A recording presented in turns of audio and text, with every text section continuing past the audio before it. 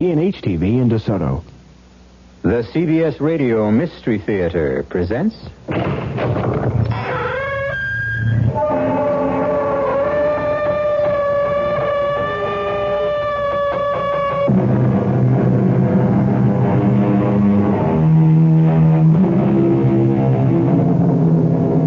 Come in.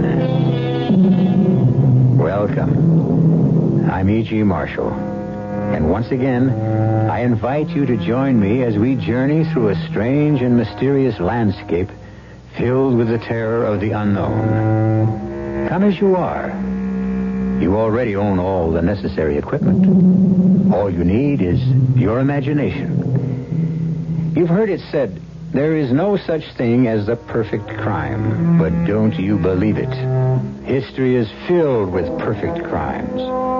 After all, isn't every unsolved murder a perfect crime? We have a perfect crime for you to consider. And the ironic part of it is the fact that the murderer had no intention of killing his victim. Indeed, he was completely unaware of his existence. I saw this guy, Katie. Yeah? He had the pistol in his hand. It was still smoking.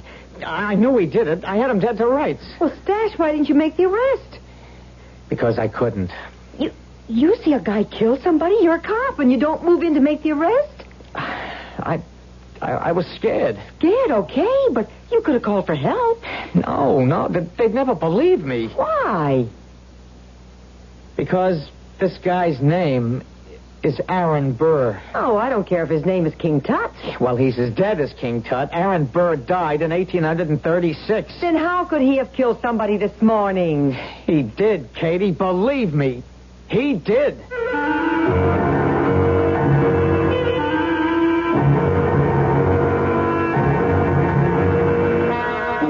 Our mystery drama, The Aaron Burr Murder Case, was written especially for the Mystery Theater by Sam Dan and stars Jack Grimes and George Petrie. It is sponsored in part by Buick Motor Division and Contact, the 12-hour cold capsule. I'll be back shortly with Act One. Give your hand to a friend. Give your heart to your loves. But give your cold to contact. The sooner the better. The common cold is a rotten thing. You miss so much. Sneezing, drips, and congestion can drag you down. Then, ask yourself the contact question. 6 or 3 or 1. You'd need 6 cold tablets, 2 every 4 hours, or 3 ounces of Cold's liquid, 1 every 4 hours, or just 1 contact for up to 12 hours continuous relief of those symptoms. That's daytime, then nighttime relief. Both the others have things for aches and fever, and the liquid, something for coughs. Not found in Contact 600 tiny time pills. Give your cold to contact. 6 or 3 or 1. Take Contact. Only as directed. For some people, falling asleep at night is just as hard as waking up in the morning. If a noisy bedroom clock is keeping you awake, here's good news. True Value hardware stores have something to make falling asleep a little easier. Frank Lieber here to tell you that they have a General Electric Chronotel digital alarm clock. Its large digital numbers rotate smoothly and quietly. They don't flip, so there's no noise to keep you awake. Comes in a compact case, just 7 inches wide, so it'll fit most anywhere. It's just $9.88. And True Value hardware stores have something to make waking up in the morning a little more pleasant. The GE lighted snooze alarm clock wakes you, lets you snooze a few minutes, then wakes you again. Has an easy-to-read lighted dial, a sweep second hand, and comes in a smartly styled case. It's just $5.88. Get a GE alarm clock for yourself or someone on your Christmas list. They're just a few of the values you'll find at the participating True Value hardware store nearest your home.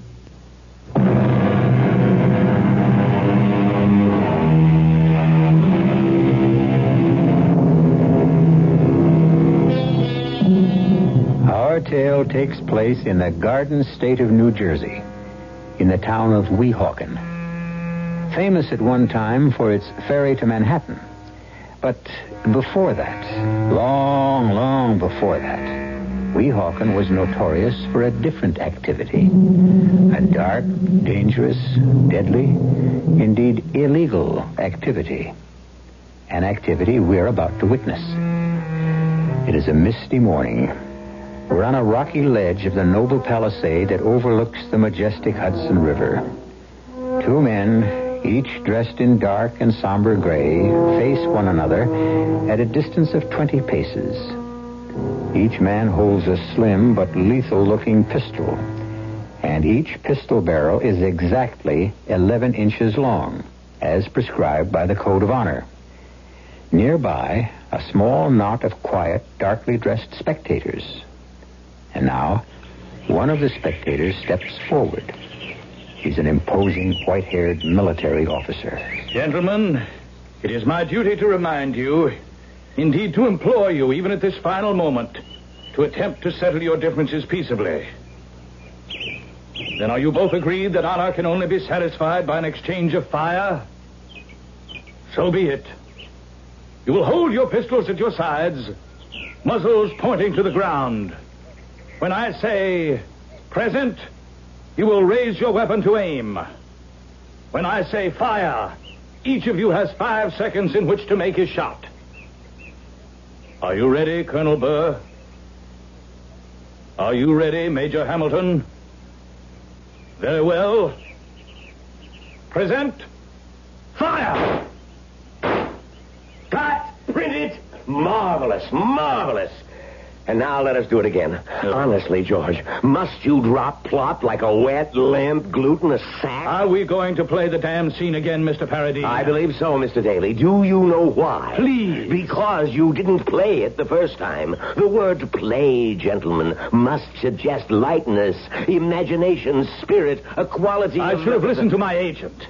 All right, get up, George. It's method actor time. Leopold, I want the same Come on, setup. George. Now quit clowning around. Put Get a up. bush with snow white roses at the very spot where he falls. And we can show his wound bleeding on the Come bower. on, George. Don't go to sleep on us. There's no rest for the virtuous kid. Oh, yes, George. The next time you are shot, you must not sprawl to the ground like some pregnant hippopotamus. You are Alexander Hamilton. George. Financial wizard, soldier, statesman. George, is something the matter? Philosopher, aristocrat. You must die as you have lived, delicately. Max, wait, Max. Something's wrong with George. Elegantly, gracefully. Max, he's sick. Sick? Oh, no, he can't be sick. He'll destroy my whole schedule. Something's wrong, Max. Something's wrong. George. He's got a funny look on his face. George, say you're all right. Say you're all right. He's unconscious. Look, blood. Blood? That's blood oozing out of his chest. Max, he's dead. He can't be dead. We haven't shot the love scenes yet. We need the police. You get one of those cops standing by the fence, officer. George, you're not dead. You're not dead. You can't do this to me, George. Okay. Just stand back. Everybody. Officer, this man is dead. All right, then, what's the trouble? Everybody has to stand back, huh? Hey, Chuck, call the ambulance. And nobody leave here, and don't anybody touch nothing.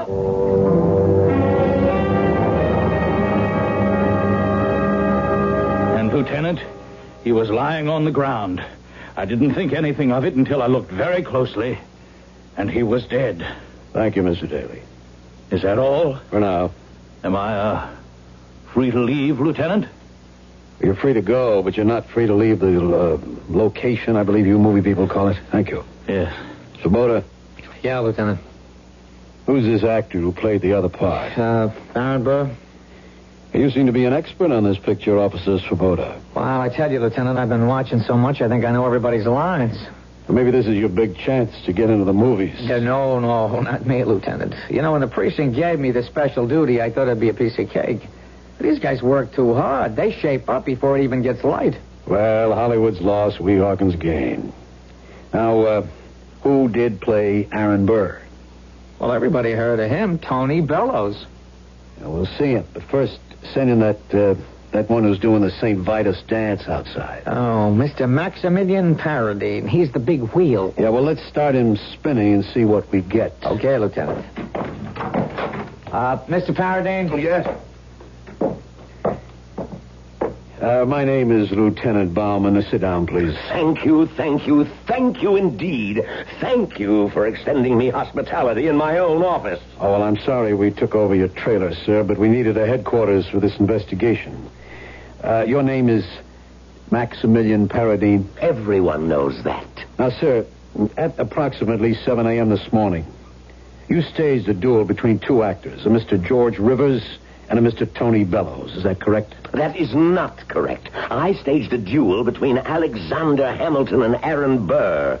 In that time and in that place, for me, they were real people. Well, can we say that you staged the duel between Alexander Hamilton and Aaron Burr as they were portrayed by George Rivers and Tony Bellows? Yes, we can say that. And somehow, in a manner yet to be determined, Mr. George Rivers was killed. Arrest me, Lieutenant.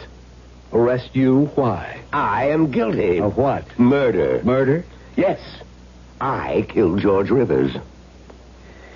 Mr. Paradine, at this point, I must advise you of your rights under the law. Lieutenant, I committed the deed. I shall pay the price. How did you murder George Rivers? In drama as in life, there is the inevitable, and so my artistry, my creativity could produce only the inevitable result. The death of Hamilton. Now, my concern is the death of George Rivers. I know. But at that time and in that place, they were one and the same. How did you murder George Rivers? I told you. What did you tell me? He died as a testimony to the truth of my genius. Now, look, I'm only asking how this happened. Very well. The average producer, writer, director, how would he make this picture? He would get the best box office names his budget could afford. He would shoot on some back lot in Hollywood. And as a result... But, sir... as a result, his alleged picture would have nothing of the mood, the spirit, the sense of being of Hamilton and Burr. What did I do? Look, all you really have to tell me... I know what I have to tell you. Hamilton and Burr... Bitter rivals for power in the infant republic. Who do I cast?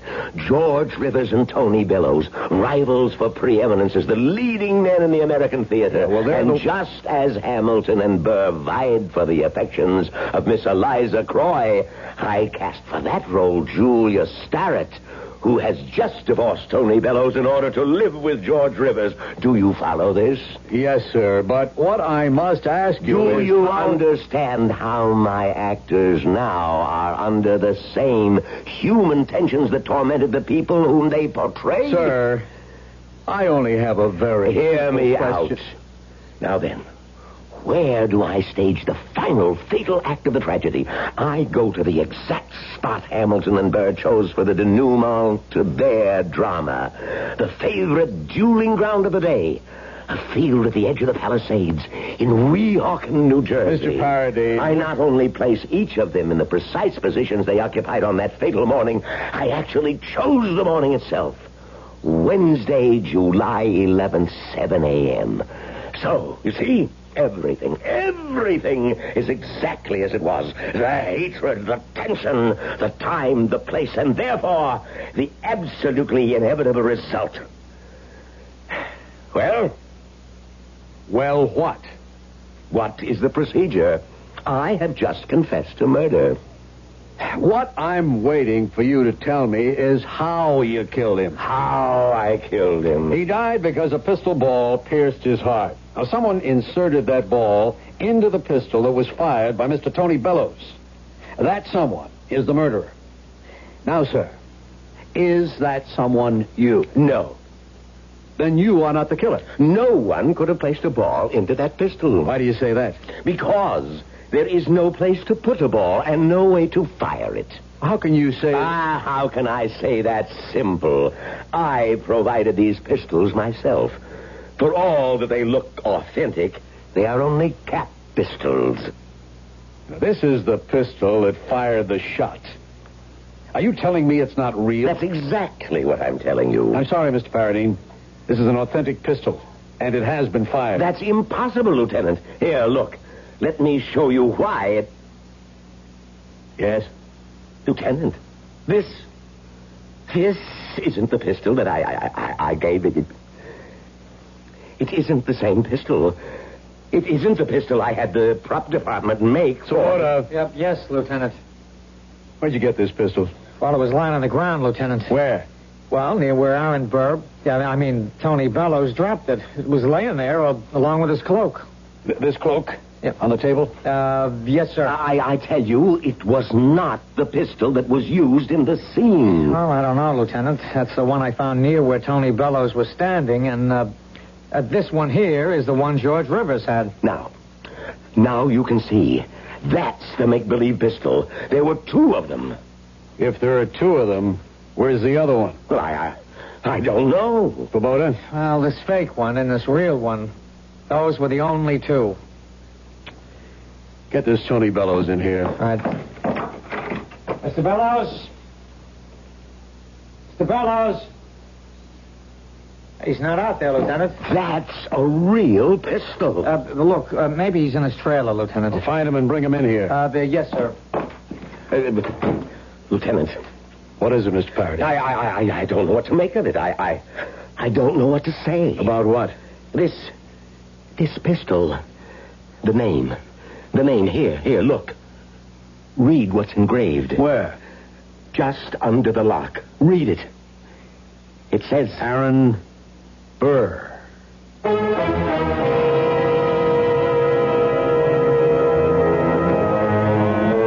That's what it says. Aaron Burr. Well, you might say, if this is the exact spot, Aaron Burr might have dropped it there or lost it there many years ago, and that's what... But no, this is no rusted, rotted relic. Indeed not. It is a well-oiled, well-kept, well-used weapon, and it has just been fired. But who fired it? Well, we still have 2 acts to go. Maybe we'll find out when I return with Act 2 in just a few moments. Ever see a beer drinker pour his beer real easy down the side of the glass? Maybe you do it yourself. If so, the Budweiser brewmaster thinks you're missing something, especially if you're a Budweiser drinker. You see, Bud is brewed, so it will kick up a healthy head of foam. Exclusive beechwood aging and natural carbonation make it a lively brew. Well, anyway, pouring Bud plunk down the middle of the glass helps bring out the best in that clean white Budweiser foam and real beer aroma. It also helps you get the full benefit of a taste, smoothness, and drinkability you'll find in no other beer at any price. Remember, brewing beer right does make a difference. Next time, pour that Budweiser right down the middle and see for yourself. Anheuser-Busch, St. Louis. For some people, falling asleep at night is just as hard as waking up in the morning. If a noisy bedroom clock is keeping you awake, here's good news. True Value hardware stores have something to make falling asleep a little easier. Frank Lieber here to tell you that they have a General Electric Chronotle digital alarm clock. Its large digital numbers rotate smoothly and quietly. They don't flip, so there's no noise to keep you awake. Comes in a compact case, just 7 inches wide, so it'll fit most anywhere. It's just $9.88. And True Value hardware stores have something to make waking up in the morning a little more pleasant. The GE lighted snooze alarm clock wakes you, lets you snooze a few minutes, then wakes you again. Has an easy-to-read lighted dial, a sweep second hand, and comes in a smartly styled case. It's just $5.88. Get a GE alarm clock for yourself or someone on your Christmas list. They're just a few of the values you'll find at the participating True Value hardware store nearest your home.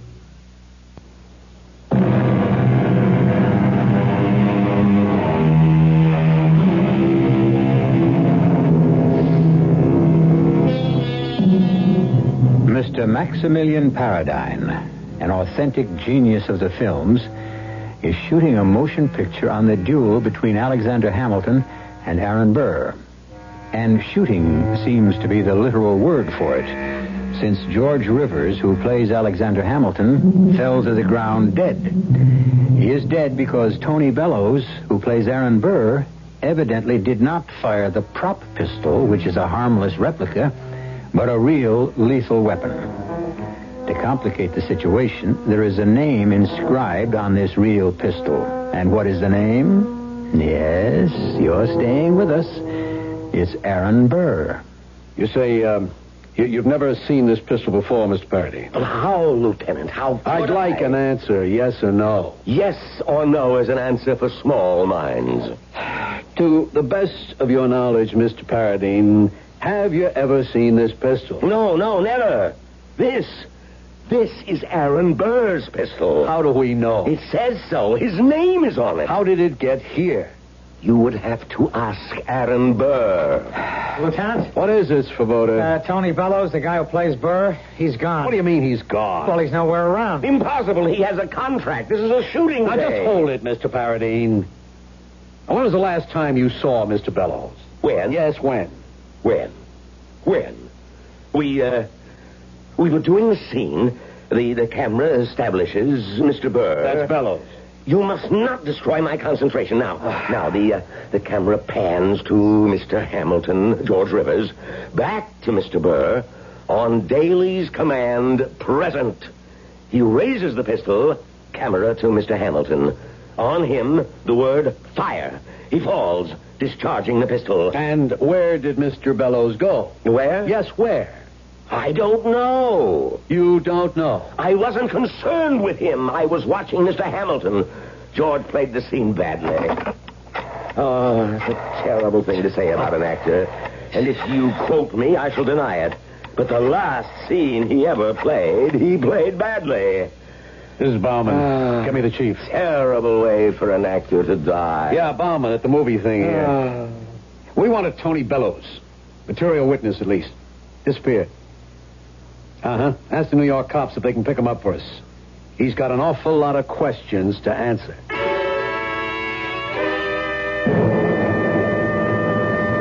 Now, Mr. Daly, you were the closest person to both parties during the dueling scene. Yes. What happened after the exchange of shots? Well, George Rivers fell to the ground. Yeah, we know that. Now, what about Aaron Burr? Well, Tony Bellows. I don't know. I wasn't looking at him. How does it happen that nobody was looking at him? Well, you see, the scene belongs to Hamilton. George Rivers. So nobody can tell me what happened to Tony Bellows. Did he say or do anything at all this morning that might have seemed unusual in any way? Well, I don't know. Oh, now that you mention it, I didn't see him until he was in place for the scene. Mr. Paradine, do your people have to report in or check in or shape up in any way? Well, there's a makeup call, but... But what? The camera wasn't going to be on his face today, so all that Tony had to do was be in costume and in place at 7 a.m. And this cloak was his costume? Yes. I, of course, designed it myself. It is known that I attend to every single detail. I permit others to take certain credits. But this is not the cloak. What do you mean it's not the cloak? This is not the cloak that was made for Aaron Burr to wear in the scene. Svoboda, where did Lieutenant, this is the cloak that was laying on the ground near where Tony Bellows was. The cloak and the pistol. Where else would it come from? Gentlemen, please pay attention.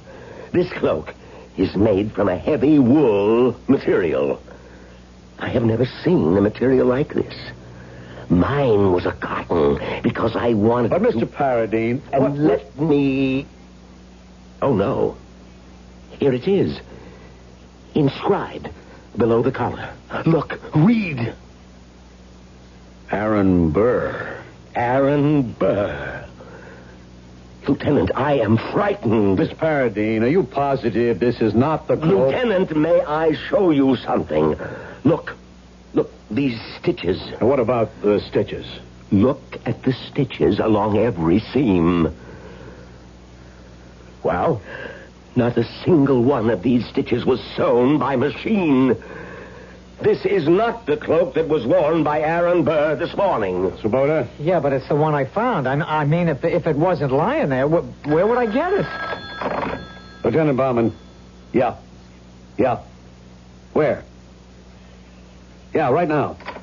Svoboda, you got a squad car out there? Yeah, Lieutenant. We're going across the river. The New York cops are holding Aaron Burr. Tony Bellows.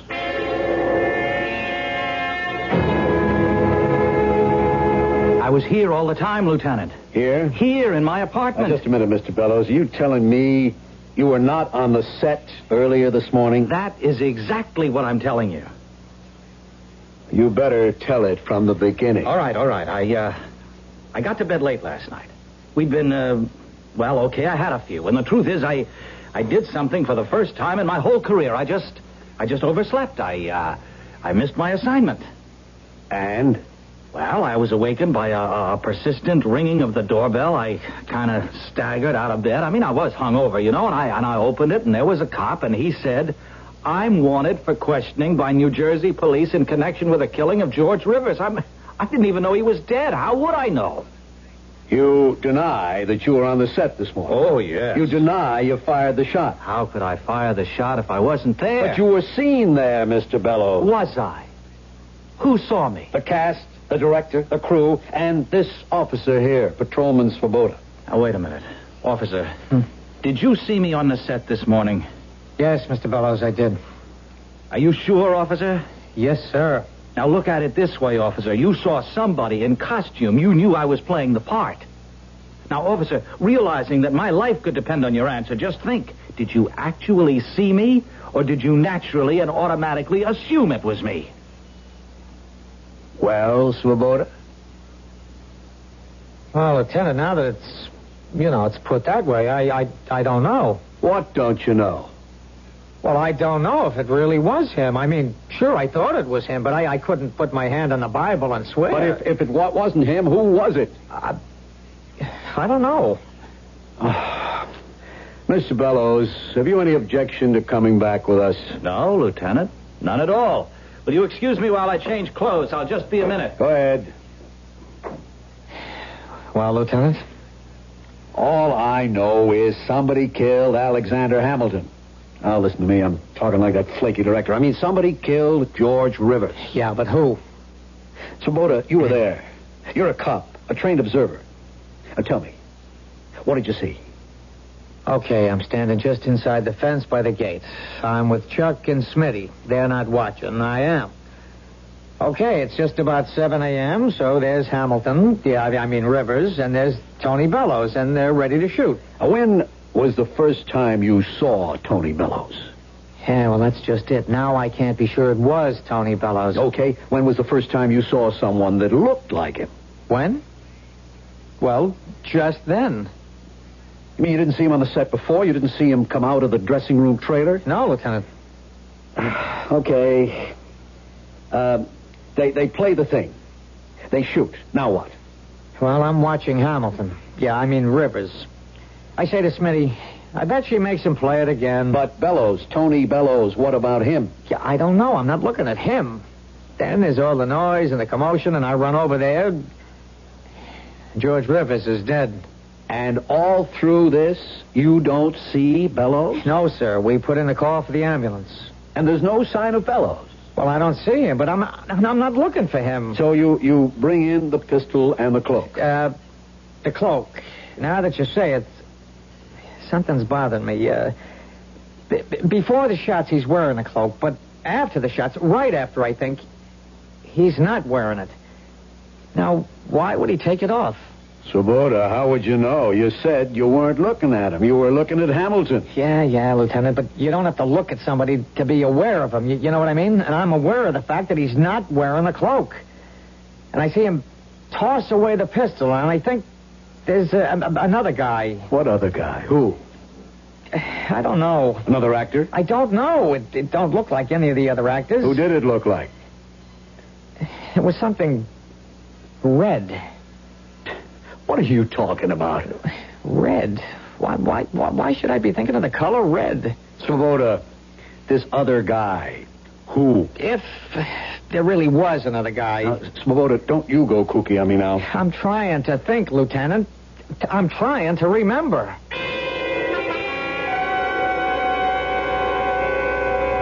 So, you kept your promise, Tony. What promise, Julia? When I decided to leave you, you swore you'd kill George.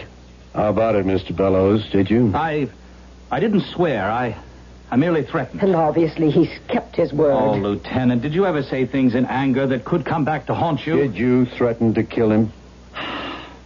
Yes, I suppose I did. He killed George because it was the only way. What only way? The only way to get rid of him. Why would I want to get rid of George Rivers? Because it had become obvious to anyone with even the slightest knowledge of theater that George was the more accomplished, the more versatile, the better actor. That is not true. To call the silly, mannered posturings of George Rivers acting is the height of stupidity. And then, of course, there's me. I walked out on you and chose him. Do you think I'd commit murder for a little date? Okay, you folks have your fight some other time. Miss Tarrant, did you or did you not see Tony Bellows on the set this morning? No. And I have no further questions to ask you. But I have something to tell you, Lieutenant. Tony Bellows killed George Rivers. How could I kill him if I wasn't here? You were here even if I didn't see you. Who says so? I really don't know why we're having this kind of argument. There's a very simple way to find out.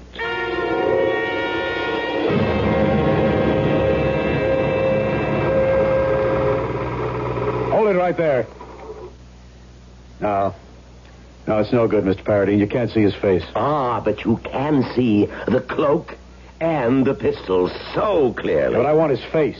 Keep the projector going. Is there any more film? Yes, Lieutenant, plenty of film, but nothing that will show you the face. How could you shoot a duel and not show the face of Are one you of the... telling me how to stage a dramatic scene? Well, it would seem to me that simple. Common sense would dictate. Everybody is a director. Now, look, there are two people in the duel. Why show only one face? Because you do not dilute the drama. If you were to show both, the concentration of the audience... If you'd have would shot be both faces, I'd have been able to prove that Tony Bellows was or wasn't here. I cannot be expected to destroy a dramatic scene for the benefit of the Weehawken, New Jersey Police Department. Now, look.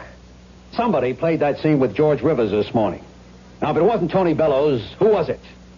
Who played the part of Aaron Burr?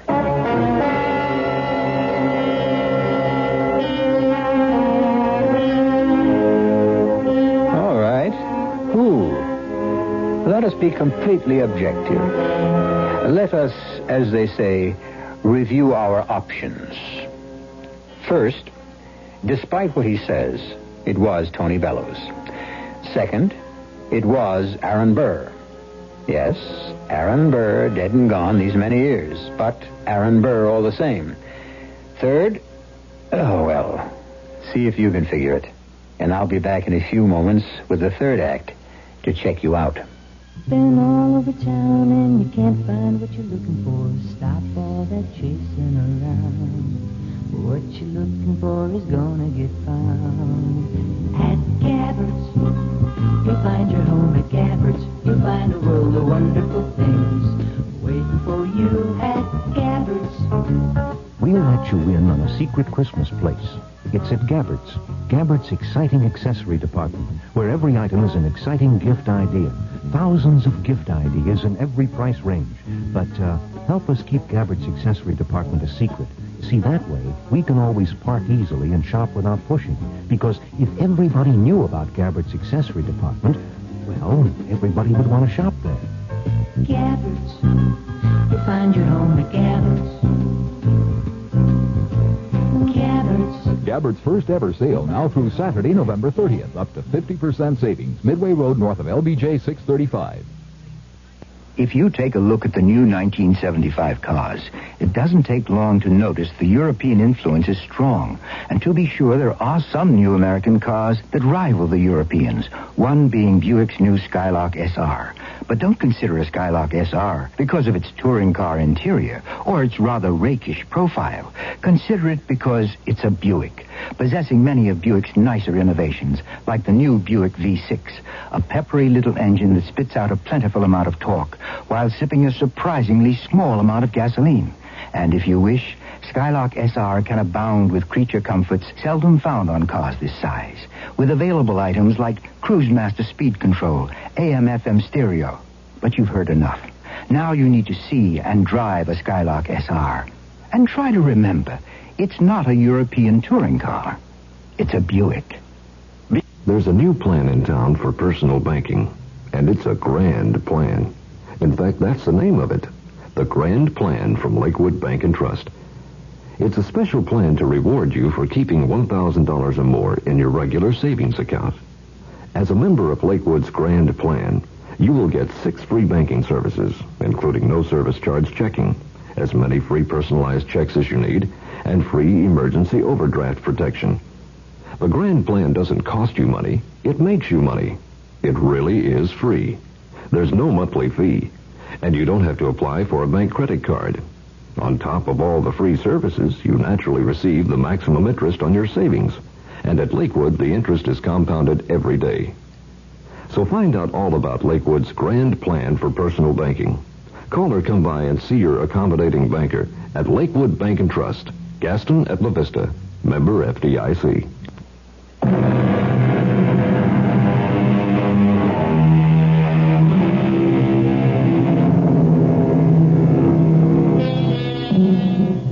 George Rivers and Tony Bellows, 2 actors who hate each other in real life, are playing the parts of Alexander Hamilton and Aaron Burr, 2 people who also hated each other in real life. Comes the duel scene, and George, who plays Hamilton, is shot dead. Tony insists he wasn't there. But somebody played the part of Aaron Burr and played it for keeps. The question, who? I wasn't here, and that's why no one can say they saw me. All right. No one saw. No one remembers getting a good look at Aaron Burr this morning. Now, if it wasn't you, Mr. Bellows, then somebody wore that cloak and used that pistol. Lieutenant, I can suggest a way out of the difficulty. The pistol. Whose fingerprints are on it? Things don't work out as conveniently for the police as they do for the movies, Mr. Paradine. There are no fingerprints on it. Lieutenant? Yes, Swoboda? Red hair. Why do I remember a guy with red hair? Bright red hair.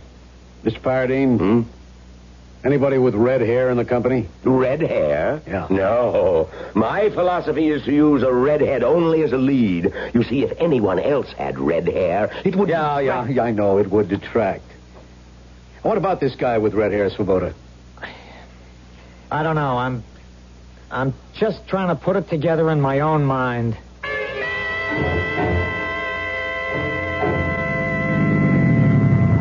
Well, thank you for the lift back to Manhattan, Lieutenant.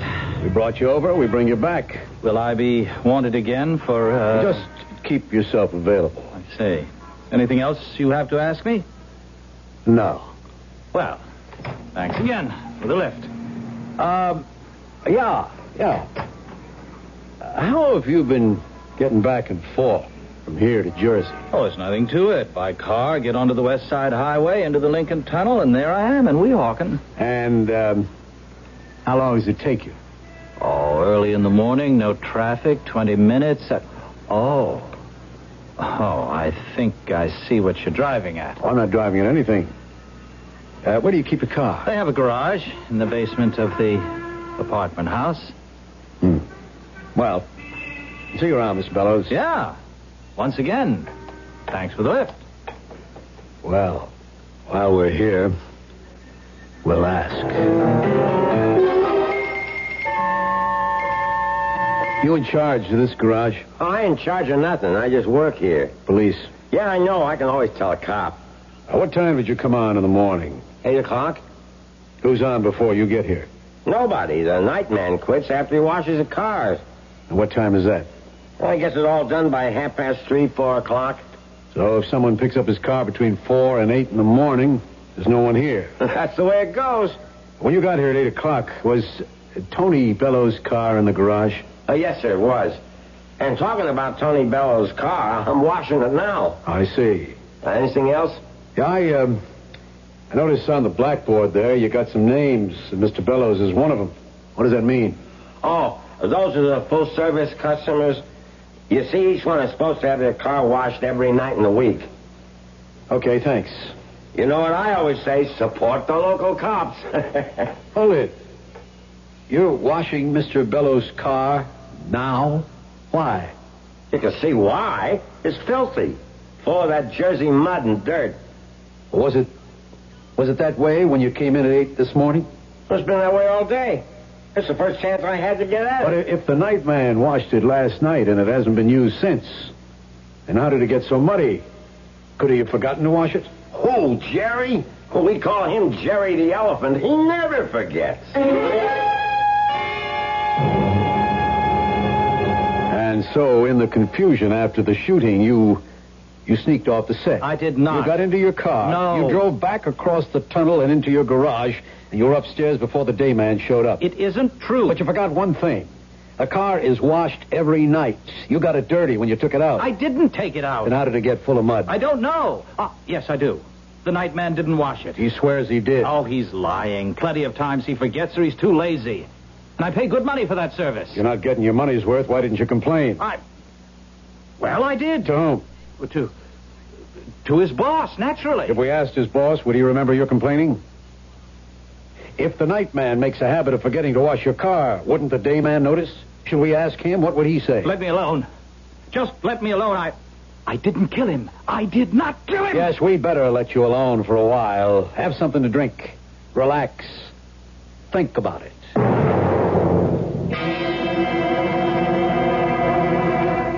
Mr. Svoboda? Huh? Oh, what is it, Mrs. Swoboda? Well, how does it happen you're not in bed? I wake up and there I am all by myself. Katie, I'm scared. Oh, what's the matter? I can't explain it. Well, try. Should I make coffee? No, love. Just sit here. I'm really scared. Oh, honey, you scared?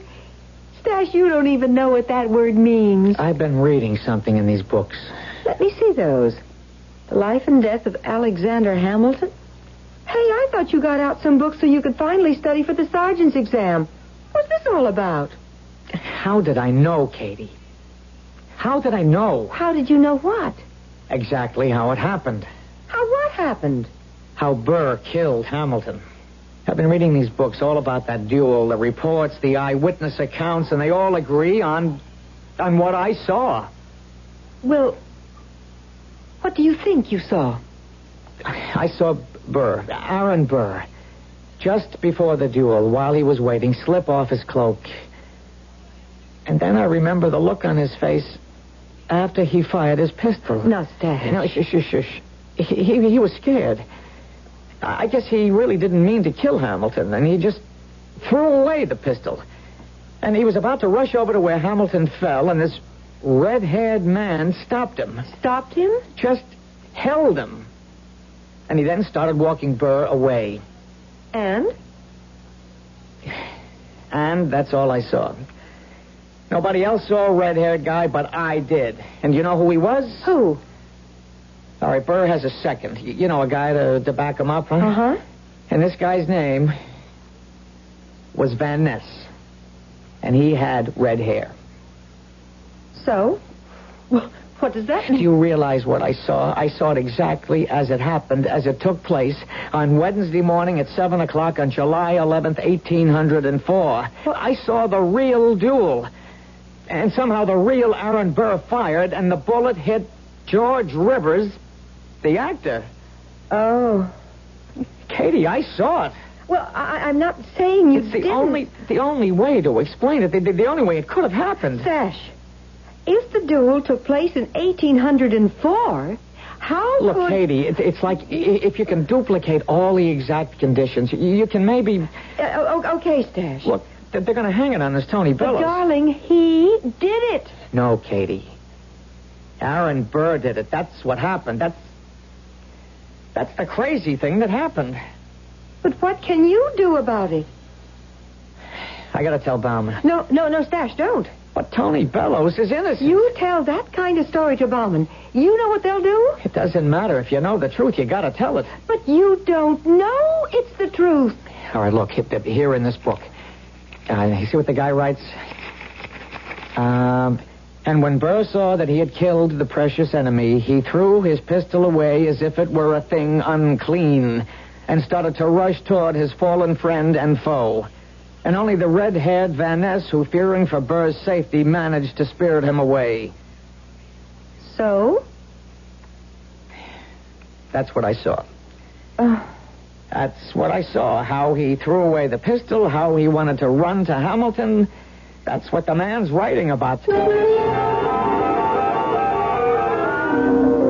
And And you say you actually saw Aaron Burr? It's the only thing that makes sense, Lieutenant. And somehow they were back in 1804. Yes, Lieutenant. And as the bullet flew from the real Aaron Burr's pistol, it somehow killed George Rivers. Yes, Lieutenant. Well, what do you suggest we do? We have to do something to help Tony Bellows. No, I mean, what do we do about you, Svoboda? Me? I can forget it. Forget it? You're a good cop. Lieutenant, do you think maybe Look, cops are human like everybody else. We're not supermen. But I'm not nuts. I saw it. I saw Aaron Burr. How are things at home, Svoboda? Oh, look, Lieutenant. It's tough to be a cop's wife, so sometimes a guy feels a lot of pressure. Lieutenant, everything is just great at home. And you take a lot of flack. People make remarks. A cop is everybody's favorite target. You know, they used to call us flat-feet and bulls. Today, we're pigs and fuzz. It can get to a guy. Lieutenant, all that rolls off my back. I know what I saw. You want to go on sick leave? Oh, is that how it is? How else can it be? Oh, okay. Say that Bellows did kill him. How can he expect to get away with it?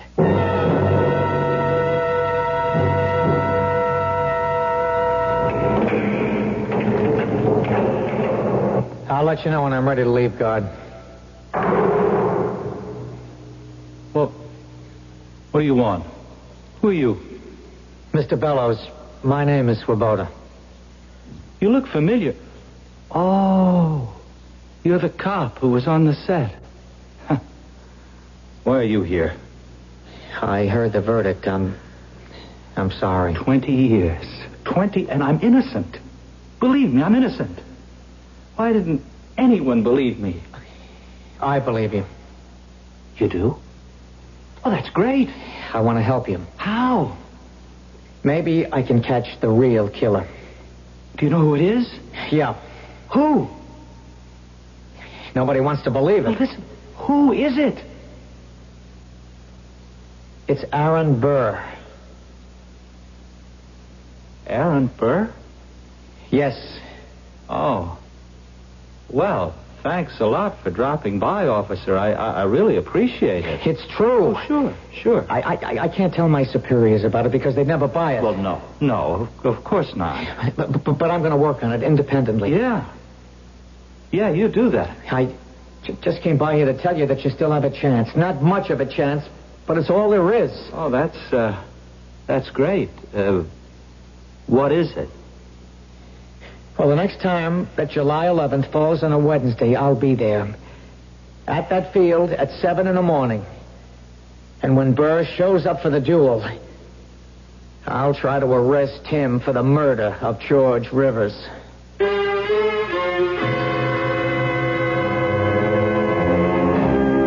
That will be 7 years from now. At that time, hopefully, we will bring you the story. After all, what is time? As the philosopher says, 'tis but a wheel that turns round and round, and it always moves backward in order to go forward. What we have seen, we shall see again. I'll be back shortly.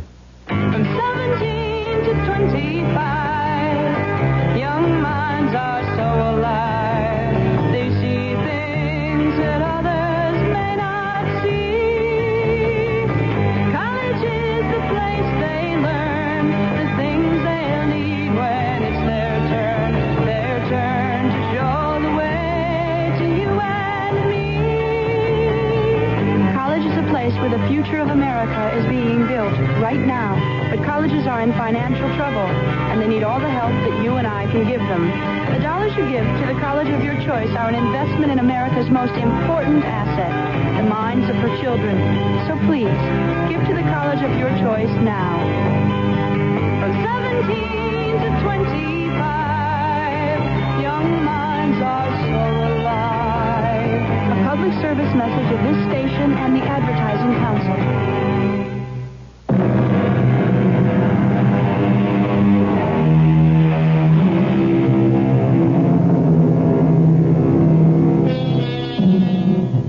Was Mr. Mr. Tony Bellows really home asleep during the duel?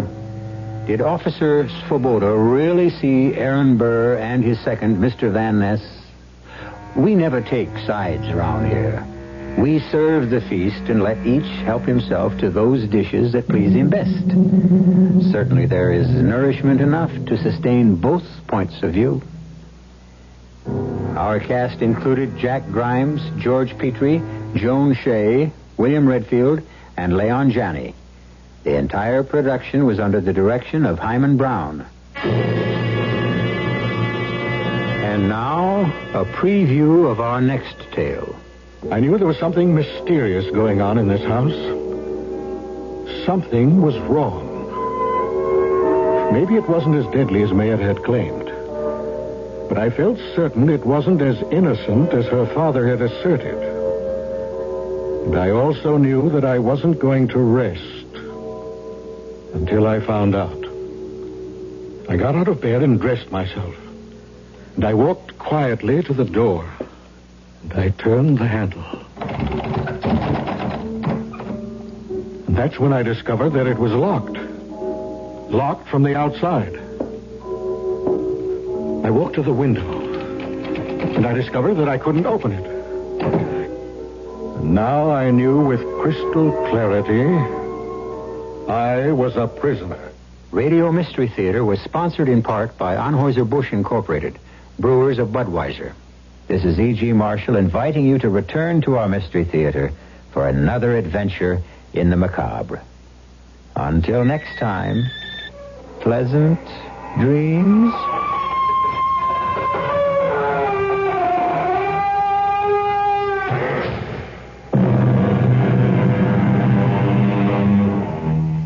We're lowering a brand new 75 Toyota Corolla two-door standard sedan, Toyota's lowest priced car, to the bottom of one of the lowest points in the Western Hemisphere, the floor of the Barranca de Cobre Canyon. Easy does it. Beautiful. Now, we've done this to dramatize that the new Toyota Corolla two-door standard sedan is Toyota's lowest priced car, even though it's completely restyled with a fresh new look on the outside and roomier inside, with reclining bucket seats and power front disc brakes, all standard equipment. That's right, Dave. Price-wise, this is about as low as you can get. And with us, Max Larynx, a man who is famous for... my low voice, Dave. And to further dramatize the Corolla two-door standard sedan's low price, Max is going to sing the Toyota jingle in his low voice. Right, Dave. See how much car...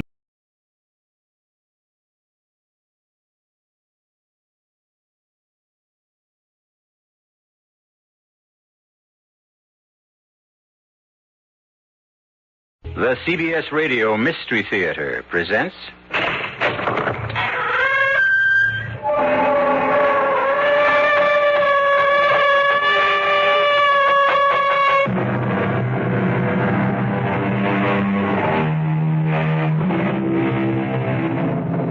Come in.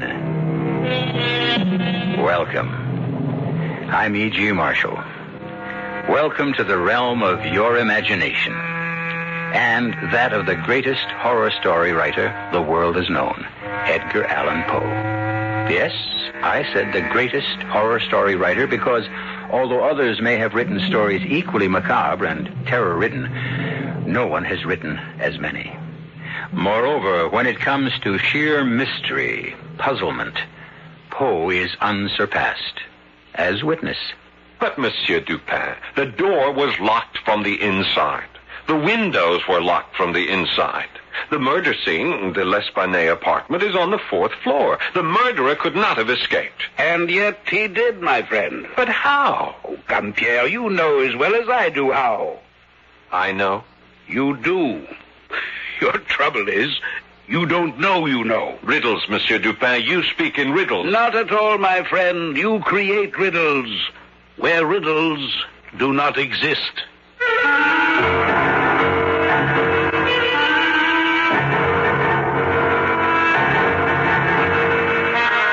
Our mystery drama, The Murders in the Rue Morgue, was adapted especially for the Mystery Theater from the Edgar Allan Poe classic by George Lothar and stars Paul Hecht. It is sponsored in part by Anheuser-Busch Incorporated, brewers of Budweiser, and Buick Motor Division. I'll be back shortly with Act One.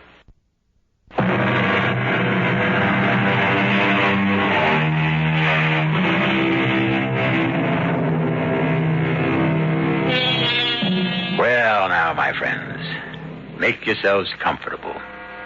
Turn down the lights and listen to one of the most horrifying and mystifying of stories, Edgar Allan Poe's The Murders in the Rue Morgue. The year is 1840. The place, Paris, France. At about 7 o'clock in the evening, a young off-duty gendarme, Pierre Musset, and his sweetheart Yvette are returning to her apartment in the Rue Morgue after an evening at the Moulin Rouge. But when, my darling, shall we be married? Oh, just as soon as I'm promoted to gendarme first class, Yvette. When will that be? Oh, when indeed. My sergeant, Duchamp, is one of the most indifferent, ruthless of sergeants who takes pleasure in holding his men back, doing all he can to prevent promotion rather than... Yvette, look. There's a crowd in front of your house. Something's wrong. Come here, quickly. All right, let me through. I'm a gendarme. You there. What's happened? We do not know. It happened less than a minute ago. Screams, officer. The most awful screams from Madame L'Espanaye's apartment. Madame L'Espanaye? Her daughter Camille? Yvette, it is you. Oh. Yes, Camille, too. Both of them screaming so horribly in such agony. I cannot tell you. Where is the L'Espanaye apartment? What floor? Next to mine. 4th floor back. Yvette, you stay here. I'll see what happened. No, I'll come with you. Stay here, I tell you. God knows what I'll find up there. No, Pierre, they were my friends. Oh, well, all right. Come on, then.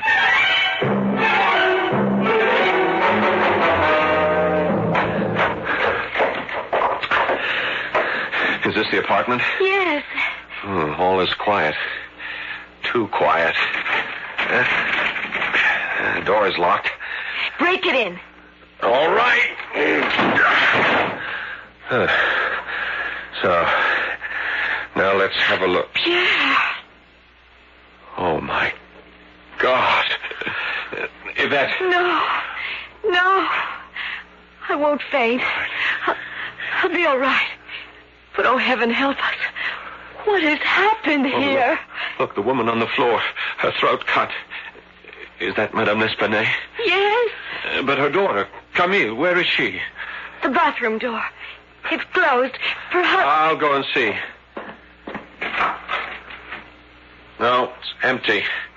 The kitchen, then. It's the only other room. No, there's no one in the kitchen. But where can she be? The door was bolted on the inside.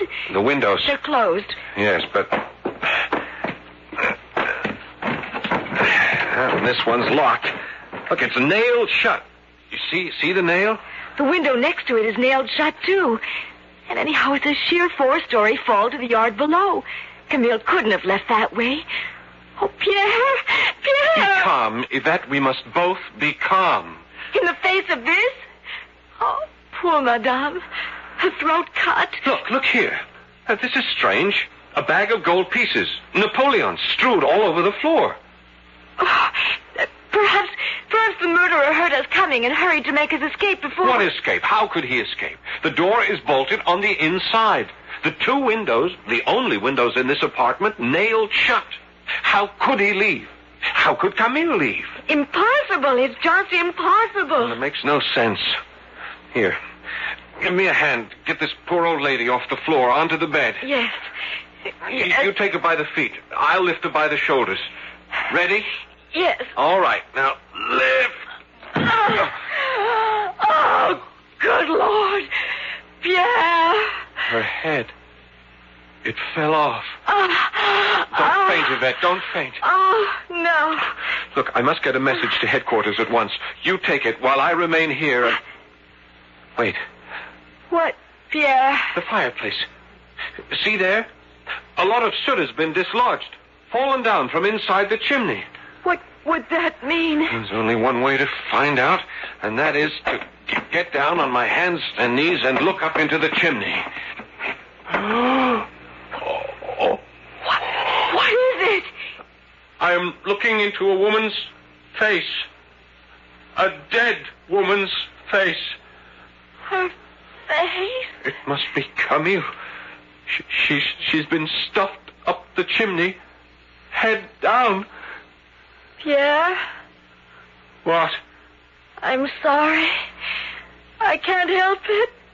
I'm going to faint.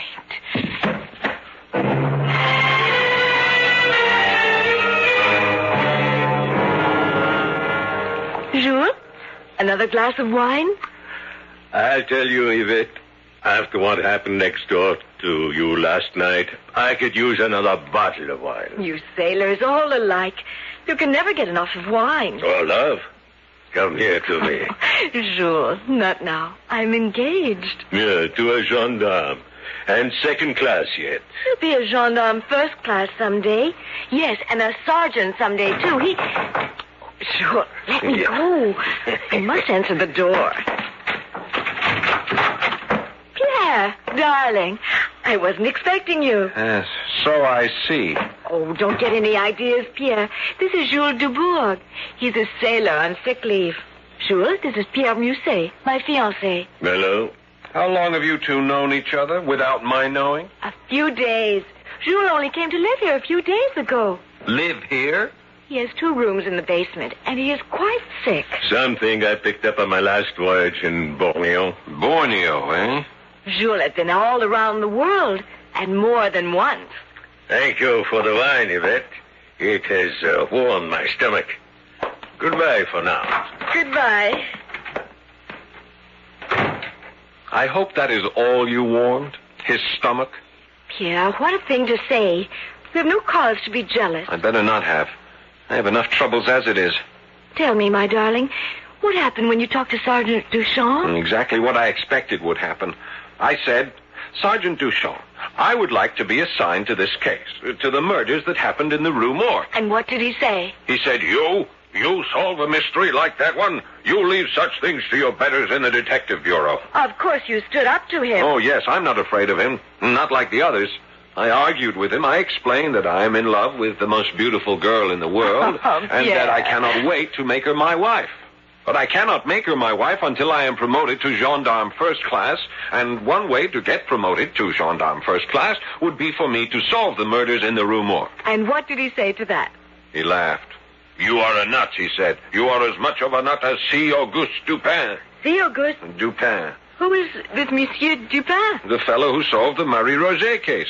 He is not a policeman. He's only a private citizen with a gift for solving mysteries that others can't solve. Oh. Anyhow, that's what I think, even if everybody else at headquarters doesn't. But if he solved the Marie-Roger case... They say it was an accident. That case. It was as much of a mystifying puzzle, an unsolvable riddle as this one. And he explained it so simply, you wouldn't believe it. He'll never be able to explain what happened in the L'Espanaye place next door last night. No one could. You may be right. Especially now that we know there were 2 murderers, not 1. 2 murderers? Then you don't know? No. Yvette, I talked last night with some people in the crowd downstairs.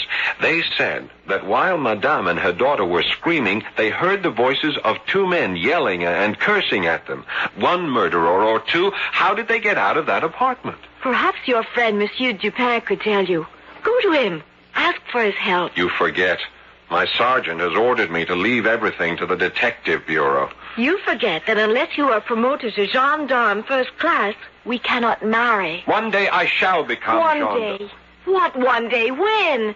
Jules Dubourg would marry me like that. That sailor? That sick sailor? You would marry him? It would be better than not marrying you. Oh, Yvette, please. You do as I say. Pierre, either you go, or here, take back your ring. Keep the ring. I'll go.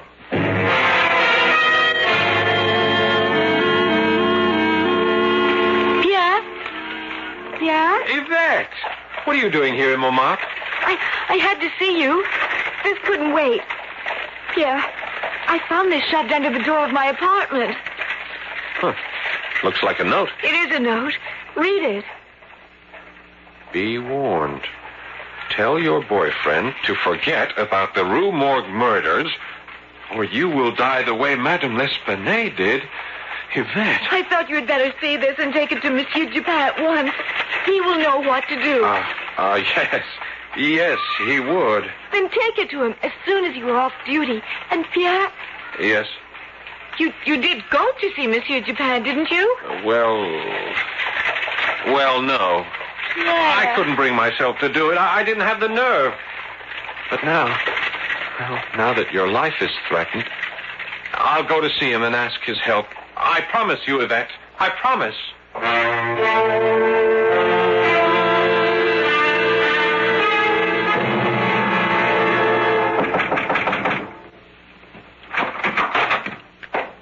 Yes? Monsieur Dupin. C. Auguste Dupin. Yes? I am Pierre Mouzet. Gendarme, second class Pierre Mouzet. Ah, yes. You wish my help in solving the murders in the Rue Morgue, is it not so? You know why I'm here? Of course. But how? Oh, you were the first policeman to reach the scene of the crime. You are a second-class gendarme, and helping to solve the murders would result in a promotion. And inasmuch as you yearn to marry a very beautiful young woman named Yvette... That's amazing. That you should know all this without our ever having met. Amazing. It's anything but amazing, my friend. It's simplicity itself. Everything I've just told you was fully reported in the newspapers. Oh. Now then, won't you come in? And so what was to Pierre an amazing deduction turns out to be no deduction at all. Nor does C. Auguste Dupin turn out to be the formidable man Pierre thought he would be. As to whether Dupin can bring our two lovers happily together in marriage by solving the apparently insoluble mystery of the murders in the Rue Morgue, we shall see when I return shortly for Act Two.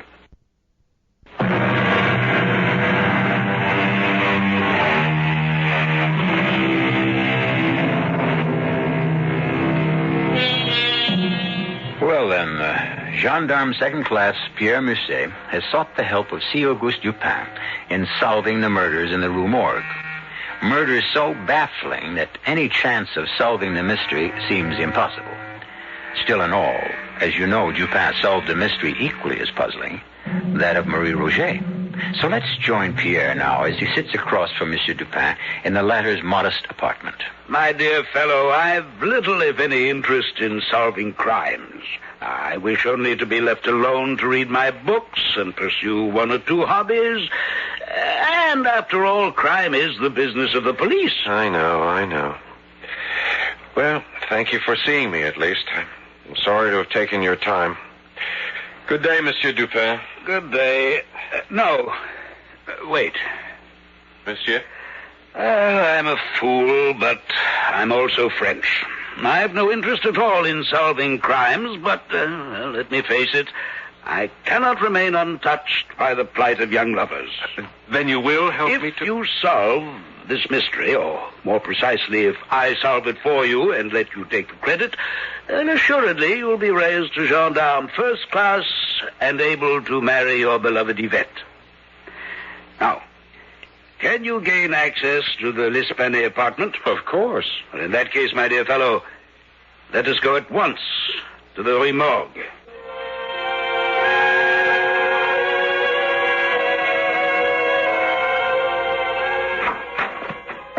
The door is unlocked here? Yes. As you can see, Monsieur Dupin, it was bolted on the inside when I broke the door in. The bolt was torn out of the wood. Small wonder. You're a big fellow. Ah, there. That large bloodstain on the rug. That's where she lay. Madame L'Esplanade, with her head cut off. Now, the bag of gold pieces... It lay right here, on the rug. The gold pieces were strewn all over the floor. You know, I keep asking myself, why didn't the two murderers take the gold? But there is no answer. Because you're asking yourself the wrong question.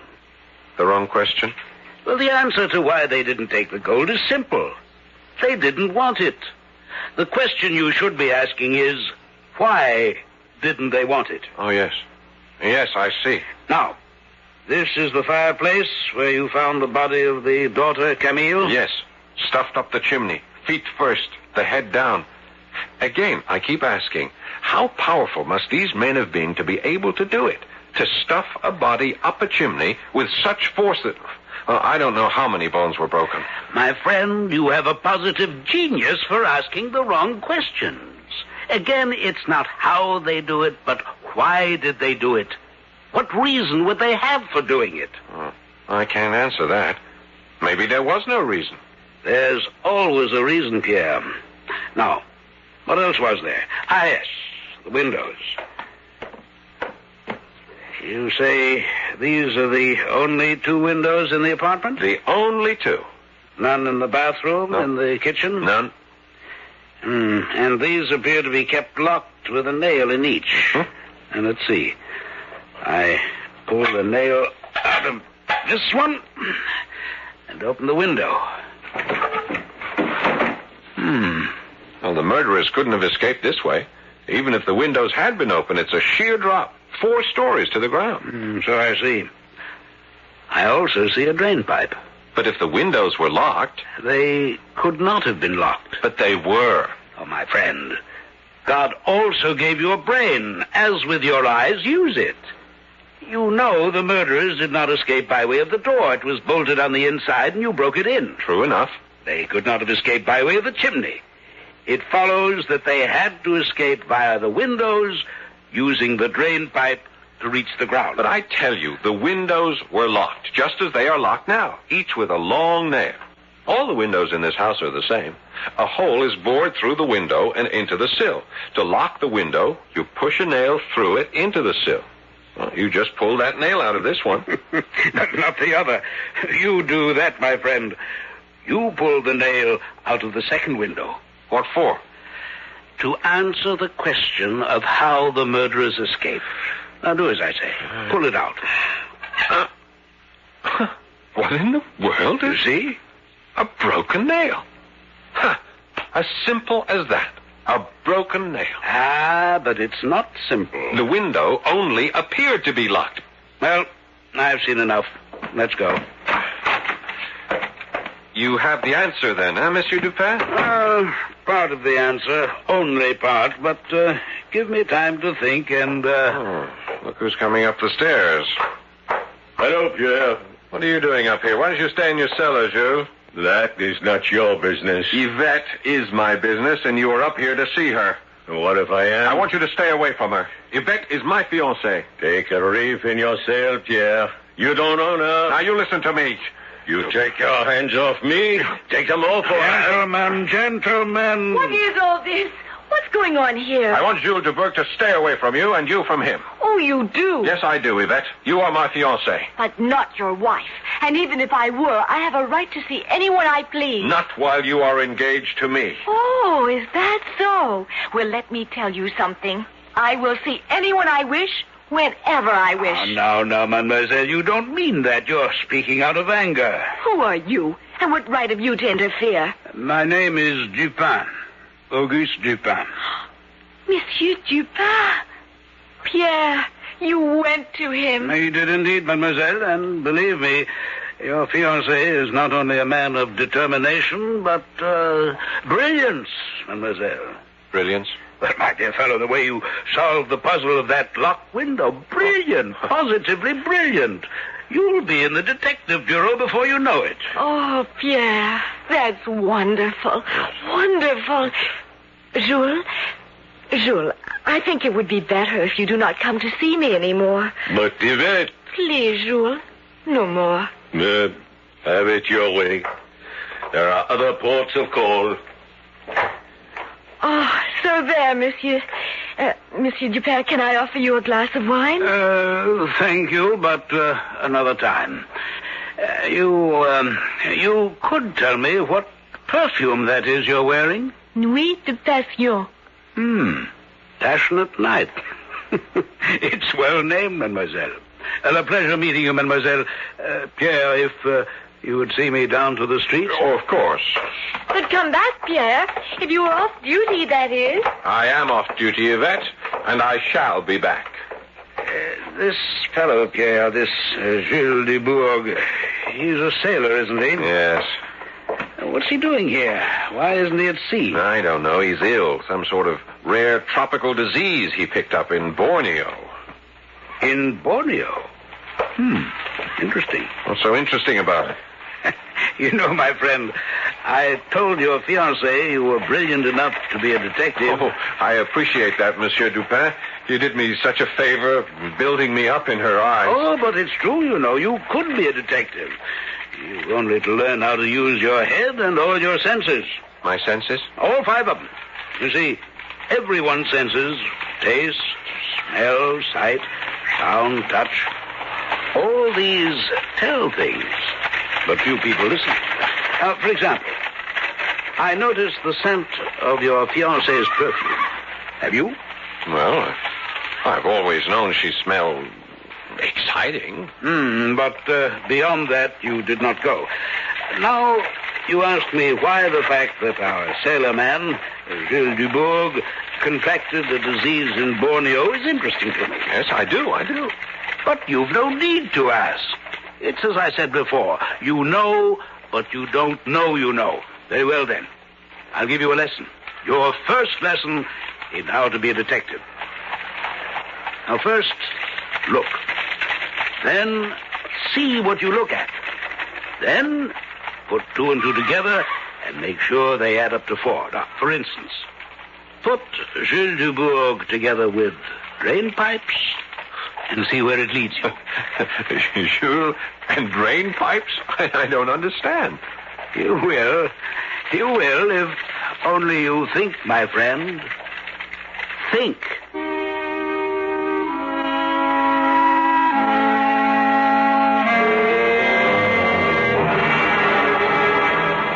Pierre. You must go now. It's 3 a.m. Oh, let me stay a little while longer. Just a little while. No, my darling. I must go to work in the morning. Oh, I need my sleep. And I'm certainly not getting any with you. Must be that perfume you wear. Oh, my perfume, not me. Oh, of course it's you. Well, whether my perfume or me, off with you. All right. All right. When will you be seeing Monsieur Dupin again? Oh, I don't know. He said he wanted time to think, that he would leave a message for me at headquarters. But, you know, Yvette, I'm beginning to wonder if I need Dupin.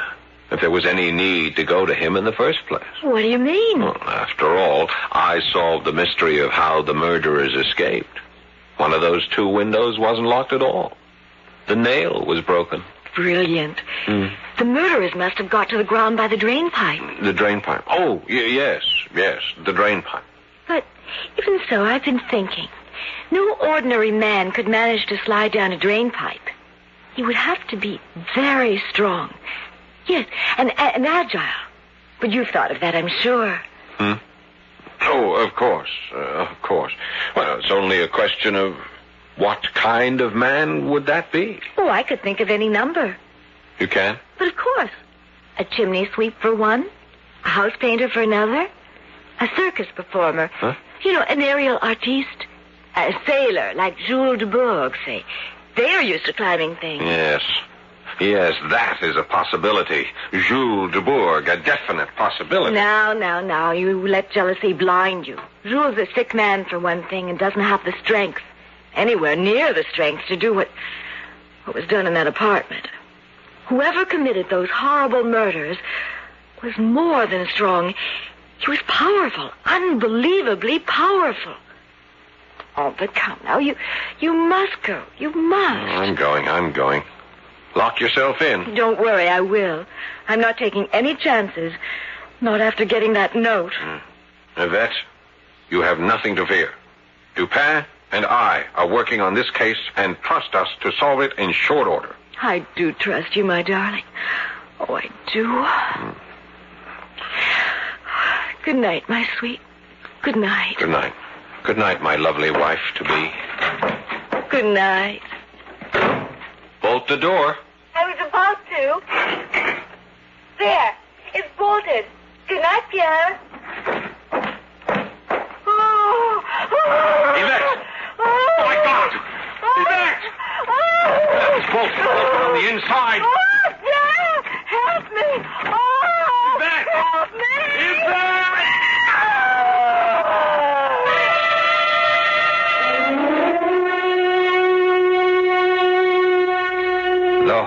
that struck Madame L'Espanaye and her daughter now strikes Yvette.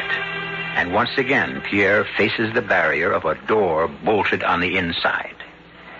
You, like me, can imagine the terror of this young policeman as he steps back before flinging all his weight at that locked door, wondering what frightful sight will meet his gaze when he breaks it down. I'll return shortly for Act 3.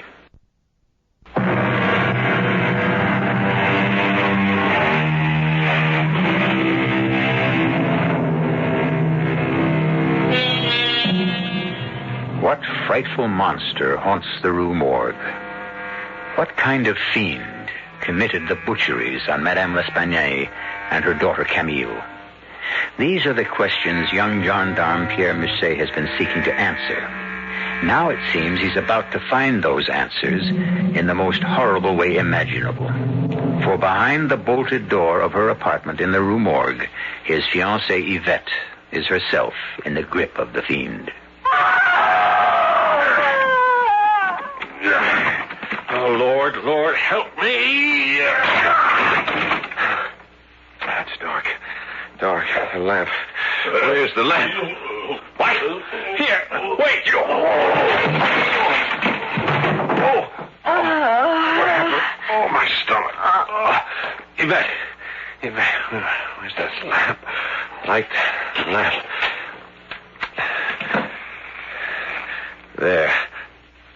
Yvette. Heaven help us all. Yvette!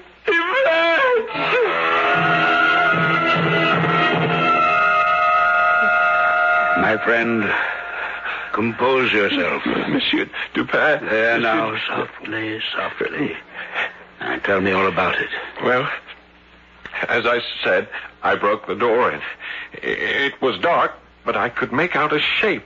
It was a huge, a monstrous man against the moonlit window. I saw him only for a second because he flung himself at me with such speed, with such amazing speed. He took me off balance. He struck me. It was a powerful blow in the stomach. Oh, heaven, I'm not yet recovered from it. Some wine, perhaps? No, thanks. Let me go on. Now, as I went down, I grabbed at him and... Here, look, I must have grabbed him by the hair on his head because I pulled these hairs out. Black. Coarse. Then I think I don't know, I lit a lamp. Yes, and I saw Yvette. Oh, my poor Yvette. Blood streaming down her cheek. Bruises already beginning to blacken her face. You took her to the hospital, yes. You said? Yes, I did. What is her condition? Well, it's not fatal, thank God. Not even very serious. Badly bruised, cut over her right eye, but she's going to be all right. The monster failed to make good his threat to kill her. We may indeed thank God for that. Yes. Well, at least we know more than we did before, Monsieur Dupin. We know that the murderer is a big man, a huge man of unbelievable strength, and that he has black hair. We know a great deal more than that, Pierre. We do? Well, I do, and so do you. Only, as I've said before, you don't know you know. Oh, Monsieur, I do not have your brilliant brain. Well, it doesn't matter. All that matters is that you can solve this awful mystery, that you can save Yvette. The murderer failed this time, but he'll try again. Well, it's my hope that he will, yes. Your hope? Surely you, as much as I, want to save Yvette's life. Well, of a certainty, my friend. But I'm afraid I can save it only by risking it.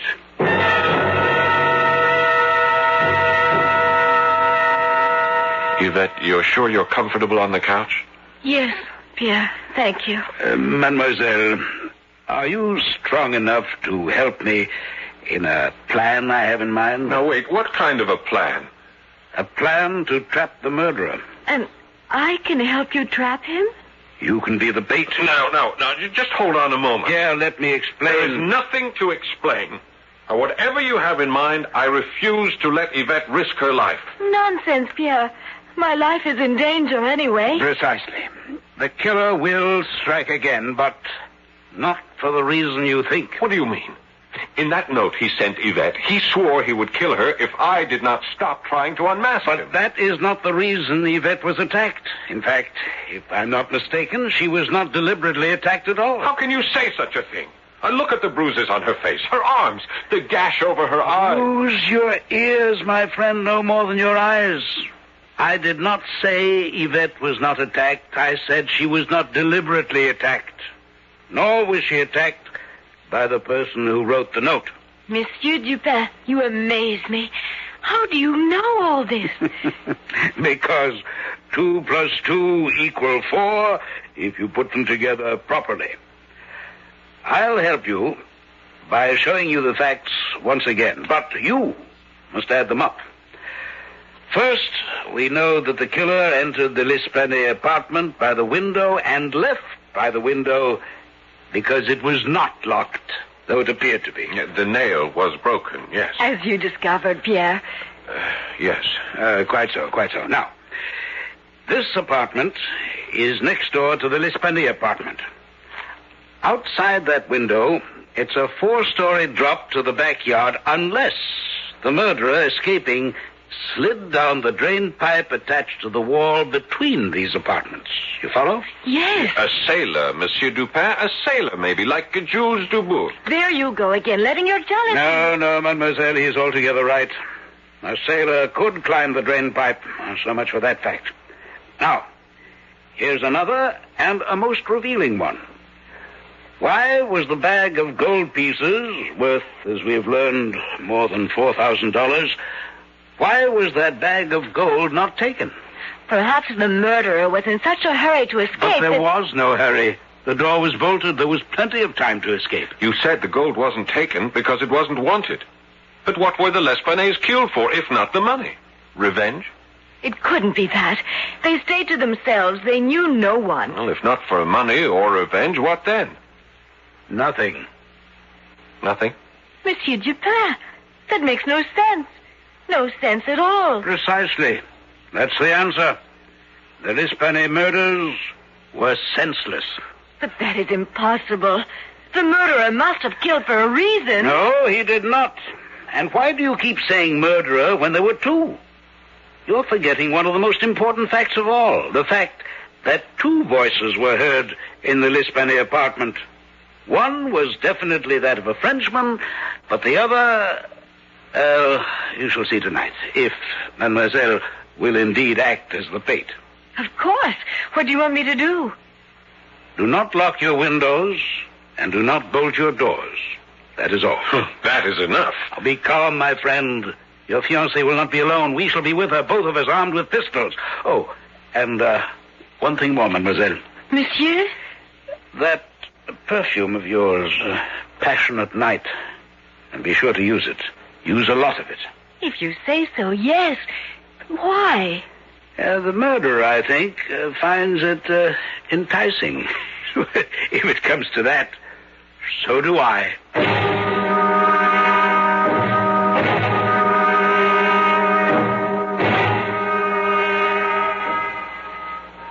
2 o'clock. No sign yet of the murderer. He'll come, of that I'm sure.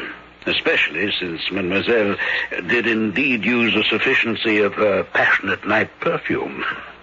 It makes waiting a pleasure, mademoiselle. Thank you, Monsieur Dupin. It won't make Yvette's death a pleasure. She will not be harmed, I promise you. I have a pistol, and so have you. I'll be sure to use it when I give the word. And, Pierre. Yes? Shoot to kill. Depend on it. I shall certainly... Listen. Come back. Come back, I tell you. Let me get to the window. Yes, it's coming. It's climbing the drain pipe. It? Damn you, come back. And someone climbing the pipe behind it, trying to reach it, trying to stop it. You keep saying it. What do you mean, it? You'll see in a moment. Get back, well back. You, mademoiselle, you stay there. Pierre? Yes? The instant it appears in the window, I'll give the order to shoot. Remember, shoot to kill. Don't worry about that.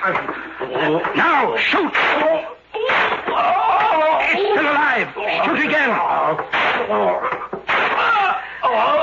Light the lamps while I get to the window and... Dubourg! Jules Dubourg, come up. Don't try to escape. Dubourg, I was right. It is Jules Dubourg. Well, who else, my friend? He's the only sailor living in this arrondissement. Come in, Dubourg, come in. Please, it was not my fault. It was not my fault. I'm well aware of that. You've nothing to fear, although you thought you had. On the floor. My God, what is it? It's the Russian, the German, the Italian, the foreign voice that was no language at all. I'm not as familiar as I might be with the ape family, Dubourg. What is it? A gorilla? A baboon? What? An orangutan. Oh, what? An orangutan. A large ape found in the jungles of Borneo. And this is the monster that killed Madame L'Espanaye and her daughter? Yes. And heaven help me, I am responsible. There was nothing I could do, monsieur. Nothing. Well, you could have notified the police. You should have. They would have handled matters for you with dispatch. But you didn't do that because you still hoped to sell the ape, didn't you? Can you blame me? I'm a poor man and sick. I need money. I brought the orangutan back from Borneo in the hope of selling it. I paid to have the ship's carpenter build a special box with air holes to hold it. Paid money I could ill afford. And God help me, when I engaged those rooms in the cellar, I should have kept it in the box. But I felt sorry for it. It looked so human. It was so human that I let it out and kept it in one of the rooms. How did this beast come to kill Madame L'Espanaye and her daughter? It escaped from the room I kept it in. I wasn't there when it happened. I discovered it when I came home that night. I opened the door, and I could not believe it. The ape was seated in front of a mirror, shaving himself with my straight razor. Shaving himself? Well, trying to. They are great imitators, you know. I went to take the razor from him. I was not afraid of him. He was really harmless. But he ran from me, out through the door, and into the backyard. You chased him? Of course. I was afraid he might cut himself with the razor. Well, his eye caught the window of the Espanaye apartment because the light was on. Up the drain pipe he went, and I after him. He tore the window open and went in, and the screaming began. You wrote that note to Yvette, didn't you? That note that threatened her life? Yes, but only to frighten you of the case. I was afraid if you found out what had happened, I would be sent to the guillotine. I believe you. But why did you let the ape attack Yvette? I didn't. I couldn't control it. And it was drawn to her by that perfume she wears. My perfume? That time when we were kissing and holding each other close, the ape smelled her perfume on me. What? I brought the scent of your perfume back to my cellar rooms. It was on my clothes. The ape couldn't get enough of smelling my jacket. He liked the perfume, enjoyed it. And so, when he escaped last night and tonight, he followed the scent here. But he didn't mean to harm you any more than he meant to harm the Espanays. It was your screams and theirs that frightened him and made him do the horrible things he did. Jules Dubourg, I hereby place you under arrest as the party responsible for the murders in the Rue Morgue. We will go at once to headquarters. Come along. Oh, and, Yvette. Yes, Chérie? After Dubourg has been booked, I shall return, and we will discuss the kissing and the holding each other close that left such a strong smell of passionate night on his jacket. All right, you Dubourg. Get along. He's very angry with you, your fiancé. He will cool off. You will have, no doubt, a satisfactory explanation for him? No. But there are other ways, Monsieur Dupin. There are other ways. There are indeed, mademoiselle. There are indeed.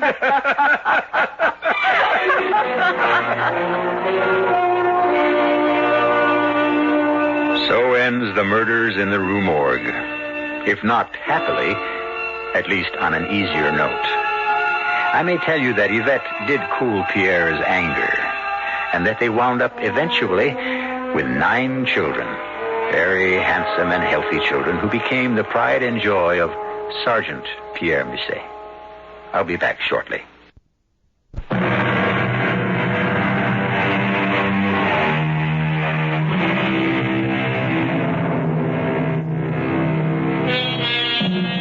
I cannot close without an expression of gratitude to Edgar Allan Poe, a sensitive man whose life was an almost incessant and unrelenting torment. Such torture for him that he sought release in alcohol and drugs. He yet gave the world immeasurable pleasure with his stories of the macabre, the horrible, the arcane. He may even have given to the world one of the greatest fictional detectives literature has ever known, Sherlock Holmes. I don't know about others, but I must ask, had it not been for C. Auguste Dupin, would there have been a Sherlock Holmes? Our cast included Paul Hecht, Guy Sorel, Corinne Orr, and Dan Acco. The entire production was under the direction of Hyman Brown. And now, a preview of our next tale. Shh, listen. What's that? What's he saying? He's crying as if his heart would break. Kill me. This is terrible. Poor wife. He's in agony over her. Yes, I can hear him. Poor man. Will, what is he crying over? It can't be the painting, even if it had been damaged when those sailors bumped the box. Elvira, it can't be that. It isn't. Isn't? I told you I've had this feeling all along. This sense of something. You know. And now I'm sure. It isn't a painting that's in that box, Will. It's a corpse. A corpse? And the question that I've been asking myself all along is, whose? Radio Mystery Theater was sponsored in part by Contact, the 12-hour cold capsule. This is E.G. Marshall inviting you to return to our Mystery Theater for another adventure in the macabre.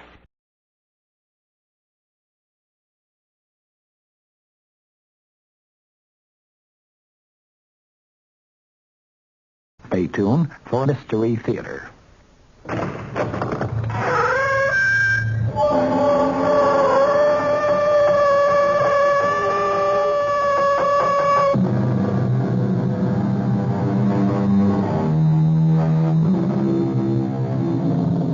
Come in. Welcome. I'm E.G. Marshall. We have another story designed to hit you right between the ears. Murder, of course, is a common, everyday subject of the mystery story. But we promise you that this one murder has an entirely new kind of definition. You've heard the expression, being of two minds. Well, Joe Vincent, our hero, or should I say our victim, is very definitely a man who could be described that way. The only trouble is, one of those minds seems to be bent on homicide. Our mystery drama, My Own Murderer, was written especially for the Mystery Theater by Henry Slesser and stars Mandel Kramer. It is sponsored in part by Anheuser-Busch Incorporated, Brewers of Budweiser, and Buick Motor Division. I'll be back shortly with Act One.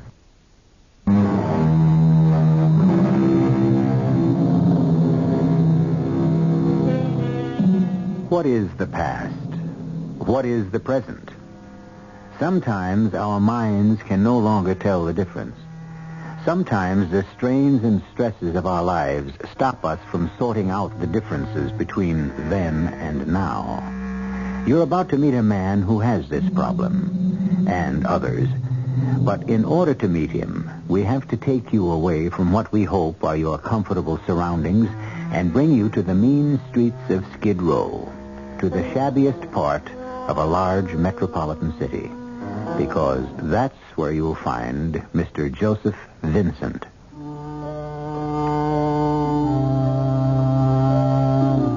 I woke up. There was nothing unusual about waking up. I've been doing it all my life. But lately, waking up has been the beginning of a nightmare, not the end. The moment I opened my eyes, I knew this morning was going to be one of those One of those days when I'd have to face that terrible emptiness again, that frightening jump between the real and the unreal. Because when the cold light of morning oozed through the dirty panes of the window in front of me, when I finally made sense out of the strange angles and unfamiliar shapes that formed my surroundings, I realized that I was in a room I'd never seen before. It was a hotel room, probably. They were always hotel rooms, foul-smelling boxes. But I was Joseph Vincent, and I didn't belong in a flea-bag flophouse of a hotel. I didn't belong in this cell of misery. I was Joseph Vincent, and I was rich. Hello? Here, you check-out time is 12 o'clock. What was that? This is a hotel, buddy, not a furnished room. You got 20 minutes to get out of there, or I'll have to charge you another $9. $9? Is that the rate? That's right. I told you that when you checked in. When? When was that? What time last night? I don't remember. Was I drunk? Look, mister, All right, just tell me one more thing. What's the name of this hotel? It's the Hotel Margolies. All right, thanks. And don't worry, I'm leaving. I managed to get myself out of the bed. I was still dressed. My pants and shirt were eroded by wrinkles, but my jacket was lying untouched across a moldy armchair. I reached for the wallet and checked my money. It was all there. Then I saw something else. It was a water glass and a small bottle. I picked it up and looked at the label. There was a skull and crossbones on it. My flesh turned cold, and the small label blurred in front of my eyes. It was poison, no doubt of it. I put the bottle down with disgust. I struggled into my jacket. Went to the mirror to check out the condition of my face. And there it was once more, the same familiar sight, the letters written in soap across the face of the mirror. And the message was signed as it always was, but this time the words read, "Next time you die."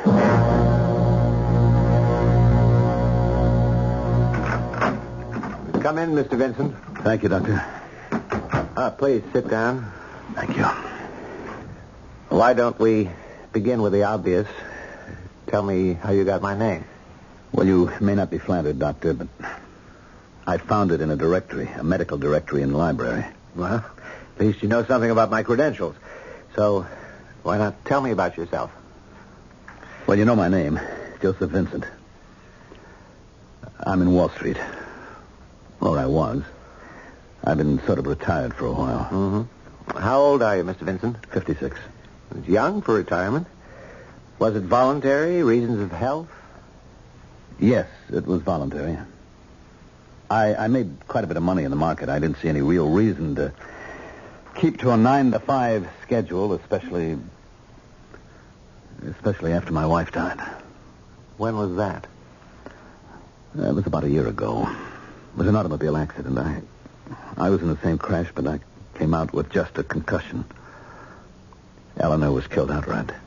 Was she driving? No, I was. Anyway, that was when I decided to quit. The work didn't seem so interesting to me anymore, and then there was this other thing. What other thing? This thing that had started to happen to me. Well, what was that exactly? Dr. Abrams, someone is trying to kill me. Are you really certain of that, Mr. Vincent? Yes. There have been 3 attempts. The last one took place 2 days ago. That's when I decided it was time for me to see somebody. A psychiatrist and not the police? Yes. May I ask why? Well, the person who is trying to kill me is myself. Mr. Vincent, are you telling me that you have suicidal impulses? No. No, Doctor, I don't have anything of the kind. Not me. Look, I get these spells, Doctor. They started right after the accident. I keep waking up in filthy hotel rooms. Is that what happens during these spells? Yes. I suppose maybe you could call it amnesia, blackouts. I've had half a dozen since the accident, each one a little longer than the one before. They come on suddenly without any warning. And then I just find myself in one of these cheap rooms downtown around 10th Avenue or something. Sometimes I wake up at home in my own bed. Do you live alone? No, I have a housekeeper, Mrs. McLeavy. She's been with me, for more than 20 years. She's been worried sick about these disappearances of mine. Tell me about the last time. Well, I woke up in a place called the Hotel Margolies. I must have been drinking. I had a hangover. I could still taste the wine I'd drunk, a cheap Muscatel. There wasn't any wine bottle in the room, but there was something else. A bottle of poison. Poison? Yes. And there was one more thing. What was that? A note. Written on the mirror in soap. What did it say? It said, "Next time you die." And it was signed Joe Vincelli. Joe Vincelli? Who's that?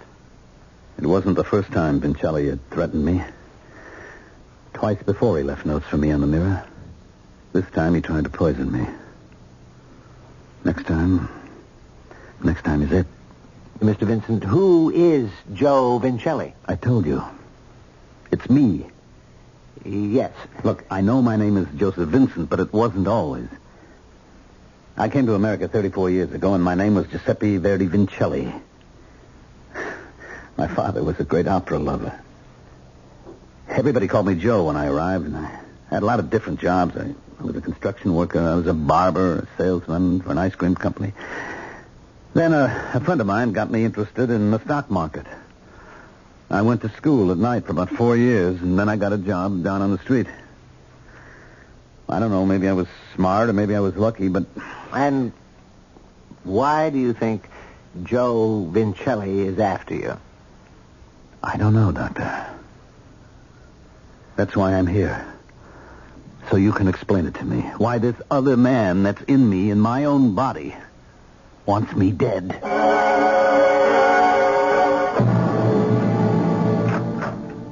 Dr. Abrams? Yes, Penny? I just wanted to remind you that Mr. Vincent will be here at 4 o'clock. Oh, yes, I remember all too well. You don't sound very happy about it.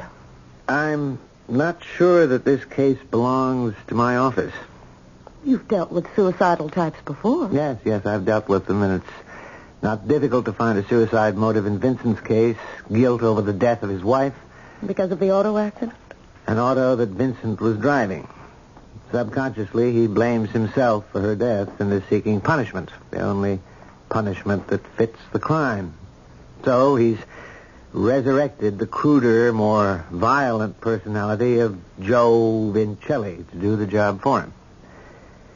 And I'm afraid he might succeed. How awful. This other personality knows that Vincent is trying to defend himself, so he's all the more cunning, all the more difficult to reach. Maybe you need an exorcist, Doctor. Maybe I need a detective. What? It may take months to get the answers out of Vincent's unconscious, and by that time... But what could a detective do? He could follow the man, find out where he goes during these blackouts, what he does. Do you think that would help? If I knew the answers to those questions, I might be able to save his life. Dr. Abrams, don't you remember what my husband Pete does for a living? Your husband? He's a cop.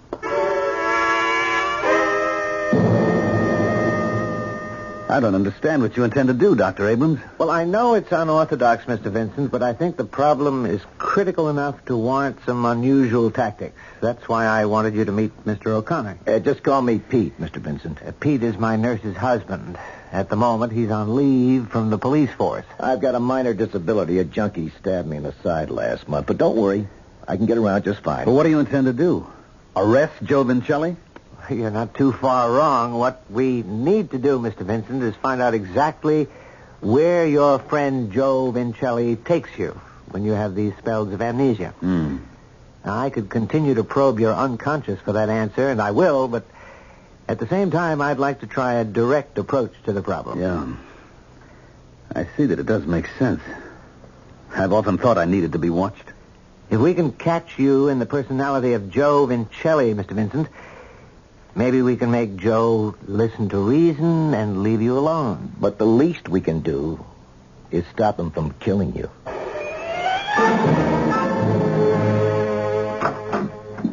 Just wanted to say good night, Dr. Abrams. Good night, Penny. See you tomorrow.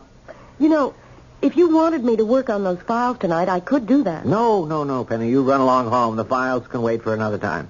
Well, tonight isn't a bad time at all, since I won't have a husband to cook for. Oh, yeah, that's true. I forgot. Pete's starting this surveillance tonight. He calls it a stakeout. I'll get that. Dr. Abrams' office. Penny, it's Pete. Hi. We were just talking about you. Ah, great. That's why my ears are burning. Say nothing of the rest of my face. You sound funny. Is anything wrong? Yeah, I'm wrong. This layoff of mine must have turned me stale. Pete, what's happened? I loused up the job. Well, what's the matter? Doctor, I think you better talk to my husband. Hello, Pete. What's the trouble? He outfoxed me, Dr. Abrams. The first night, I let Vincent get away. He took this razor and got away from me. Razor? What are you talking about? I spoke to his housekeeper, Mrs. McCleavy. She caught him packing up this straight razor and leaving the house. And if we find Vincent with his throat cut, it'll be my fault. Well, the question is, who got away? Was it Joseph Vincent, the wealthy, cultured, retired stockbroker? Or was it tough Joe Vincelli, a man capable of violence, perhaps capable of murder? And would both personalities finally come into conflict and end both their lives? We'll learn a great deal more when I return shortly with Act Two.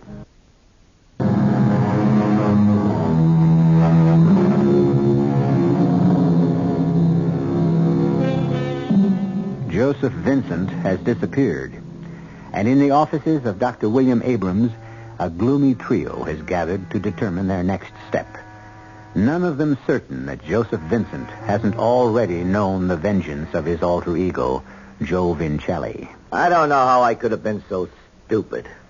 The boys in the station house hear about this. They won't let me back. Stop blaming yourself, Pete. No, it's my fault, really. I should have warned you that something like this could happen. Yeah, but the very first night of my stakeout. Well, that's something I never figured. It's something that Joseph Vincent's alter ego figured, however.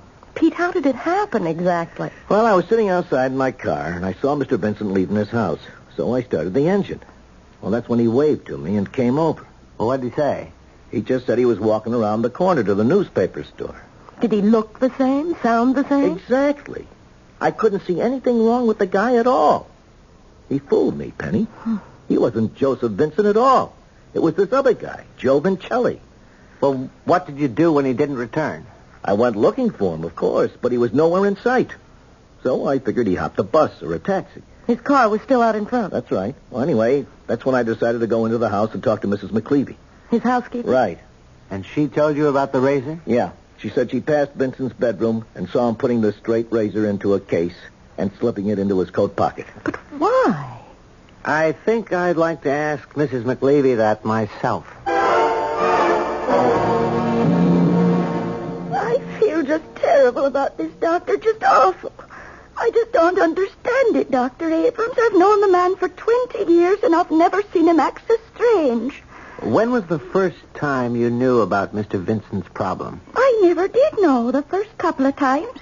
He didn't say a word, but then he couldn't hide the truth anymore.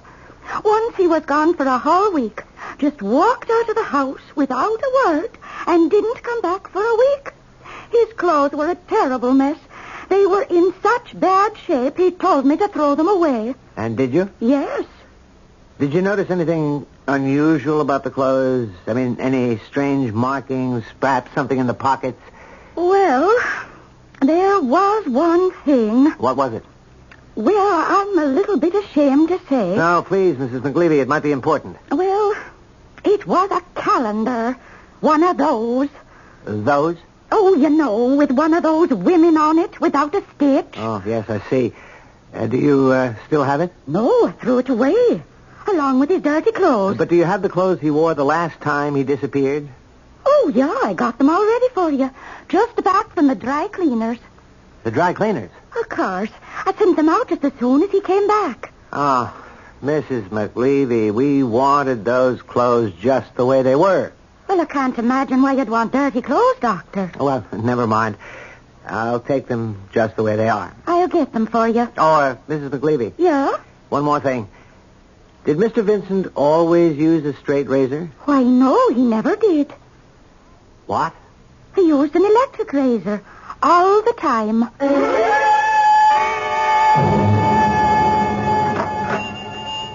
Hey, Joe! For the love of Pete, if it ain't Joe Vincelli. Hello, Mike. How are you? Where you been for the last couple of weeks? I give up on you already. Well, I've been around. Around, huh? Tell me the truth. You were hitting the bottle again, huh? Oh, I don't know, Mike. Maybe a little. You're sure a funny guy, Joe. 5 times you come to work for me, and 5 times you walk out without a goodbye. If I didn't like you so much, I'd throw you out on your ear, eh? You're a good barber, Joe. You give people their money's worth. Thanks, Mike. I appreciate that. A man like you, a real artist with the shears and the razor. Joe, listen to me. Why don't you try and cut it out, The vino, I mean. Yeah, I guess I should, Mike. That stuff don't do no good. You ought to be working steady, saving money. No, for your old age. Sure, I know, Mike. What's the matter, Joe? You don't look so good. Oh, well, it's my head. My head, it hurts. You see, that's what the vino gets. No, I haven't had a drink. It's just that my head hurts sometimes. Mike, you will take me back, won't you? Can I work for you again? But for how long, Joe? 2 days, a week? With you, I'm never sure. But I need the work, Mike. I don't know what I'd do with myself if I didn't work. Okay, Joe, okay. I could never say no to a good barber. You got the job. Thanks, Mike. And listen, you bring your old razor, Joe, huh? Or you hock it, maybe? No, I didn't hock it, Mike. I got it right here. I wish you wouldn't look like that, Dr. Abrams. I'm sorry, Penny. I can't help blaming myself for what's happened. That's fine. I've got a husband who blames himself and a boss who blames himself. Maybe it was wrong to handle it this way. Maybe we should call the police. Pete is the police, and he really doesn't think you have grounds to involve them, Doctor. That man is carrying a murderer around with him. I suppose so. But I can't help wondering. Well, it all seems pretty obvious to me about where Mr. Vincent goes when he has these blackouts. All right, where? Well, you know the old expression, cherchez la femme? Yes, I know. Find the woman. Don't you think that's the most likely explanation? Because of that girly calendar Mrs. McLeavy found? Well, it does seem to indicate an interest in the opposite sex. The poor man's been widowed for over a year. Would it be surprising if he went out hunting for feminine company? That must be Pete. Let him in, Penny. Hi, honey. How are you? Okay, I guess. I'm afraid I don't have much to report. I got the laboratory report on Vincent's clothing. The suit Mrs. McLeavy had dry cleaned. Yeah, that made it kind of tough. But there was one substance the dry cleaners didn't get out. What was that? Well, near as they can tell, Doc, it was powder. Face powder. Face powder?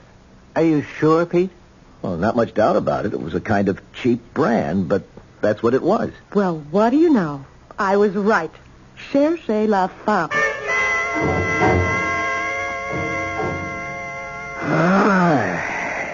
Nobody gives us a shaver like you, Joe. You really got the touch. Oh, thanks, Mike. It's worth it to be having you work here. Just so you can give me a shave. Hi, Joe, you son of a gun, so you're back. Oh, hi, Phil. How are you, Joe? Where you been lately? I missed you, old buddy. Oh, I've been away. Last time I saw you, you were hitting that vino pretty hard, huh? Oh, you're a bad boy, Joe. You know that gin and vino don't mix. That's right. Hey, we played gin rummy together, didn't we? Hey, how you like that? Doesn't even remember. Took $50 off me and he can't remember a thing. Hey, good for you, Joe. Teach you these young punks a lesson. Well, how about when your gray shades, Joe? Oh, no, I'm sorry. I'm not working anymore today. You mean you're quitting so soon? Yeah, Joe has got the headache. Oh, that's too bad, Joe. Hey, listen, if you feel like relaxing, how about coming over to my place? My girl Anita is there. She'll fix us a little pasta or something, and maybe we could play a friendly game of gin. Well, I don't know. Hey, Joe, no. Maybe you better go home and lie down for a while. Home? Well, yeah, you got some place to stay, don't you? Hey, come on, Joe. Give me a break. Let me try to win back some of that bread. All right, Phil. I'll give you a chance. Just let me get my coat. Hey, great. I'll wait for you outside. Hey, listen, Joe. You really think it's a good idea? Oh, sure. Why not? Oh, you don't know that guy. What are you doing playing cards with a guy you don't even know? I've got to do something, Mike. I can't just eat and sleep. A guy's got to do something. Well, I just hope you know what you're doing.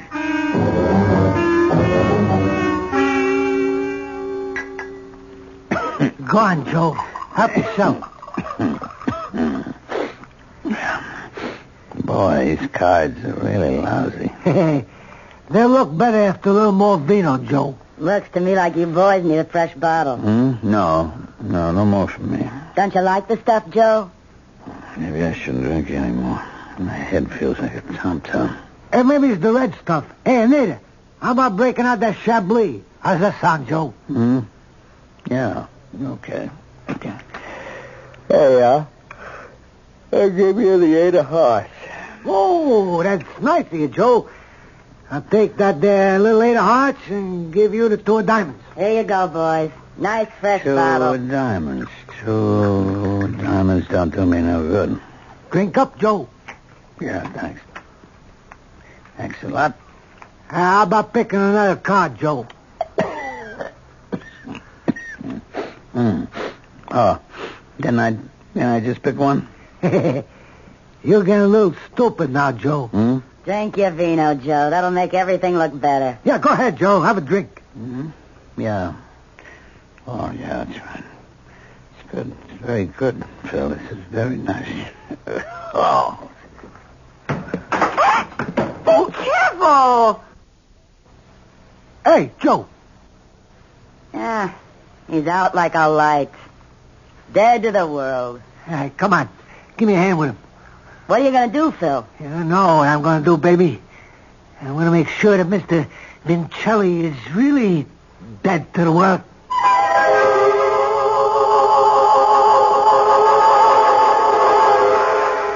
It would appear that Mike the barber gave good advice to his friend Joe Vincelli.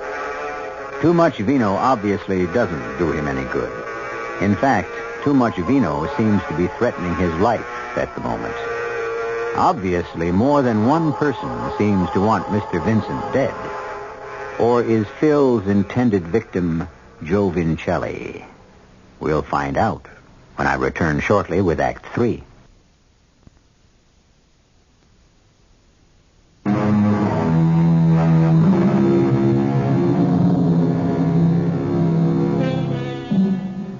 Joseph Vincent has disappeared, and a man who used to call himself Joe Vincelli has taken over his body, returning to the trade he knew as a young man.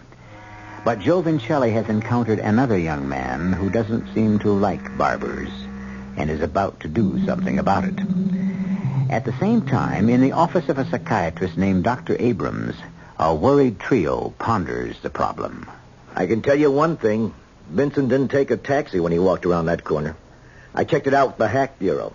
No cabbie in the vicinity picked up a guy that fits his description that night. Therefore, he either walked to where he was going or he took a bus. Let's face it, we're at a dead end. Don't use that word. You really think the guy's a menace to his own life, Doctor, huh? Well, he hasn't been my patient long enough for me to answer that, but based on his past history, I'd say the chances are pretty good. I'll get it. Dr. Abrams' office. Who? Yes, he's here. P. Pete, this call is for you. Oh. A man named Halsey. Oh, yeah, it's Sam Halsey from the lab. Hello, Sam? Yeah. Uh-huh. How many did you say? Well, that's peculiar, huh? Yeah, sure. Well, thanks a lot, Sam. I really appreciate this. So long. What was that all about? Well, the laboratory isn't still working on those clothes of Vincent, are they? No, not the suit that was dry cleaned, but I found another suit in Vincent's closet. I kind of, borrowed it to see if we would turn up the same kind of face powder. Did you? No, but Sam says they found something else. They found hairs on the suit. Small particles of hair. Mm-hmm. Blonde or brunette? Well, that's the crazy part. They found both. And some redhead, too. Wow. Did you say he wasn't a Romeo? Now, wait a minute.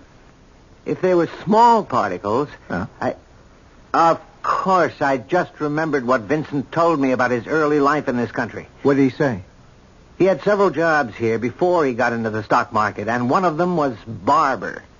Barber? Hey, that would explain it all right. The small bits of hair. And that calendar he brought home that time. Where's a better place to pick up a girly calendar than a barber shop? And that face powder on his clothes. Oh, that's it. He goes to a barber shop. I'd say he probably works there. And that would explain why he packed that straight razor of his. It's probably the same razor he used when he started shaving guys in America. But why in the world does he want to work in a barber shop? He's a rich man. But he's not a rich man when Joe Vincelli takes over his body. He's the poor immigrant all over again doing the same work he did then. So all we've got to do is find out which barber shop he works in. He's sure to be working under his old name, Vincelli. But there must be 1,000 barber shops in this city. We can't call all the barbers. Well, if we're lucky, we won't have to call them all. We'll find the one where Mr. Vincelli is working.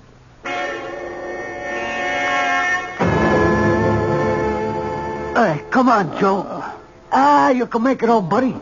Just a few steps more. Hey, what is this? You're bringing that wino back here? What's the matter? Don't this hotel want customers? Not like that one. He won't be in any trouble. He'll just sleep it off. Yeah, well, just make sure he's got enough money to pay the room rent. You don't have to worry about my pal. Yeah, maybe you better pay for it in advance. Okay, sure, friend. Anything you say. As long as I can make sure my boy Joe is all right. Hello? Apex Barber? Vincelli. Do you have a barber named Vincelli. All right, thank you. Thank you. Okay, thank Hello? you. Thank you. Is this the Continental Barber Shop? Hello, Freddie's Barber Shop? You have a barber. You got a barber named Lincoln Joe Barber Shop? Vincelli working there? Tell me if you have a barber named Joe Vincelli there. What's that? Hey, Doc, Penny, I got him. Never mind. Yeah, I understand. But can you tell me where he went? Isn't he there? No, he took off this afternoon with a friend. Does he know where the friend lives? He said he doesn't know. Hello? Listen, are you the owner? Yeah, it's very important that we find Mr. Vincelli. Well, but you must have some idea. Pete, tell him we'll come down there and talk to him in person.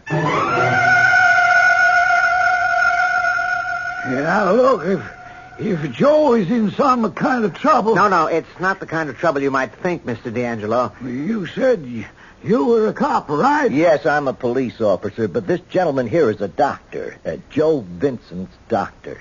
Who's Joe Vincent? The guy I know is named Vincelli. Yeah, well, they're one and the same. We think that your friend may be in danger, Mr. D'Angelo. He has definite suicidal tendencies. Joe does? That's right. And unless we can locate him, he may never work for you or anyone else again. Well, like I told you, there's a fella comes in here. Joe played cards with him a couple of times. All I know is his first name, Phil. Well, what does he do for a living? I don't know. I think he's a bookie. I told Joe not to get mixed up with him. And you don't know where he lives? No, I don't know. Oh, wait a minute. Huh? He has got a girlfriend in the neighborhood named Anita French. Maybe she can tell you where he is. That's it, Joe. That's all it's going to take. Just turn on the heater and let some nice gas into the room. Sure, Joe. Hey, you just lie back and take it easy. Now, just one more thing.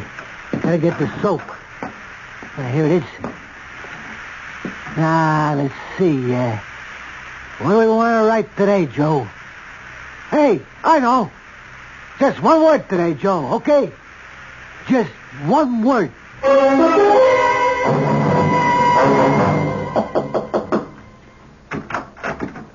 Yeah? What do you want? Miss French? That's right. Police, Miss French. Police, what did I do? Oh, nothing, miss. We just want to ask you a few questions. Well, maybe we come in? Yeah, I guess so. Well, it looks like there's been a card game here, huh? Is that why you're here, on a gambling bust? Well, forget it. It was just a friendly game. No, that's not why we're here. We came to ask you about a friend of yours named Phil. And his friend, Joe Vincelli. Was Mr. Vincelli here today, miss? Yeah, he was. So what? Where's Mr. Vincelli now? How should I know? The game broke up and they left. Miss French, this may be hard to explain, but this man you know as Joe Vincelli isn't Joe Vincelli. He has another personality, another identity. I don't know what you're talking about. Well, it's not important that you understand. What is important is that Joe Vincelli is in danger of taking his own life. What? We've got to find this guy before he hurts himself. Now, can you understand that much? Hey, Pete, wait a minute. Look at this. Well, what is it, Doc? A matchbook. The Hotel Margolis. Hey, that's right across the street. That's where Vincent went the last time. Maybe he's gone back again.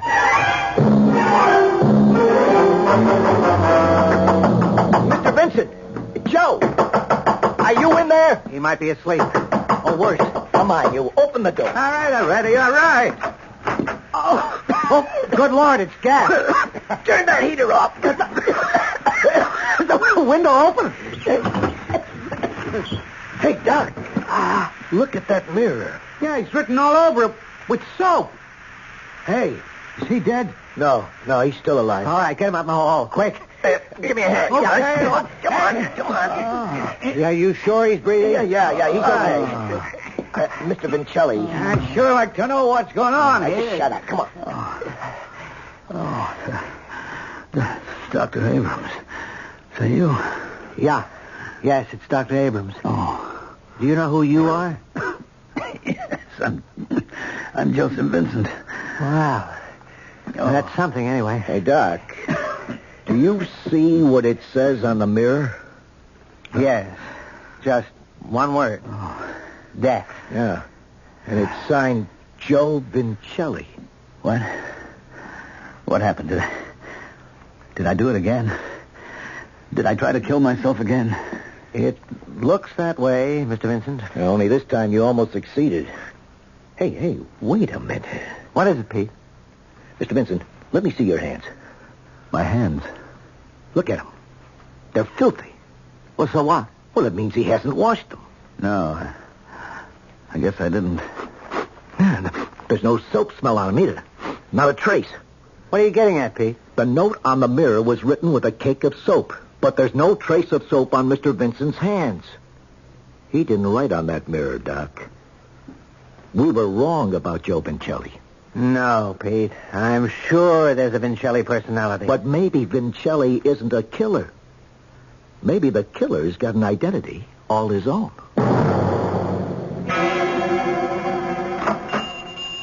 Hi, Mike. Oh, hello, Phil. Nita said you called her. Something about my buddy Joe. Yeah, that's right. I'm afraid Joe won't be around to save you in the whole field. No kidding. Disappeared again? Yeah. Hey. Yeah.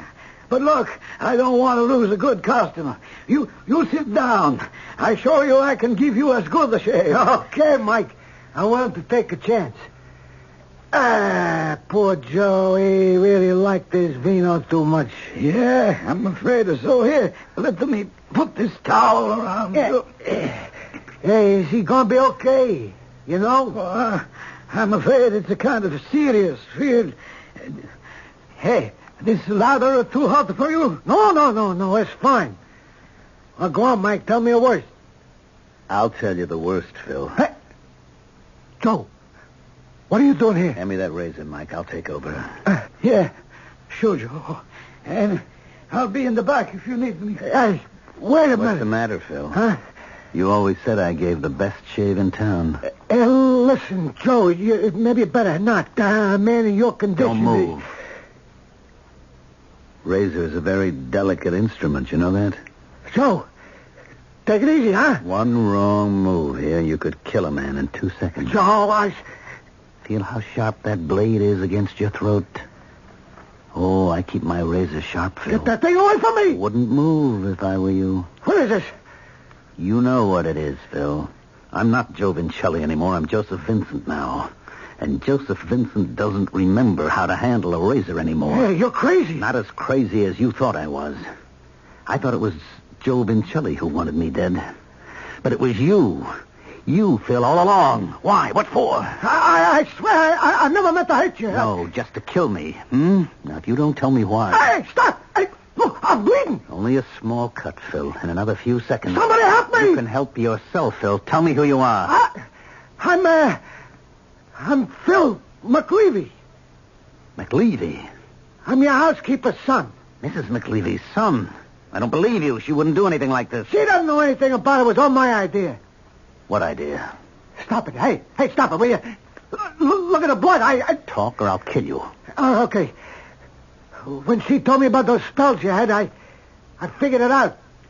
She showed me a calendar you brought home once. It had the address of Mike's barbershop, so I came here. Why did you follow me? I thought if you're trying to kill yourself, nobody would ever think it was murder. Why? What was in it for you? Well, I knew you were going to leave my mother a lot of money. You didn't have anybody else. And when she got it, I'd get mine, too.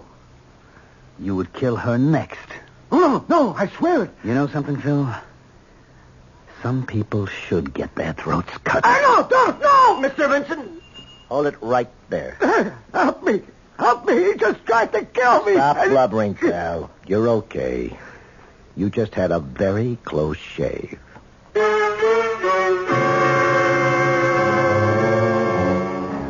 They say that barbershop shaves are becoming a lost art. And if that's the kind of shave they're handing out these days, I can well understand.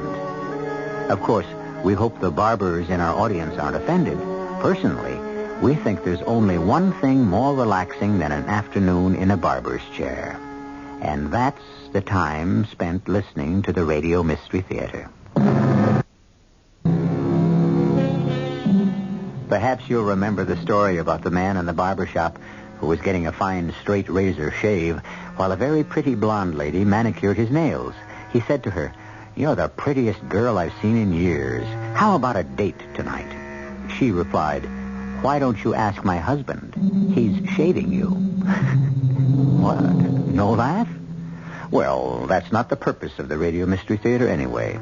We're here to hand out chills and thrills, and we hope you'll be back for more. Our cast included Mandel Kramer, Robert Dryden, Catherine Byers, Suzanne Grossman, Ian Martin, and Sam Gray. The entire production was under the direction of Hyman Brown. Radio Mystery Theater was sponsored in part by Buick Motor Division and Anheuser-Busch Incorporated, brewers of Budweiser. This is E.G. Marshall inviting you to return to our Mystery Theater for another adventure in the macabre. Until next time, pleasant dreams.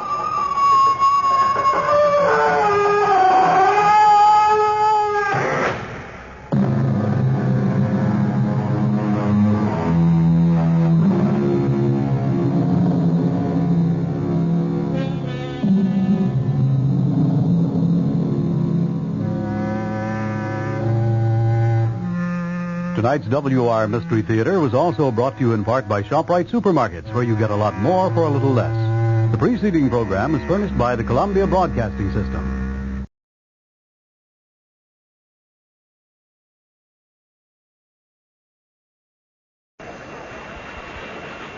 Brought to you in part by True Value Hardware, your store of first choice.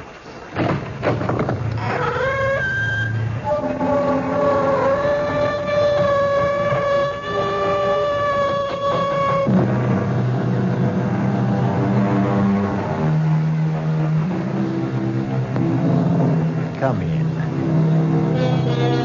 Welcome. I'm E.G. Marshall. Welcome to the world of your own terrifying imagination. There are people who suddenly find themselves tortured and taunted by a fragile wisp of a memory. It's the memory of something they may have said or something they think they did. Exactly what it was has been long forgotten. But now it must be paid for. And the price? Life itself.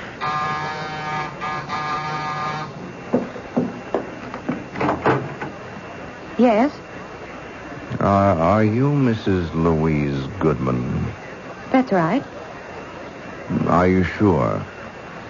Why, of course I'm sure. It's just that I don't want to make a mistake. I'm Mrs. Louise Goodman. Who are you? And what is it you want? I want to keep my promise. Promise? What promise? I promised I'd kill you. Remember?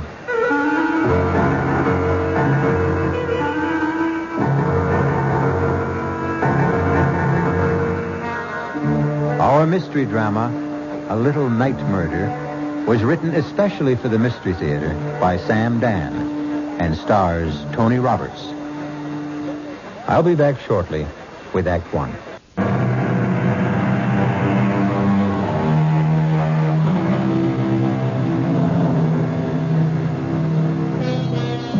Downtown at night, the city is a deserted place. The lofty office buildings, those gleaming towers of glass and steel, stand quiet, empty and foreboding, like ancient temples. And like the ancient temples, they also have their priestesses. These are the ladies who enter at night with mops and brooms and vacuum cleaners to clear away the debris of the day's worship and purify the offices for tomorrow's rituals.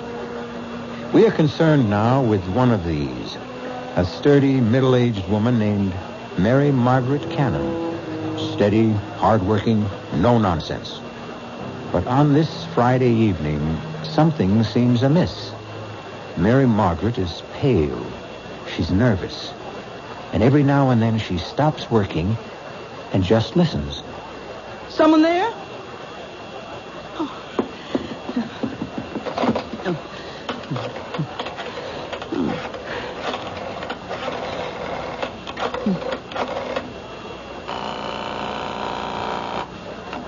Hello?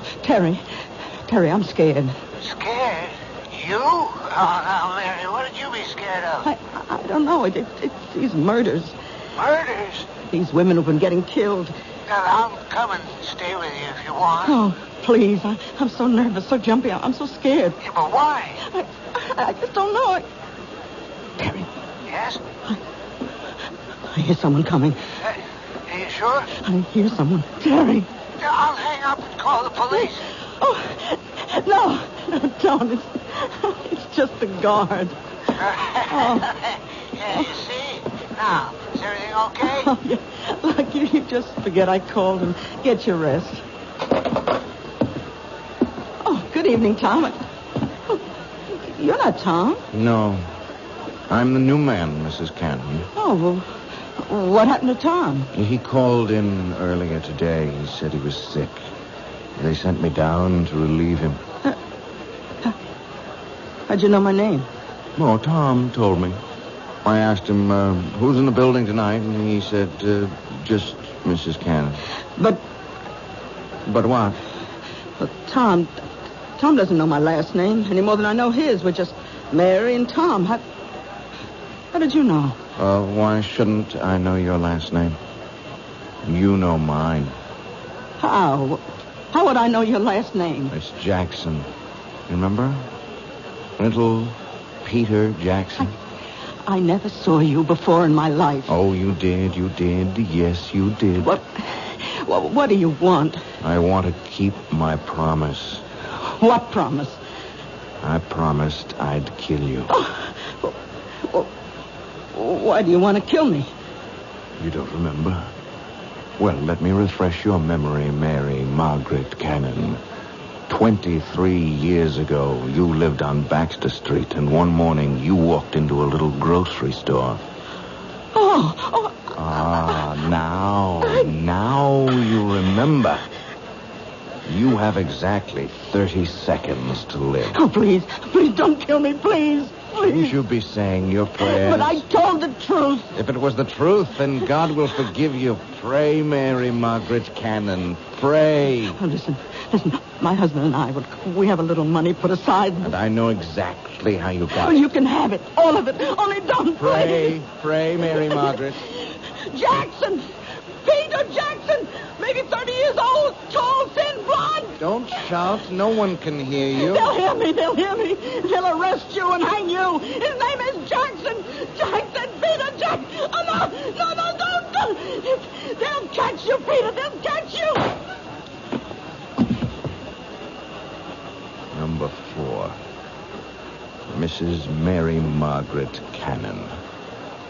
Number 5, coming up, Miss Alice Maitland.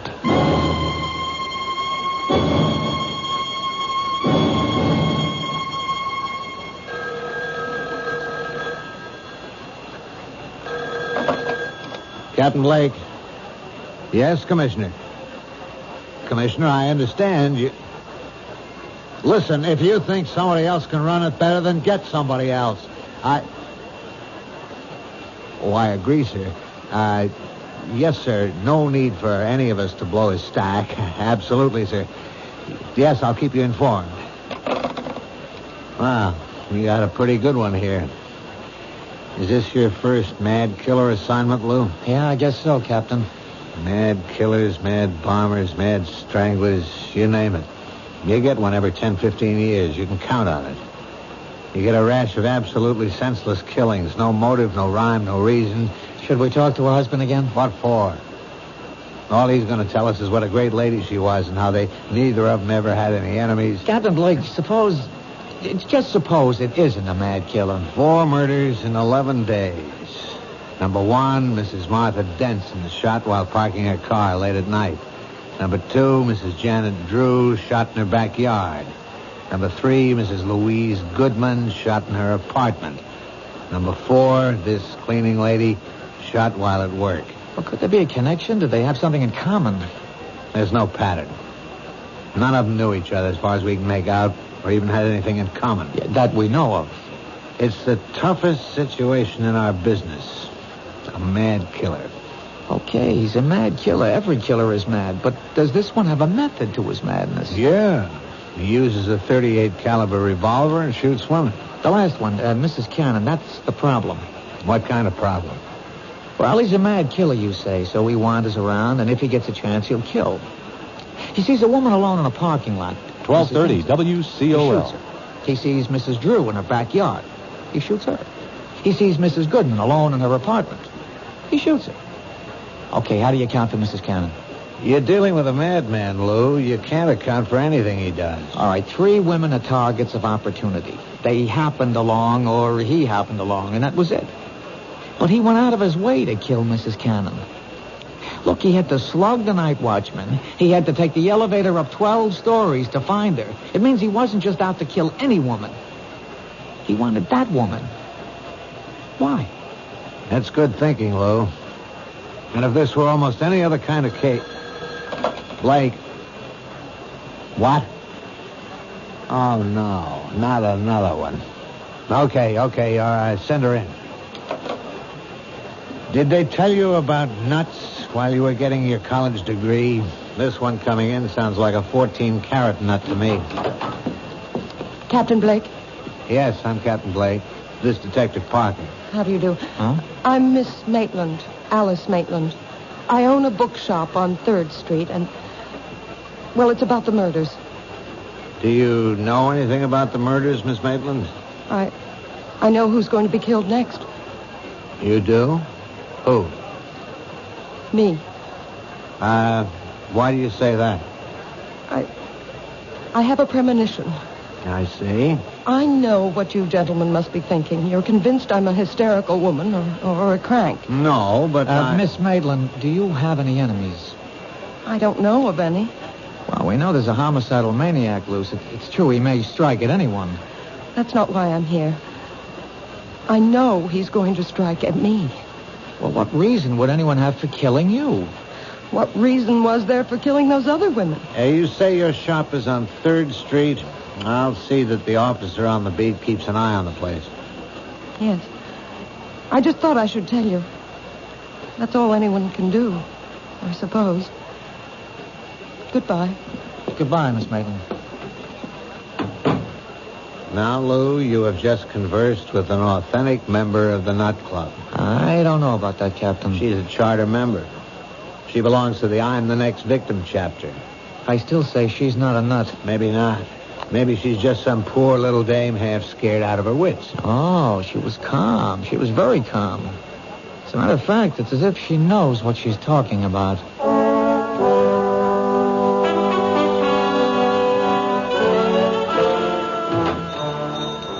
May I help you? Oh. Hello. Remember me? Yes. You're one of the detectives I spoke with. Yeah, Lou Parker. Tell me why you came to police headquarters with a story that, well, rationally, it doesn't make sense. You said as much yourself. You felt that you had made yourself seem somewhat ridiculous. But now, well, forget all that.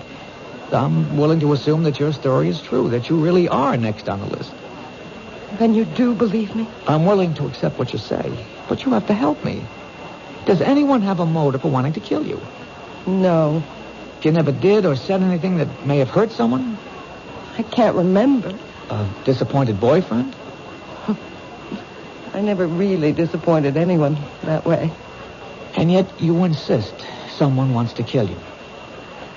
I know it sounds ridiculous. There's a reason for feeling the way you do. If only we could uncover that reason. Excuse me, that's my phone. Hello? Hello? Hello? Hello? Miss Maitland? Yes. What is it? You seem rather pale. Oh? What happened? When I picked up the phone, there was just a click on the other end. As if someone had just hung up. Well, why should that seem to upset you? Well, because it's happened before. It has? Yes. Frequently? I mean, often enough so that it really isn't just an accident? 3, 4, perhaps 5 times a day. When did it start? Oh, I'd say about 2 weeks ago. I remember it happened 3 times the night the first of those women was murdered. Well, why didn't you tell us this before? I didn't think it was anything important. May I use your phone? It's back there in the office. Okay, I'll only be a moment. May I help you? Yes. Is your name Alice Maitland? Yes. Can I do anything for you? Well, you see, I came here because I have to keep a certain promise I made.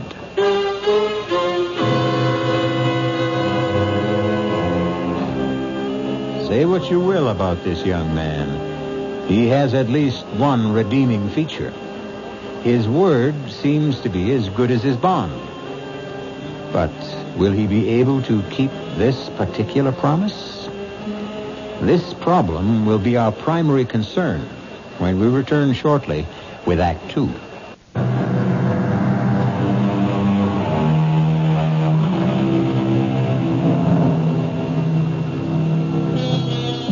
At one time, a young man named Peter Jackson has made the same promise to several women. A promise that he would kill them. So far, he has kept his promise 4 times. Now, he is in a bookshop owned by a Miss Maitland, apparently ready to fulfill promise number 5. I came here because I have to keep a certain promise I made. You made a promise? Oh, yes. And I came here to keep my word. Miss Maitland, I think Oh, I'm sorry. I didn't know you had a customer. What sort of promise are you talking about? I had promised a special person I would buy her a book. And I came in here to, Any particular type of book? Yeah. Yes, a good murder mystery. Oh, well, we have the latest Jonathan Merriweather novel. No, I don't dig him. Nothing happens. You got anything by Mike Stilson. Now, there's a guy who really writes murders. I mean, he kills somebody every other page. Oh, we're sold out on the latest. It's called Blood on the Street. Yeah, that's the one in which this guy kills all those dames. Look, if you're interested in that kind of stuff, all you have to do is read the newspapers. Do I tell you what to read, buddy? Sorry. I could order the book and have it day after tomorrow. Oh, no. That'll be too late. Well, try us again. Sure.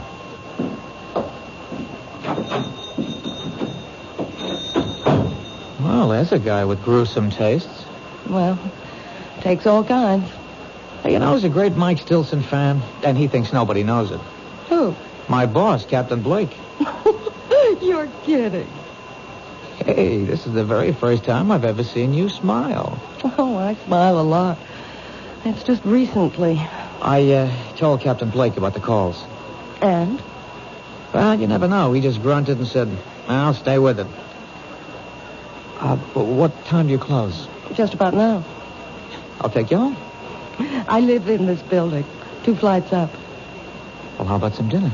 Oh, you don't have to. You asked for police protection. Is that the reason? Line of duty? Well, yes and no. I'd like to. Except that, well, it's the end of the month and I'm swamped with paperwork. Well, this neighborhood seems safe enough. It's busy. And that diner across the street stays open all night. Look, keep this card handy at all times. It's got a special phone number. Now use it. Anytime you're disturbed by anything at all, no matter how slight or trivial, don't feel embarrassed. Just get on the phone.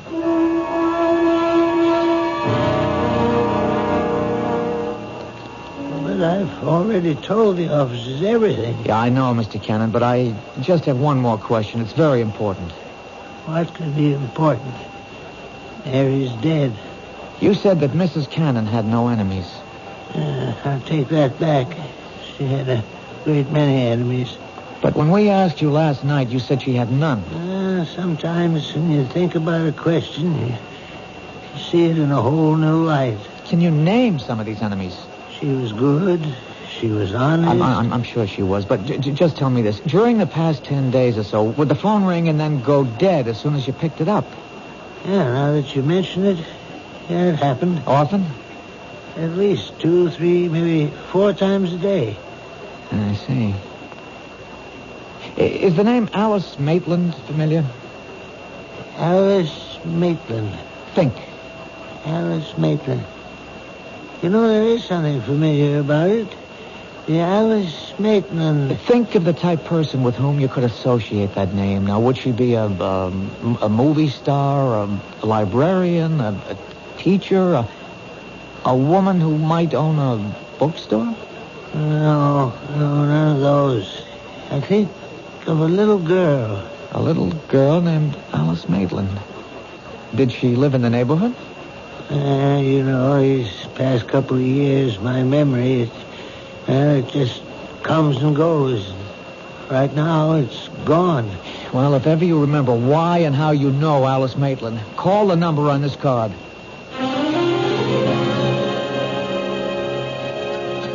I'll have another cup of coffee, please. Are you waiting for somebody, mister? Well, not exactly. Why do you ask? Oh, well, now you've been sitting around for hours drinking the stuff. The coffee in this joint that good? Look, don't be frightened. Oh, who's frightened? Well, you are, so, just look at this. Look. Oh, you're a cop. Uh-huh. Yeah, I was beginning to think that you could be that mad killer. Well, it could be just about anybody. I hope I didn't scare you too badly. Well, the truth is, I wasn't that much scared for myself. No? But you've just been staring at that building across the street. I got the idea you were watching for something. Are you? Well, maybe. Could I have change for the telephone, please? Thank you.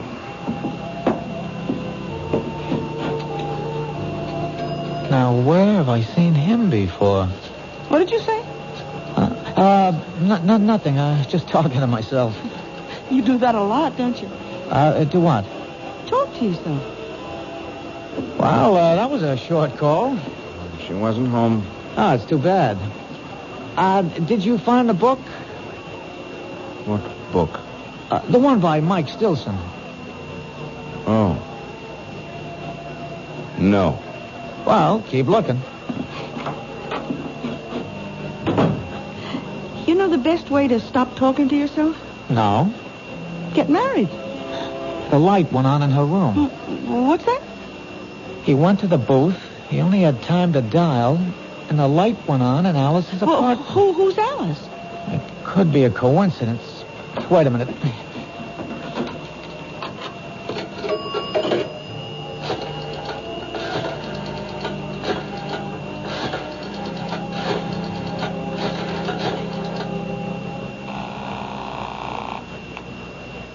Hello? Alice, it's Lou Parker. Did I wake you? No. I'm up. Did your phone ring just a minute ago? Did it ring? Well, I don't know. What do you mean you don't know? Well, I'd fallen asleep and, well, I must have been having a bad dream. I think I heard the phone, but it could have been in the dream. Anyhow, I did wake up suddenly, and I turned on the light, but I didn't hear the phone ringing anymore. Could it have been the ringing of the phone that woke you? I don't know. Did I hear it ring, or did I dream it was ringing? Why do you ask? I'm just checking. Anyhow, I'm glad you're okay. I'll see you tomorrow. Good night. Oh, that was a short phone call, too. Yeah. How is she? Who? Your girl. Now, how do you know I call my girl? I told you I read character. Do you also read the future? Like an open book. Well, I sure hope so.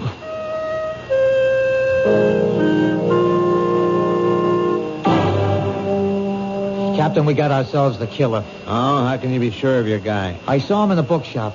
Does that make him a suspect? Maybe he likes to read. Then again in the diner. He may have been hungry. He didn't eat. He just went into the phone booth. He didn't even make a call. He was in there just long enough to let the number ring, and then he was out. So? So the light went on in Alice's, Miss Maitland's apartment. You mean he called her and hung up?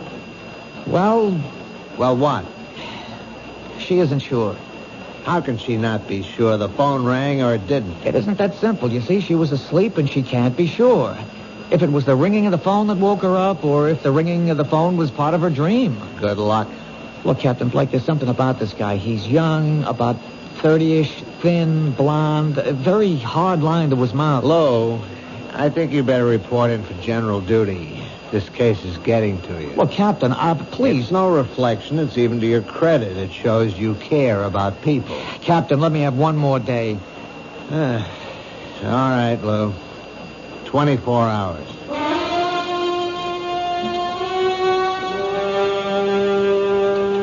I'm sorry I've caused you so much embarrassment, Lou. That's all right. Captain Blake is unhappy. He'll get over it. He thinks I'm crazy. Well, he thinks most people are crazy.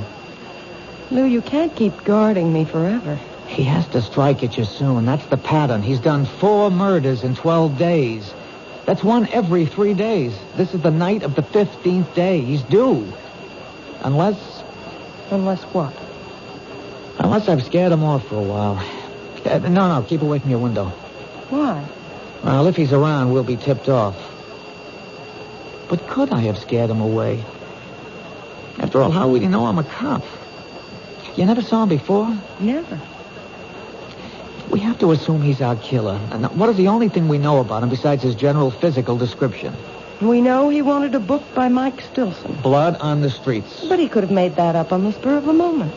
People rarely make things up in the spur of the moment. He knows what he's doing. He's out to frighten you. The phone calls are a part of it. That book. There's something in it that would cause you to be frightened. But what? I don't know. I've never read it. Well, he figures you did. After all, you own a bookstore. I have to sell books by Mike Stilson, but no one can force me to read them. Well, the clue is in that book. Wait a minute.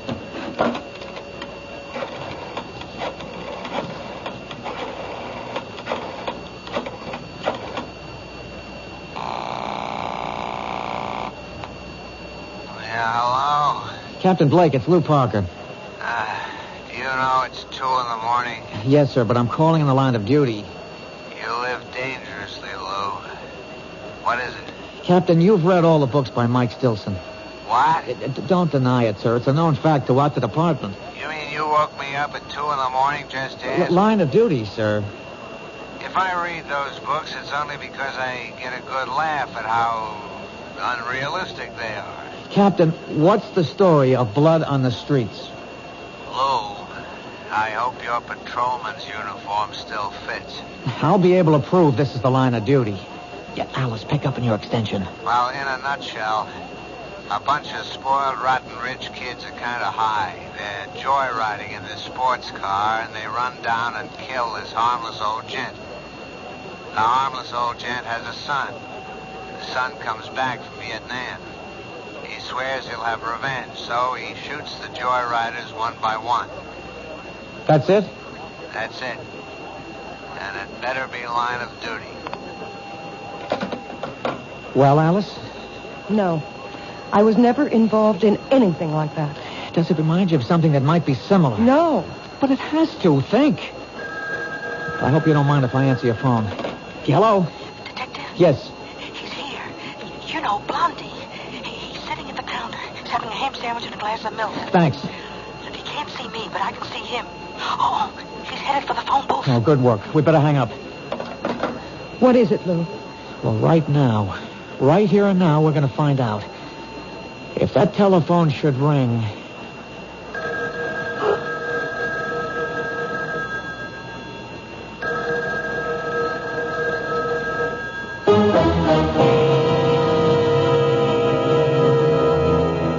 Whatever his faults, and we have already witnessed a rather grievous one, at least young Peter Jackson is something of a sportsman. In his own way, he warns his intended victims. He even tries to give them clues.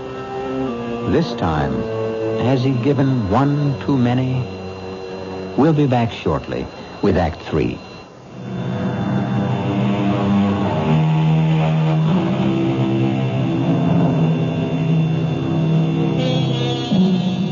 What would our civilization be without the telephone? Imagine your life without it. And the way the telephone works, it requires two people to complete a call. However, some of the most eloquent conversations can be carried on when there's no one at the other end, as you shall hear. Answer it, Alice. Answer it. Hello? He hung up. Now I've got him. Where are you going? You stay here.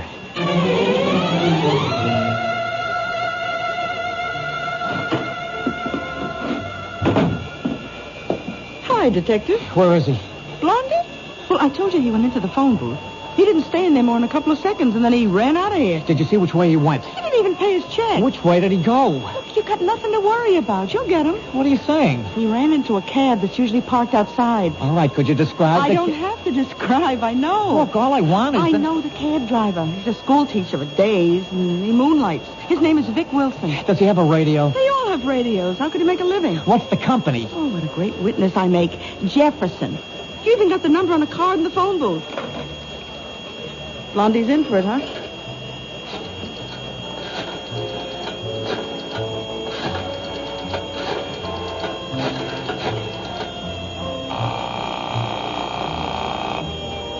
Jefferson cabs? This is a police call. You have a driver, Vic Wilson. He's on a job right now. The minute he checks in, have him report back to the diner at 3rd Street, to Detective Parker.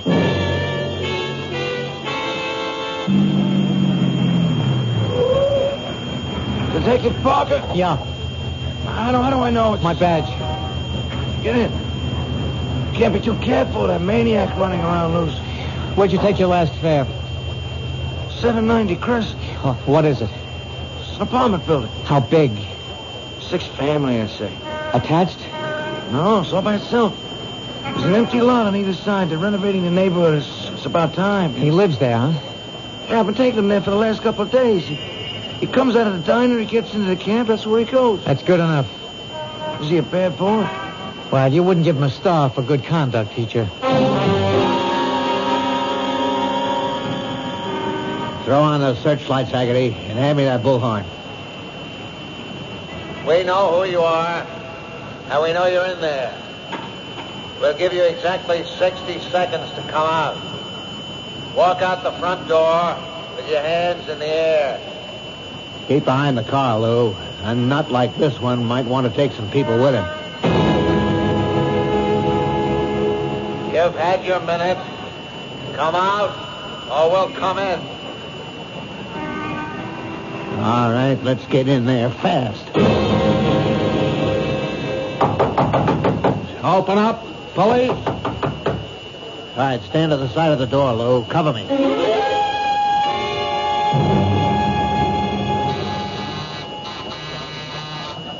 Who is it? It's me, Lou.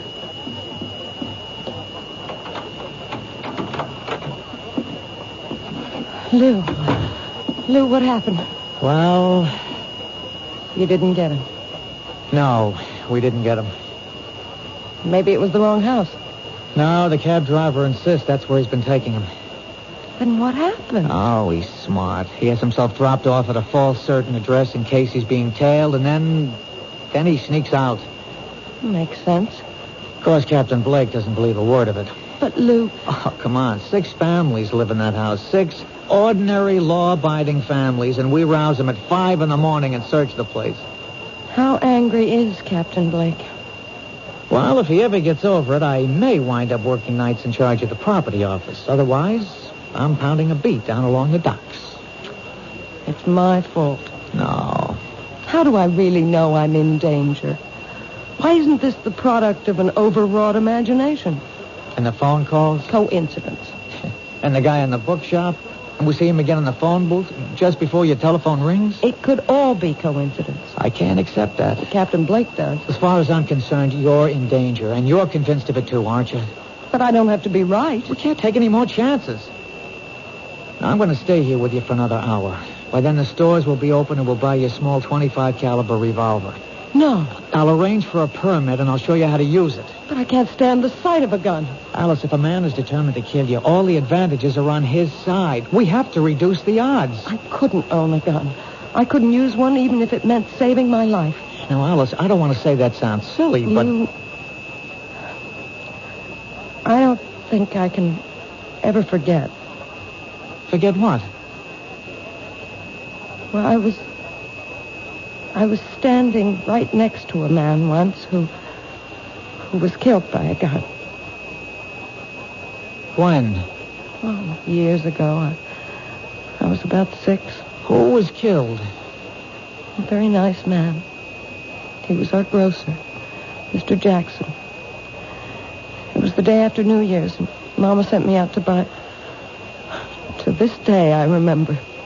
A quart of milk, a half pound of butter, and a jar of strawberry jam. And then this man came in. He had a gun. It was a holdup. And suddenly, there was a loud explosion and a terrible flash of light. Oh, it was terrible. Mr. Jackson fell to the floor. He was dead. And the man ran away. Was he ever caught? Oh, yes. Just a few hours later. I had to go to the station house to identify him. Do you realize what you've just told me? This is it. You identified the man. He was sent to jail. Now, years later, he wants his revenge. But that's not what happened. No?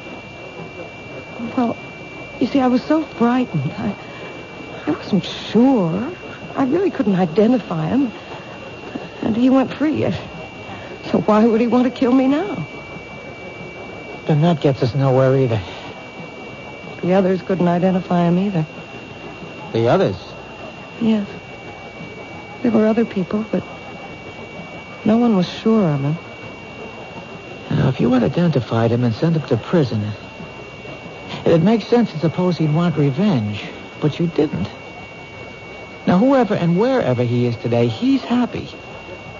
But the fact that you failed to identify him could have made someone else unhappy. What do you mean? Oh, the book, Blood on the Streets. It's about a man who killed people who did his father an injury. Did this grocer have a son? I think so. I think a little boy used to play in the store. But it's so long ago. Who could that be? I'll take it. Hello? Mr. Parker, it's Terry Cannon. Remember me? Yes, Mr. Cannon. They said I could reach you at this number. Anyhow, it came to me. What came to you? Well, I was trying to puzzle out why the name Alice Maitland was so familiar. Well, sir, about 23 years ago, Mary Margaret was in a grocery store, and a man was killed in a holdup. I took her down to the station house to identify the gunman. And could she? Well, no, sir, she really couldn't be sure. Anyhow, another one of the witnesses was a little girl. Her name was Alice Maitland. And I remember her because she was the most terrified little thing I'd ever seen in my life. Thank you. Thank you, Mr. Cannon. I've got you. Finally, I've got you all tied together. Who? You and those women who were killed all come together in a little grocery store some 23 years ago. Finally, now we know who we're looking for. I'd like to see the look on Captain Blake's face when I tell him You won't that. live to see that look, friend. Lou! I know you got a gun in the shoulder holster. Just lay the phone down. Slow. Easy. Now, raise the hand. Slow. Easy. That's fine. Just keep them there. I guess your name is Jackson. Peter Jackson, Jr. You figured it out. So I figured I'd have to come back and get both of you. Hands stay up. It's too late, Peter. We know about you. Yeah, you know about me, but the other cops don't. See, I was in the house across the street when you staged the raid. I thought I'd die laughing. I learned never to get dropped off where I live. That way you don't get surprised. You won't get away with it. Oh, I'll get away with it. She's the last one. I'm sorry about you, but I'll walk out of here. And who'll know it was me? But why her? She was just a kid. She lied. But I didn't know. I really didn't know. Yeah, that's what they all said, but they were lying. They were bought off. All of you were bought off. Come on, Peter, talk sense. My father is murdered, and the law lets a killer go free, and you want me to talk sense? Does it make sense that 5 people who were standing right there couldn't recognize him? But I couldn't be sure. I really couldn't be sure. My father, he never hurt a soul in his life. If a hungry person didn't have a penny in his pocket, he could still walk out of that store with a loaf of bread or a bottle of milk. If your father was that kind of man, what would he think of you, killing innocent people? My father believed in justice. But you knew who the killer was. Why didn't you go after him? Yeah, I did, but I was cheated. I spent years on his trail, and when I finally caught up with him, he was in his grave. Well, my father wasn't going to be cheated out of everything. If I couldn't have the killer, at least I could get the people who helped him. Let me explain something. No, you don't want to explain anything. You want a store. You want a chance to go for your gun. Well, you won't get it. See, I'll kill you first, and then her. There's such a thing in this world as justice. If the law won't give it to you, then you make your own. And that's why you're doing this? For justice? That's right. That's wrong. You're doing it because you love to kill. That's a lie. It's the truth. Look at yourself. Look at how you're enjoying this. I'm doing what has to be done. You killed those 4 women and you enjoyed it. You have 30 seconds to live. Say your prayers. How long do you think you have to live? You're going to keep killing and you'll be caught. You can't stop. I hate killing. Come on, you love to see people under the gun, how they squirm and sweat. You're eating this up. Look at your face in that mirror. Look at that grin. Like a wolf. See how flushed and excited you are. Look at yourself. Look. I'm gonna break your arm. Drop it. Very good work, Lou. Very good. One more second and we would have had to gun him down. This way we can take him home alive. Captain Blake. Somehow, I'm going to get back here. Get back to you, Miss Alice Maitland. I'll keep my promise. Haggerty, Gordon, cuff him. Hustle him back to headquarters. Look, Alice, don't worry about him. You all right, Miss Maitland? Yes, I think so. You shouldn't be. It was a rough experience. Why did you come back, Captain? Well, I guess we both solved it, Lou. You broke it by pure and simple brain work. I waited for a miracle. Oh, did you get it? Yeah, I got it. I got it because of this little machine. Mary Cannon was killed in an office. She managed somehow to throw the switch on a dictating machine. A secretary came into work this morning, and she heard Peter Jackson, and she didn't stop running till she got to my desk. Listen. His name is Jackson. Peter Jackson. They'll catch you, Peter. They'll catch you. Number 4, Mrs. Mary Margaret Cannon. Number 5, coming up, Miss Alice Maitland. You see, Lou? There's your whole story.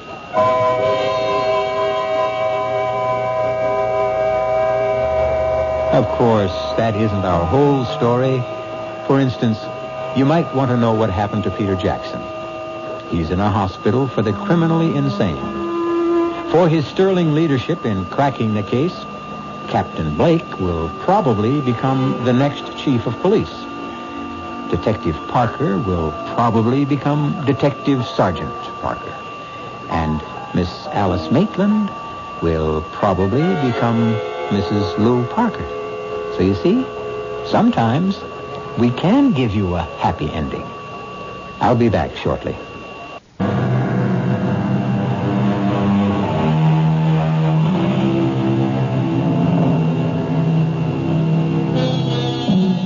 The story you have just heard was concerned with the most precious concept the human race has ever created, justice. And when you think of Peter Jackson, perhaps he proves the point made by a great poet. When a man takes justice in his own hands, he will soon shape her to his own ends. Our cast included Tony Roberts, Susan Grossman, Jack Grimes, Bryna Rayburn, and Robert Dryden. The entire production was under the direction of Hyman Brown. G. Marshall inviting you to return to our Mystery Theater for another adventure in the macabre.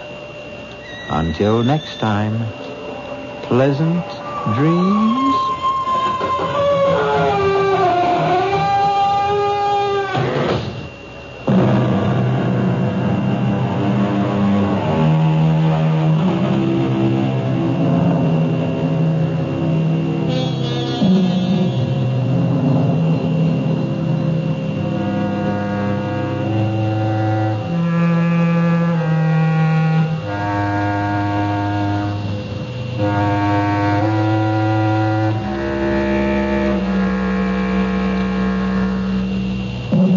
Ohio's favorite music is on 1230 WCOL Columbus.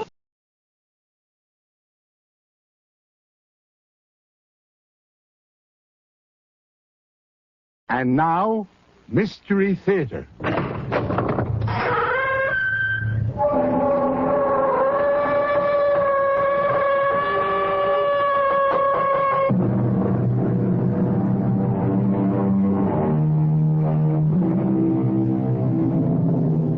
Come in.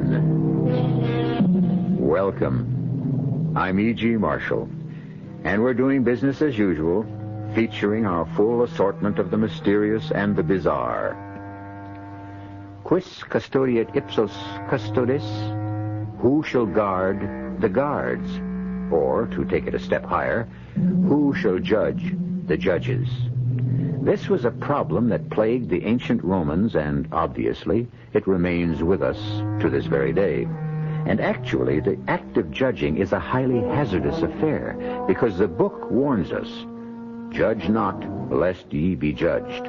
And so, between the necessity to judge and the admonition not to do it, we human beings are in a constant state of doubt, which is not the worst thing in the world. Hold!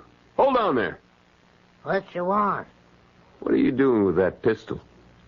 That's hardly your affair, Mr. Lincoln. A man prowling about at night holding a loaded pistol is certainly an object of curiosity.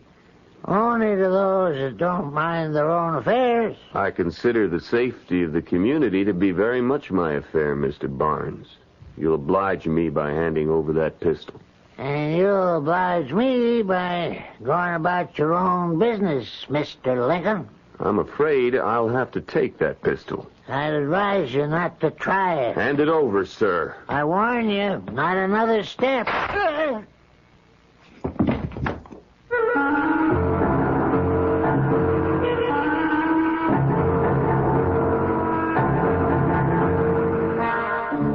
mystery drama, It's Murder, Mr. Lincoln, was written especially for the Mystery Theater by Sam Dan and stars Keir DeLay.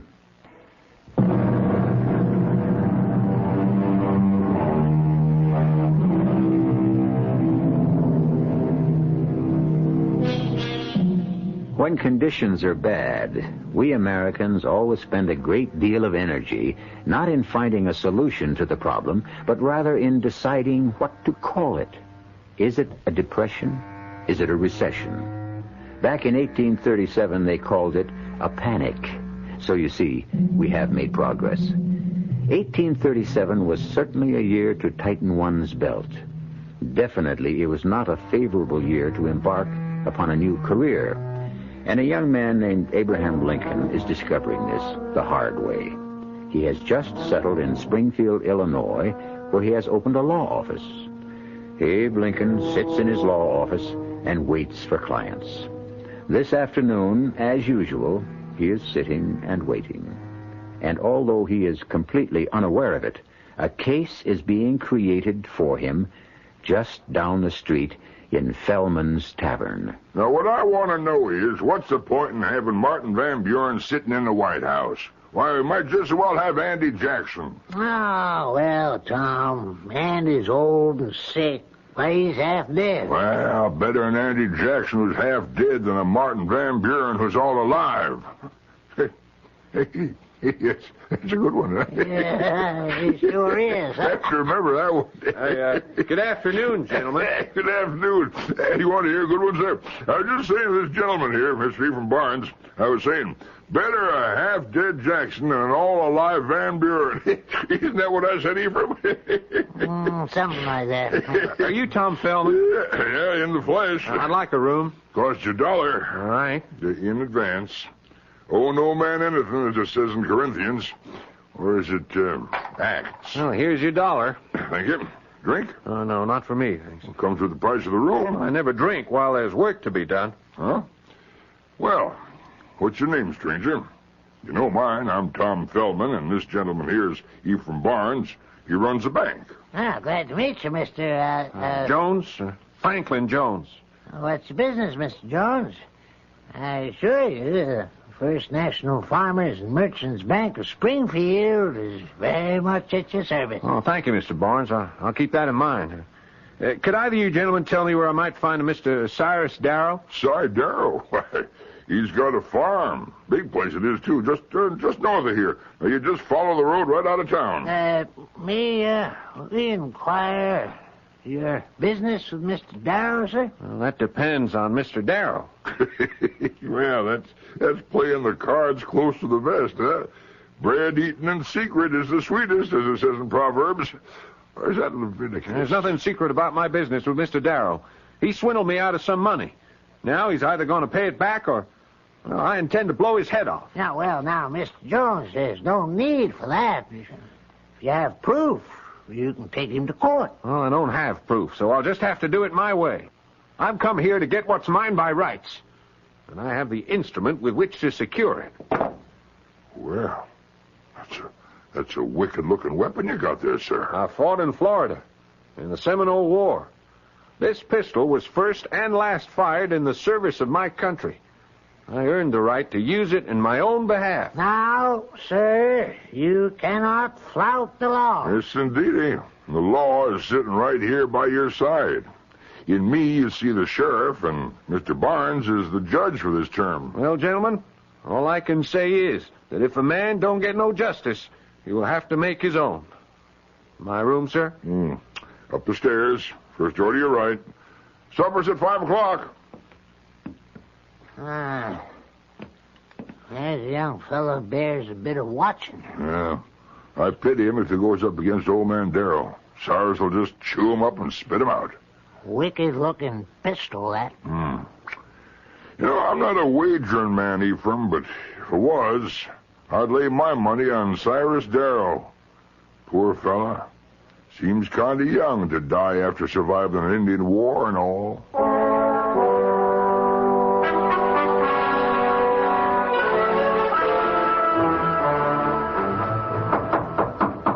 Who the devil's name's out there this time of night? up business with me. Go on home. Got a bone to pick with Cyrus Darrow? You come round in the daylight time, like honest, respectable folk. All right. Don't bust her down. I'm coming. Oh, well, so it's you, eh? Come whining around to see if I'll leave you off the hook, eh? Well, you can hang there and squirm till I'm good and ready to... You think that pistol can scare me, eh? You ain't man enough to... Come on now. Hand it over before I make you chew it up. You yellow-bellied...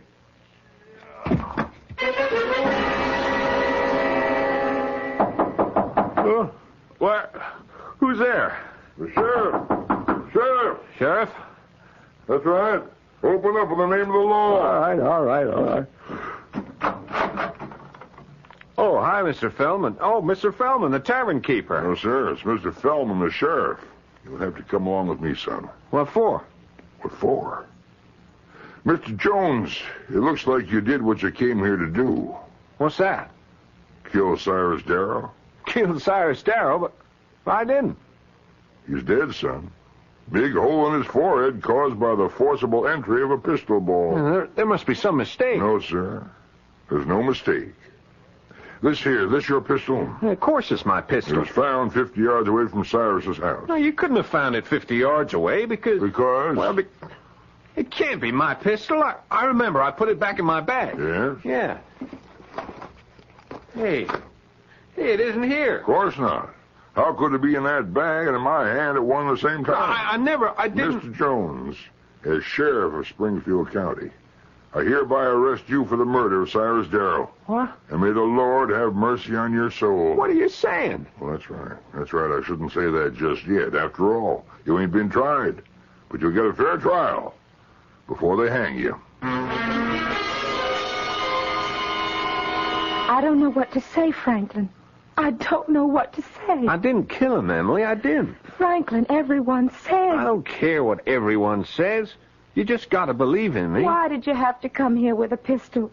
Why did you have to threaten him in public? Why? Because I'm stupid, that's why. Oh, Franklin, I'm sorry. I guess I really am in the soup this time. This man, Cyrus Darrow, was very well liked. And the evidence against you, it's so strong. Evidence? What evidence? What evidence?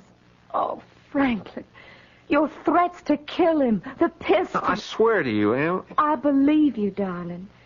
But there's going to be a trial. Well, I'll make them believe me. I'll make everyone believe me. You'll need a lawyer. Yeah, well, I'll hire a lawyer. And Yeah, what is it, dear?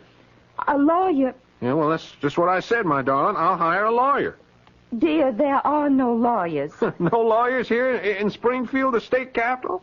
Why, in a place like this, there are nothing but lawyers. I've been asking around, and I've gotten answers. One fella says, sorry, ma'am, I just couldn't take on another case. And meanwhile, he's got his feet on the desk, and I can see the holes in his shoes. And then another fella says, I never did try a murder case.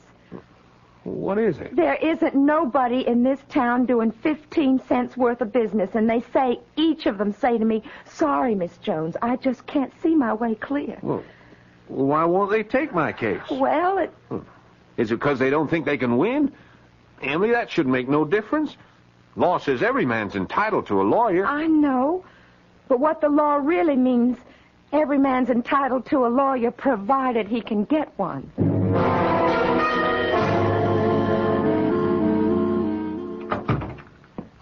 Yes, ma'am.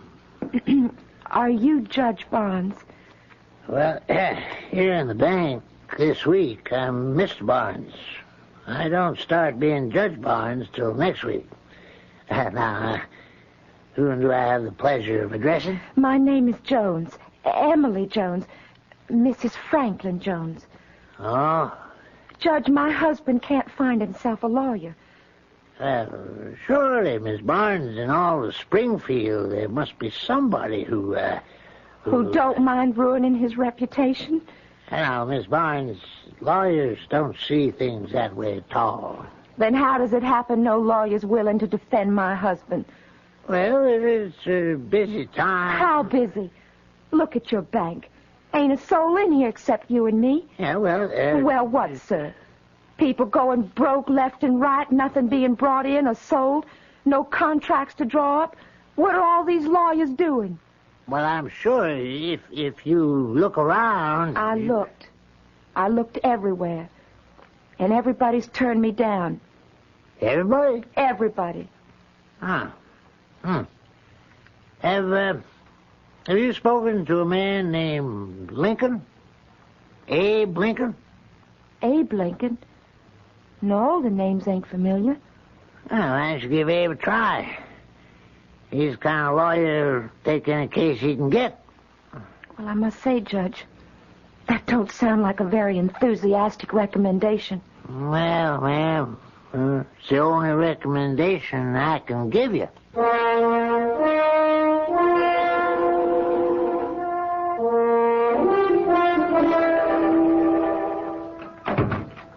Yes, ma'am? Will you please tell Mr. Abe Lincoln I'm here? There's no need to do that, ma'am. You've already done so. You? You're Abe Lincoln? The plea is guilty, ma'am. Now, to whom do I have the pleasure of... But you don't... I know I don't look like a lawyer. Well, the fact is, I don't look very much of anything else either. Well, Won't you have a seat, ma'am? Now, my name is Emily Jones. My husband, Franklin... Was he named after Ben Franklin? Yes, sir, I believe so. The great man. Yes, sir. He, my husband, is going to be tried for murder. Yes, I know. And I need a lawyer. Well, you've come to the right place. You mean you're willing to defend him? I'm ready, ma'am. Well, that may be, but I've got to ask you about your qualifications. How many murder cases have you tried? How many? To be exact, ma'am, none. None? Miss Jones, a fella has to start someplace. Well, but not with my husband. Well, I do have one qualification. Matter of fact, it could turn out to be the most important qualification of all. What's that? I'm the only lawyer in town willing to take the case.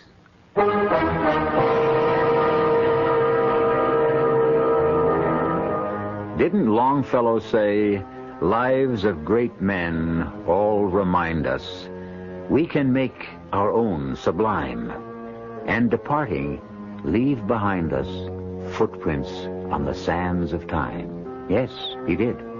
However, what we should realize about the lives of great men is the fact that most of them weren't always great.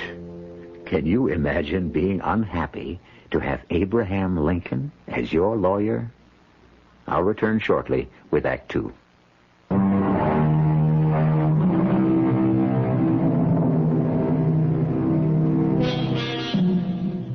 His name is Franklin Jones. Right now, he is in the jailhouse in Springfield, Illinois, in the early autumn of the year 1837. He's accused of murder. His prospects are bleak. The betting is better than 10-1. He'll feel a rope around his neck before the month is out. The odds have not been lowered by the fact that his lawyer is a young man named Abe Lincoln. And who was in the tavern when you came in? Mr. Fellman, Mr. Barnes. No one else? No, no one else. I asked if they knew where I could find Mr. Cyrus Darrow, and they asked why, and I told them. Couldn't you tell them that it was your own affair? Well, I didn't. Oh, you always have to be bragging about something, no matter how many times I tell them. Please, Emily. Mr. Lincoln here ain't interested in our personal business. Oh, but I am. You are? Why? Because you never can tell what might be important. All that's important is to keep the rope away from Franklin's neck. Well, that's exactly what we're trying to do, Miss Jones. Now, Frank, you came here night before last from Valley Junction. That's right.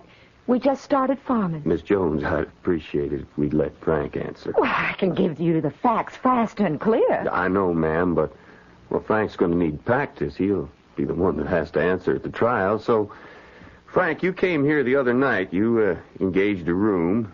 You stated your business to Mr. Fellman and to Mr. Barnes. Like a fool. Yes, sir, that's right. And you showed them the pistol. Why? Well, the pistol was a present to my dad from General William Henry Harrison. Dad was with Harrison at the Tippecanoe. You see? He wanted to brag about it. Mr. Fellman and Mr. Barnes, well, they weren't easy fellas to talk to. You know what I mean. I know what you mean, Frank. So I just went upstairs to my room and I went to bed, figuring I'd see Cyrus Darrow first thing in the morning. And, well, the next thing I knew, there was a knock on the door and it's the sheriff. I'm being arrested for murder. And at no time during the night did you arise from your bed and go forth to Mr. Darrow's place and shoot him? I did not shoot him. I was asleep in my room. Well, we have to make that defense stand up. You sound like you don't believe him. Oh, I believe him. I'm not the problem. We've got a judge and a jury to consider. And Frank, the pistol, where was it? In the bag. You placed it in the bag before you went to sleep? Yes, sir. Well, how did it get to where it was found, in the field, 50 yards from Mr. Darrow's door? I don't know. Well, the prosecution will say that you went there, shot Cy Darrow, fled from the scene, and in your guilty terror and confusion, you dropped the gun. Well, I couldn't have dropped the gun when I wasn't even carrying it to start with. I wasn't there. Well, then we must claim that someone came into this room while you were asleep and stole that pistol. Yeah, well, that's the only way it could have happened. You, were conscious of no one? Oh, I was asleep. Tell me this. What was your business with Mr. Darrow? Why do you want to know? Frank? Is that important? It's the first question the prosecutor will ask. I should know. Oh, all that was before he was killed. Frank. Well, I enlisted in 1829. 1830. Oh, yeah, that's right. And I served in Georgia and Florida. And when I wanted to marry Emily, well, you don't get married on sergeant's pay. Oh, not to me, you don't. Anyway, there was this fella in the company, first platoon he was, a funny little fella, fat and baldy, you know, but smart. He was a Frenchman or a German or something like that. He spoke funny. You know, the Army's full of all kinds of foreigners. Well, they had to run here because they're having all kinds of revolutions in Europe. Will you get to the point? Now, why should Mr. Lincoln care beans about them revolutions in Europe? Yeah, well, his name was Fuller, and he knew all about plants and flowers, you know, and he said, Jonesy, some of these varieties could grow very well up north if... Yeah? If what? Yeah, well, I never did find out. You see, he and I were going into business, and we collected boxes and boxes of various seeds, and we was going to sell them to farmers up this way, where I was well known. That is, I knew some people. And since Cyrus Darrow was one of the biggest farmers in this parts, well, we wrote to him, and he wrote back offering to buy a special kind of feed grass. Yeah, we sent him $30 worth, and he never did pay up. So we wrote and we asked him for our money. And he sent back an answer saying he'd be hanged if he'd pay a cent for some sticky Georgia thistles. What was that man talking about anyway? Well, I don't know. I could have made a mistake and not cleaned out the seed like Fulda said you had to do. Well, he invited me to come up and look at his brand new thistle patch, and also give him the opportunity to wring my neck at one and the same time. And I said, Frank, you go up there and you get your money.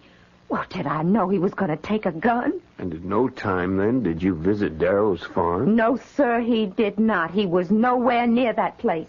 Frank? No, sir.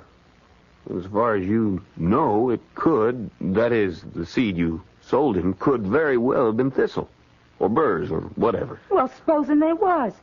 What does this have to do with the killing of Cyrus Darrow? You weren't up there, Frank? Well, I said I wasn't. Well, I'd better be getting along. Where are you off to? I think I'll ride up to Darrow Farm. Whatever for? I might learn something. What's to learn? The man's been murdered. We know that. Well, I might find some evidence. What kind? I have no idea, but I have to look. You mean you're going to look for something and you don't know what? Yes, I suppose you could put it that way. What was that, Miss Jones? Nothing. Just,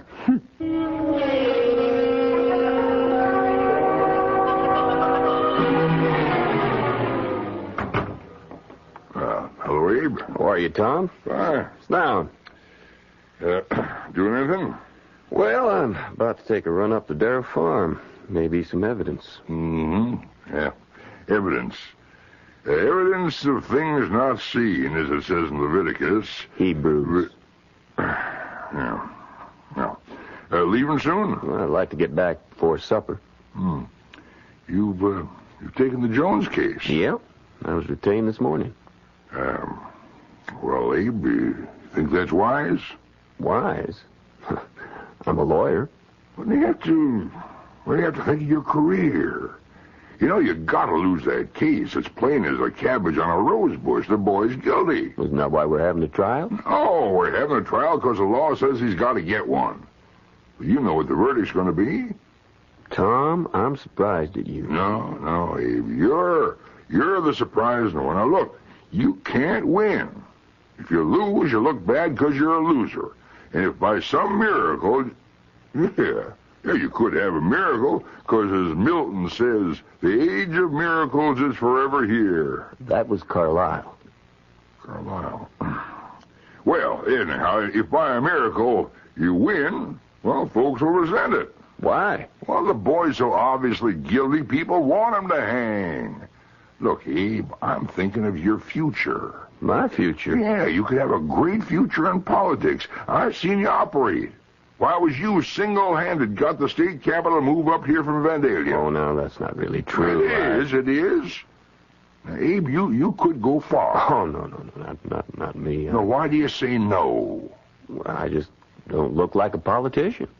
Well, there's no special way a politician's supposed to look. That isn't so. He's got to look kind of solidly dignified, like Daniel Webster, or sharp and smart like Clay or Calhoun, or shrewd like Tom Benton, or even jolly like Steve Douglas. But he can't afford to be funny looking like me. Well, I wouldn't say he was all that funny looking, Abe. I'm too tall, too thin, and I'm too bony and gawky. But you got all the brains. Well, brains alone was never enough. Abe, is there some way you could get out of trying this case? No, I mean it for your own good. Cy Darrow was well-liked. I wouldn't get out even if I could, Tom. Cy was very well-liked, and folks are mad. You think about that. Well, there's nothing to think about. Well, just thought I'd paint you a picture. After all, as William Shakespeare said, forewarned is forearmed. No, that was Miguel Cervantes.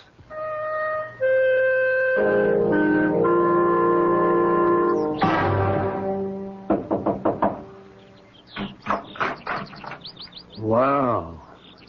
Hello there, Abe. Good day, Mr. Bennett. What brings you out here, Abe? Oh, I thought I'd come out here and look. For what? Oh, for anything I could find. I saw someone moving around in the house. Turns out to be you. Well, I was his lawyer. I'm just getting his papers put together. Well, come in. Look around, if you like. Thank you, Mr. Bennett.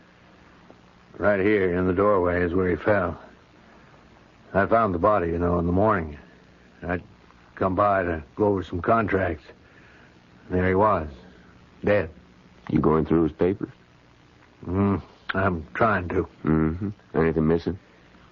Well, Abe, either stuff is missing or he hid him away somewhere. What do you mean? I mean, he didn't tell his lawyer everything. No client ever does. You're going to find that out. Well, what would seem to be missing? I haven't had a chance to go through it all, but I know for a fact he's been lending out money all over town. The way things are with the banks and all, he was the only one with hard cash. Yes, I heard. Well, you could say there were plenty of folks who might have had a motive, Mr. Bennett. Yeah, you could say that, Abe.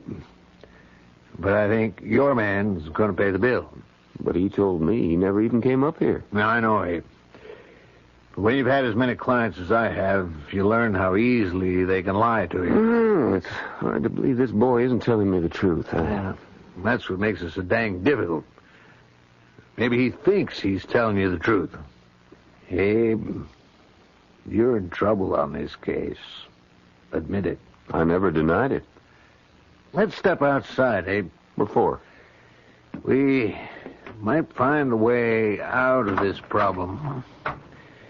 Now, Abe, just off to your left, leading to the road, there's a full acre, and it's planted in what? Now, hold on, Mr. Bennett. That's a wild field. No, that's a planted field, Abe. But who'd want to plant all those weeds and burrs and thistles? They come from the seeds my client bought from your client. That's hard to believe. Why? Let's say your client's a sharper, or he made an honest mistake. Don't matter. But he made my client mad. My old Si was ready to kill that boy on sight. Get my point? Mr. Bennett, I think I do. Now, taking it straight from there, you begin to see a new line of approach in the case. Mr. Bennett, let me tell you, sir, I am eternally in your debt. To think, I had just considered this case was hopeless. Abe, when everything looks hopeless, that's the time you really start to hope.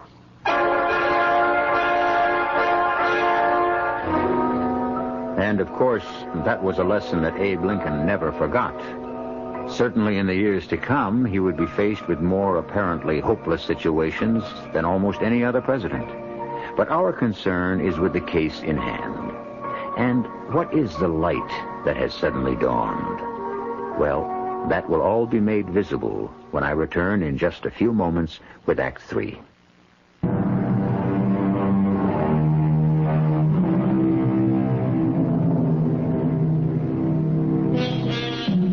It is always surprising to consider that what we call psychology is a science of recent vintage.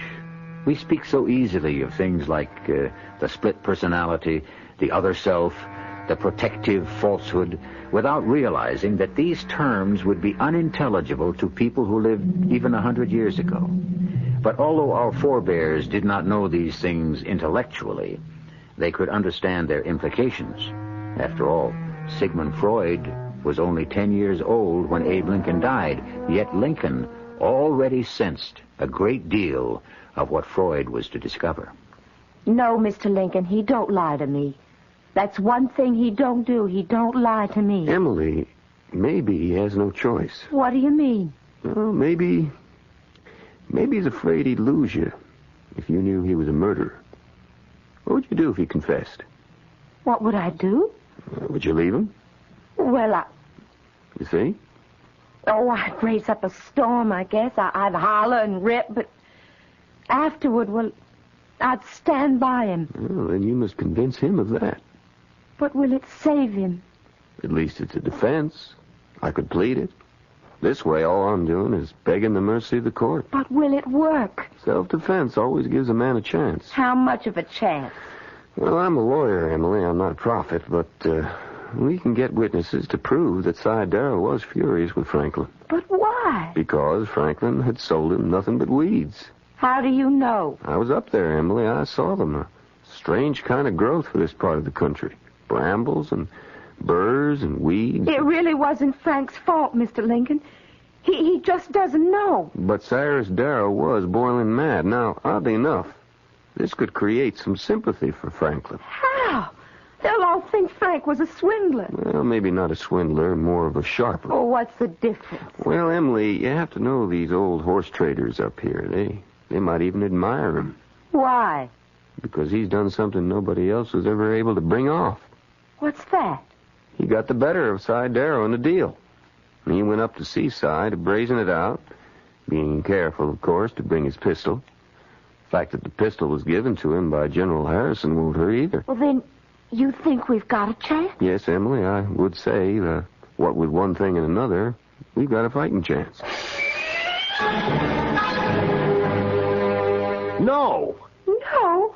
What do you mean, no? You heard, Emily. I said no. What Mr. Lincoln just explained. I know what Mr. Lincoln just explained. Don't you understand? If you don't plead self-defense, you're sure to hang. Well, I ain't gonna do it. Why? I told you once. I told you 1,000 times. I wasn't there. What, Frank? I didn't kill him. I give up. What can you do with him, Mr. Lincoln? Mr. Lincoln, would you want me to get up there on that stand and tell a lie? Is it a lie, Franklin? You mean you didn't kill Si Darrow in self-defense? Huh. Here's a hole to be in. A man's wife won't believe him. His lawyer won't believe him. Frank, we only Franklin, I can only plead the defense my client gives me. Since I wasn't at the scene of the crime when the murder took place, I don't know what happened. Well, I don't know neither. I wasn't there myself. I was asleep in bed in my room at Feldman's Tavern. But, Franklin, nobody's going to believe that. Well, ain't that what I got a lawyer for, so we can make folks believe me? Or is this case too tough for you, Mr. Lincoln? Well, it's tough enough. Hey, did you find anything up there at Darrow's place? How'd you know I was up there? Well, look at your pants. Oh, yeah. Yeah, them little burrs. Almost too small to see, unless you're looking for them. Yes, sir, you'll be picking them off your pants legs for weeks. I thought I'd gotten rid of most of them. No, sir, they're hidden where you can't even see them. And some of the seeds, why, they'll even germinate on the clothes, seems like. You better boil those pants. Oh, well, thank you. I guess Darrow was right, Emily. We did sell him weeds. I didn't mean to, Mr. Lincoln. It's just that Corporal Fulda would have known what to do. He said you had to wash the seed in something called alkali. I don't even know what it is. What are you going to do now, Mr. Lincoln? Tell me, who else was in the tavern when you came in? Well, I told you, just Mr. Fellman and Mr. Barnes. Nobody else? No, sir. You positive? I'll swear to it. Well, do you know anyone in the town? No, sir. Not a single solitary soul. Why do you ask? Well, Emily, it's about time I started asking questions. But you've been asking questions all along. No, not the right questions, and I haven't been asking the right people either. Well, Abe, I can only tell you the boy insists on having a rope put around his neck. Well, he refuses to plead self-defense. In my opinion, he'd rather die having his wife think he's not a murderer. I believe him. It can be a dangerous business when you start believing clients. It can even be a more dangerous business when you don't. What can I do for you, Abe? You been through all the size papers yet? All I was able to turn up. Would either Tom Fellman or Ephraim Barnes have owed him money? Well, now, Abe, this is a lawyer-client relationship. You asking me to break it? Well, the client's dead, Mr. Bennett. And I'm not asking out of idle curiosity. Yes, he did have a mortgage on Fellman's.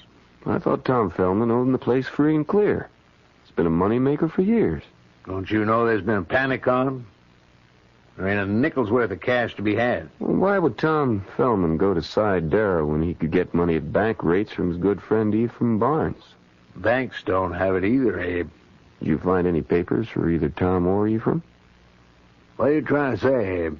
I'm just asking, Mr. Bennett. To answer your question, no. There's no papers for either one of them. And yet, they both owed him money. I'm reasonably sure of it, Abe.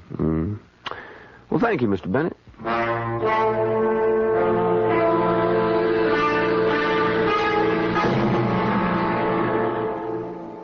Good afternoon, gentlemen. Well, Abe. Afternoon, Abe. Have a drink.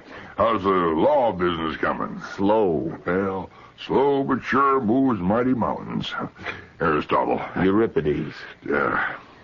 Abe, I swear one day I'm going to catch you. Gentlemen, we have some business to discuss. They discuss business at my office only. This is legal business, Ephraim. Then I'd rather discuss it at your office. It has to do with the upcoming trial of Franklin Jones. In that case, I don't discuss it at all. I'm scheduled to be presiding judge, you know. I don't think so, Ephraim. Well, what you saying? You can see the calendar. I'm going to ask you to disqualify yourself, Ephraim. What are you saying, Abe?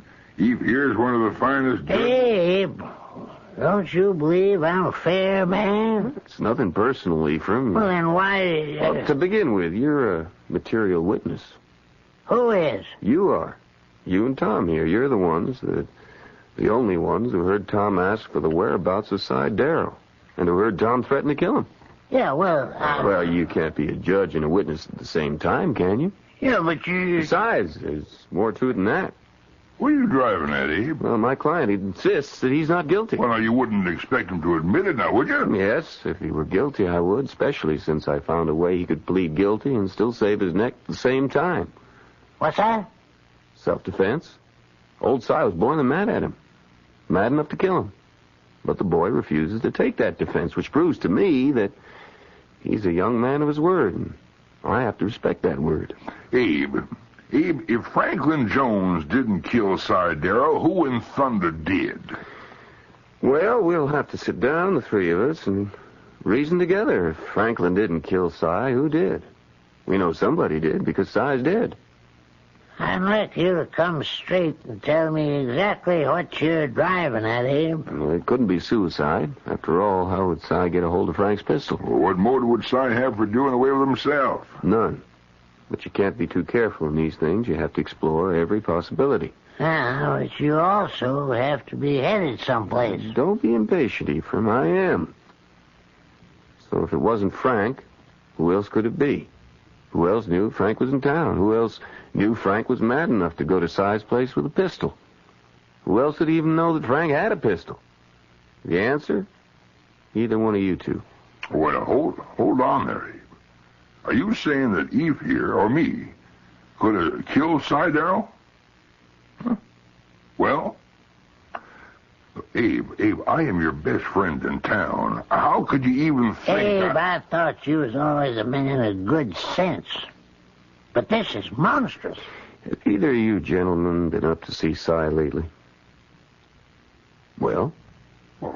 I ain't been up to Si Darrell's place since I bought a pony from him in 33... No, it was 34. Well, yeah, it's been 3 years. Ephraim? It's been at least a year since I had occasion to visit Si's farm. Where'd you transact your business? Whatever business we would transact, we would do at the bank. Gentlemen, one of you two is lying. Hey, now look here. Now, you want to be careful now, Abe. Friendship only excuses just so much. Let me borrow that chair. Now, I'm going to put my foot up on the seat of it. What for?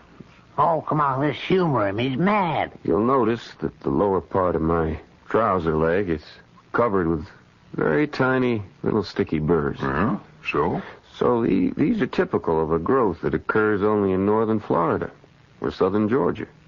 You can't find them anywhere else in the country except at Si Darrow's farm. Well, now, what's that got to do with the price of tea in China?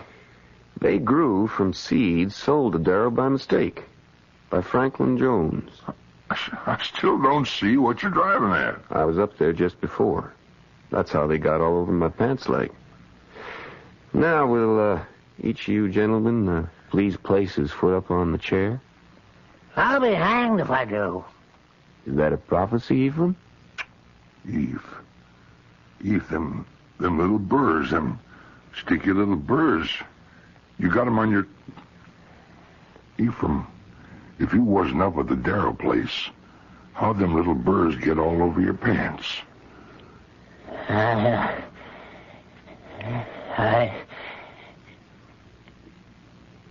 Pour me a drink, Tom.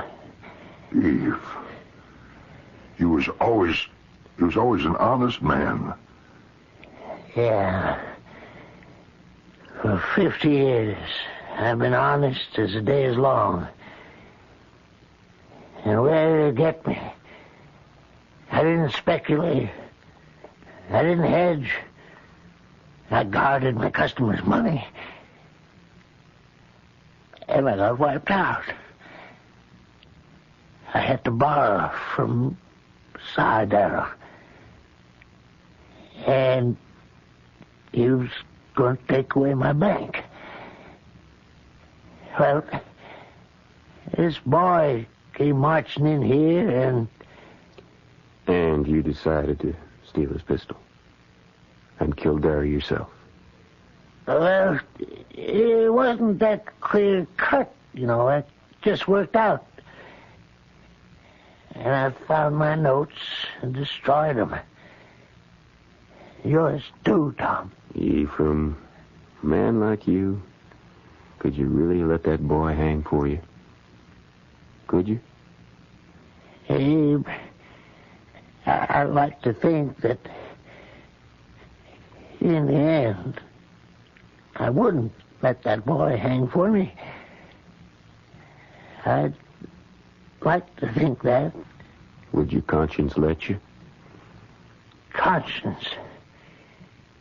Abe, when you face the rope, you know the saying, conscience does make cowards of us all.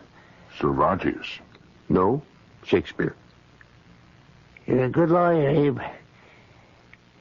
Would you defend me? Ephraim, you mean You want me? Why, you could have anyone, even Stephen Douglas. I want you, Abe. Nobody but you. Thank you, Ephraim. I'm grateful. I'm humbly grateful.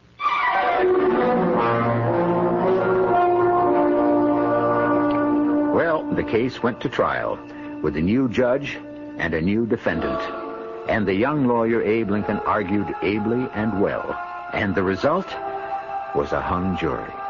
But, as Abe Lincoln said afterwards, better a hung jury than a hung client. Well, you hang around. I'll be back shortly.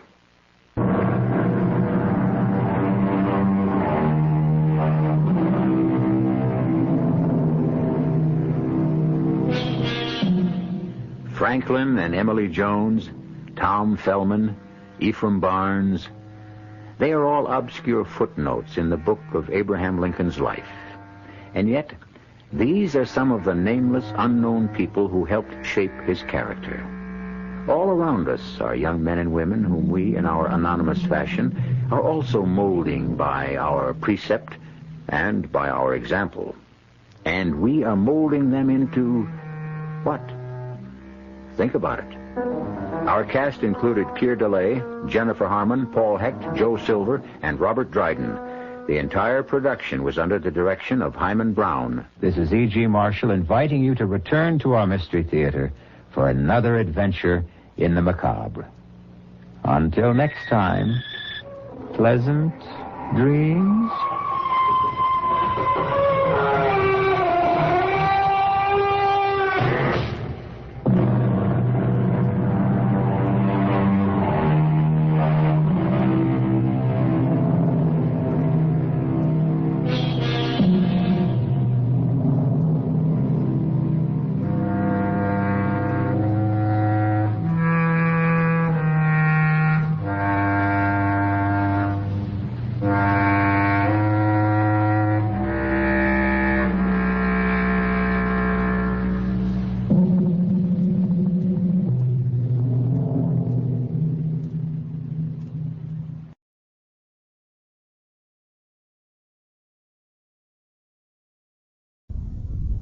The CBS Radio Mystery Theater presents...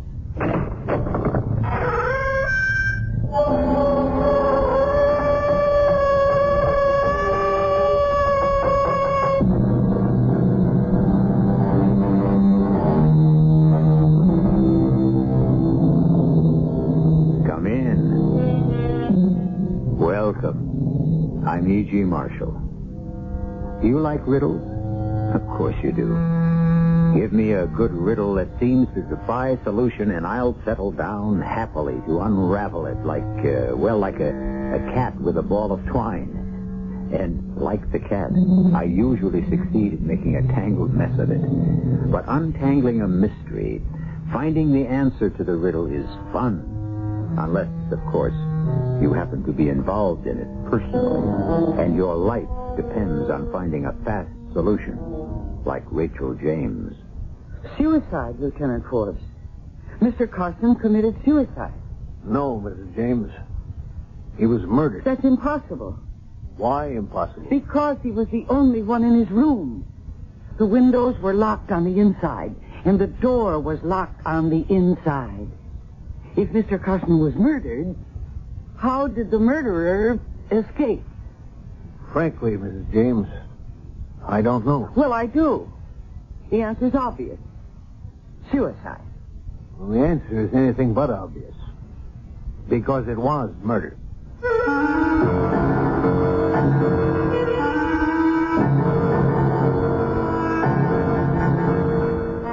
Our mystery drama, Key to Murder, was written especially for the Mystery Theater by George Lothar and stars Mercedes McCambridge.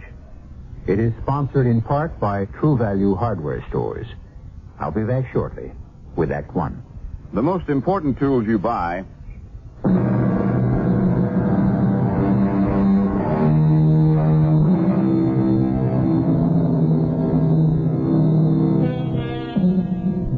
I might as well come right out and say it. I'm no Sherlock Holmes. Are you? Well, whether you are or not, Here's your chance to match wits with Police Lieutenant Michael Forbes. Mike to you. Luckily, you have nothing to lose. Mike had everything to lose. The life of the woman he had come to love. The story begins in a certain old 4-story brownstone in a certain large city on a certain cold and wintry day. In the rather stuffy Victorian living room, Rachel James and her closest friend, Minerva Hall, are having a much-needed cup of tea. Another cup, Rachel? Oh, I guess so, Minerva. Might as well enjoy it while I can still afford it. Oh, come on now. Things aren't that bad. Just because 2 of your roomers packed up and left. Mm-hmm. Mrs. Parker's making noises about doing the same thing. I don't know that I want to go on living in a boarding house where there's been a suicide. That's what she told me this morning. It's always darkest before the dawn, Rachel, and Minerva, please. This is no time for one of your life can be beautiful proverbs. I'm in a real blockbuster of a bind. You know as well as I do that I've gone through an awful lot since I inherited this rooming house from Aunt Hattie. I know it hasn't been easy for you. Easy? Well, with inflation and taxes and mortgage payments and skyrocketing fuel bills and I don't know what all, I've just barely managed to keep my head above water. And now with 2 boarders gone, 3 rooms empty, counting poor Mr. Carson, I don't know how I'll make ends meet. I just don't know. One thing you can do is stop worrying. We'll get by somehow. If worse comes to worse, you can always sell the place. And I've got my job at Gibbon Real Estate. Don't look at me like that, Rachel. After all, I am your oldest and closest friend. Oh, my dear Minerva, let's face that. You just get by as it is on what they pay you as a clerk. And there's... Well, I don't like to mention... I know. My mother. If it weren't for you footing the bills, I'd never be able to keep her in that sanitarium in Cleveland. That's another problem to worry about. What happens to her if I go broke? Well, she is really not your responsibility. No, but she is. She's your mother. I couldn't let anything happen to her any more than I could let anything happen to you. There's somebody at the door. Maybe someone who wants to rent a room. Yes. Miss James? Yes. Lieutenant Mike Forbes, homicide? Lieutenant? Homicide? You mean the police? Yes, ma'am. Oh, well, won't you come in? It's a terribly cold day, isn't it? Yeah, cold, windy. I walked over from the precinct station. It's just a couple of blocks. The wind darn near blew this pipe of mine right out of my mouth. I see you held on to it. You object to pipe smoking, Miss James? I mean, if you do... Oh, no, that's, quite all right. Well, now, Lieutenant, I have 1 or 2 rooms I think you might like. There's one on the 4th floor that's very spacious. It overlooks the garden in the back. It's very quiet. Miss James, I'm not here to rent a room. I'm investigating the death of Harold Carson. Oh. Will you come into the living room, then? Minerva, this is Lieutenant Forbes of the police. My friend, Miss Minerva Hall. How do you do? Undo. Won't you sit down, Lieutenant? Oh, thank you. Well, now, you say you're investigating poor Mr. Carson's suicide? Yes, ma'am. The fact of the matter is, it wasn't suicide. Not suicide? No, ma'am. Harold Carson was murdered. Murdered? Oh, but that's not possible. Hmm? Why isn't it? Well, you know how he was found, don't you? I mean, don't the police make out reports and things? Oh, I read the dope sheet all right. Well, then you know he was found on the floor with his head right next to the gas heater and all the jets turned on full. Yeah, I know, but... Minerva here and I smelled the gas, and we traced it to Mr. Carson's room, and we called to him. But he didn't answer, and then we tried to open the door. But it was locked on the inside. So Min and I had to break it in. And thank heaven she was here, because I'd never have been able to do it alone. Yeah, I can imagine. And there he was, the poor man. He was dead. A suicide. Ma'am, I I hate to disagree with you, but Mr. Carson was murdered. It looked like suicide, yes, but it was meant to look like suicide. But the autopsy report from the medical examiner's office states that the old man was first rendered unconscious by a blow to the head, and that death by asphyxiation, gas, followed.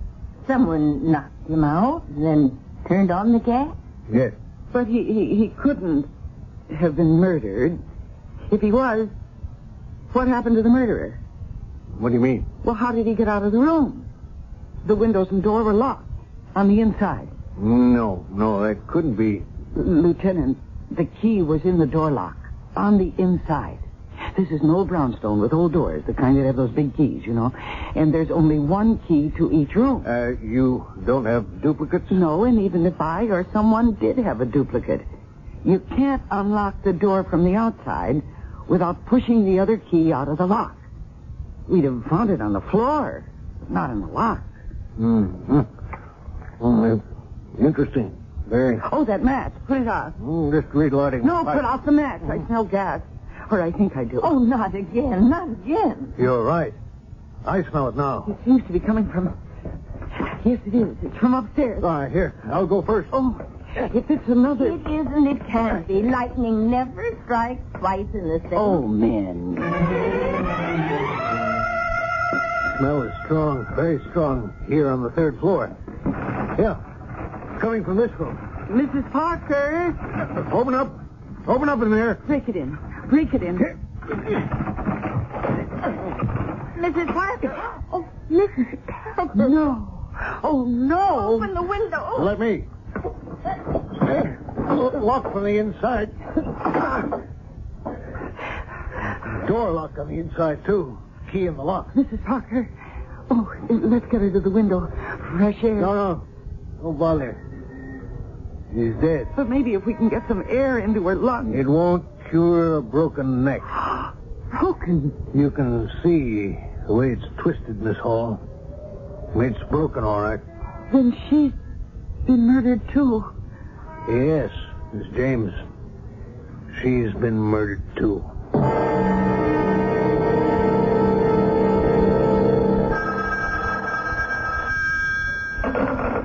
Hello? Oh, yes. Just a minute. For you, Lieutenant. Oh, thank you, Miss James. You? Well, I've questioned all but one boarder, Inspector Morris. A guy named Whitman. No. I'll stick here. It's just 5 o'clock, and Miss James says she gets home promptly at 5 every day. Yeah, well, okay. I'll see you in your office.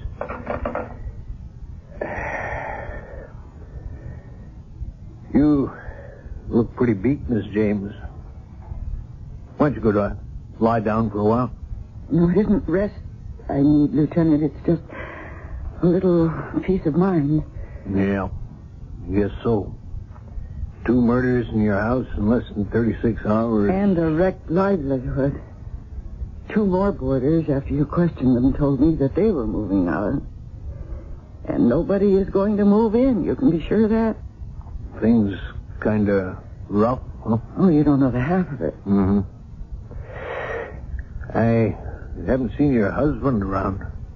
You a widow, maybe? I'm divorced. Oh, I'm sorry. No, you needn't be. He was a drunk. I put up with that for years. I would have gone on, I guess, except that he started to cheat on me. There was another woman. I never found out who she was, but I... Oh, I guess this is Whitman, huh? Yes, it is. Mr. Whitman, will you come in here, please? If it's the... He's thrown 2 touchdown passes. The last observation you make, Jack, is the key. He hasn't been sacked. And again, I reiterate... This is Lieutenant Forbes of Homicide. And according to him, Mr. Carson didn't commit suicide. He was murdered. And then just a couple of hours ago... let me handle this, Miss James. Sit down, Mr. Whitman. John C. Whitman, right? Yeah, but what happened a couple of hours ago? Now ask questions. Well, you don't understand. I'm a newspaper reporter, Daily Globe. Well, not exactly. I want to be a reporter, and I need a break, you know. I keep looking for a break, and if there's been another suicide here, wait, you said murder. There's been another death, yes. Miss James has filled me in on you pretty much, so just answer me a couple of questions now. Sure. You work at the Daily Globe, 8 to 4:30, right? That's right, 8-hour day, half hour for lunch. Yeah.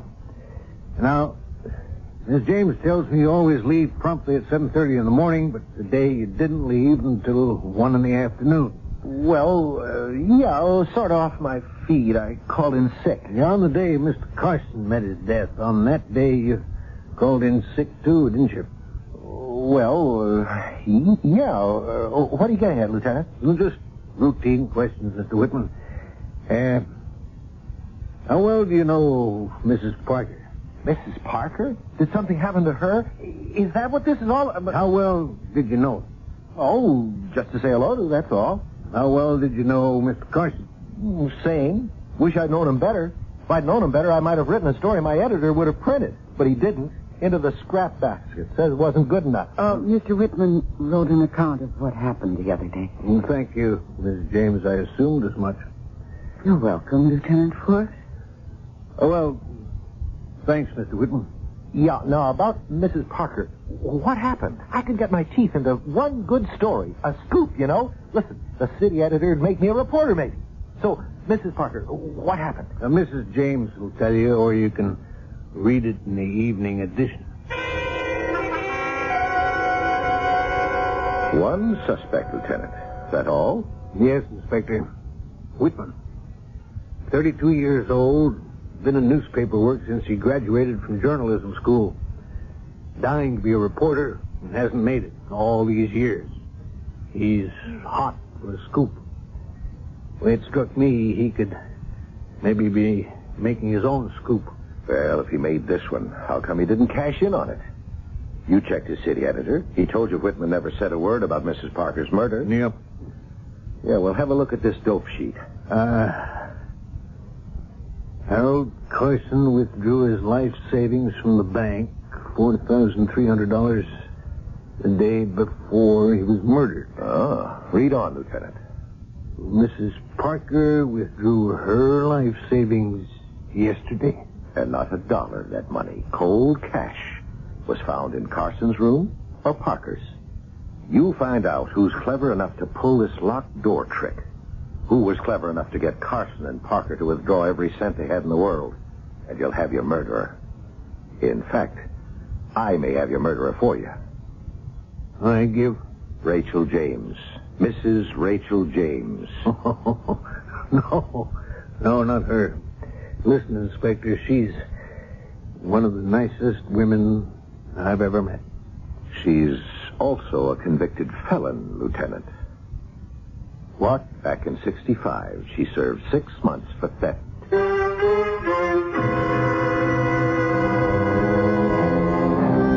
look on Lieutenant Mike Forbes' face reveals not only shock, but something else. I don't know what it is myself. Maybe... Well, no. It couldn't be that. He's only known Rachel James a few hours at most. And I've never believed much in love at first sight. I don't know. Maybe we'll find out when I return for Act 2. You know how...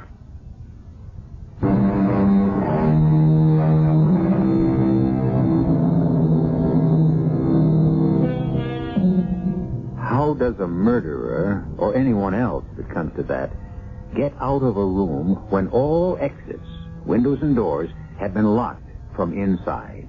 Impossible? No. After all, whoever murdered old Harold Carson and Mrs. Parker and tried to make their deaths look like suicide must have accomplished what only seems impossible. Up to this point, I've been unable to figure it out, and perhaps you have too. So let's join Lieutenant Mike Forbes in the living room of that old 4-story brownstone as he tries getting to the bottom of things. Lieutenant, are you accusing me of murdering Mr. Carson and Mrs. Parker? No, Mrs. James. Then why did you come here to ask her if she'd ever been convicted of theft? Now, Miss Hall, if you don't mind, I'd like to talk with Mrs. James alone. I do mind. Rachel's my friend, my inseparable friend. Whatever you have to say, you can say in front of me. Do as he says, Min. I'll be all right.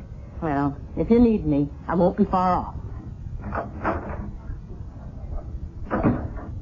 Miss James, I'm sorry if I'm causing you an embarrassment, but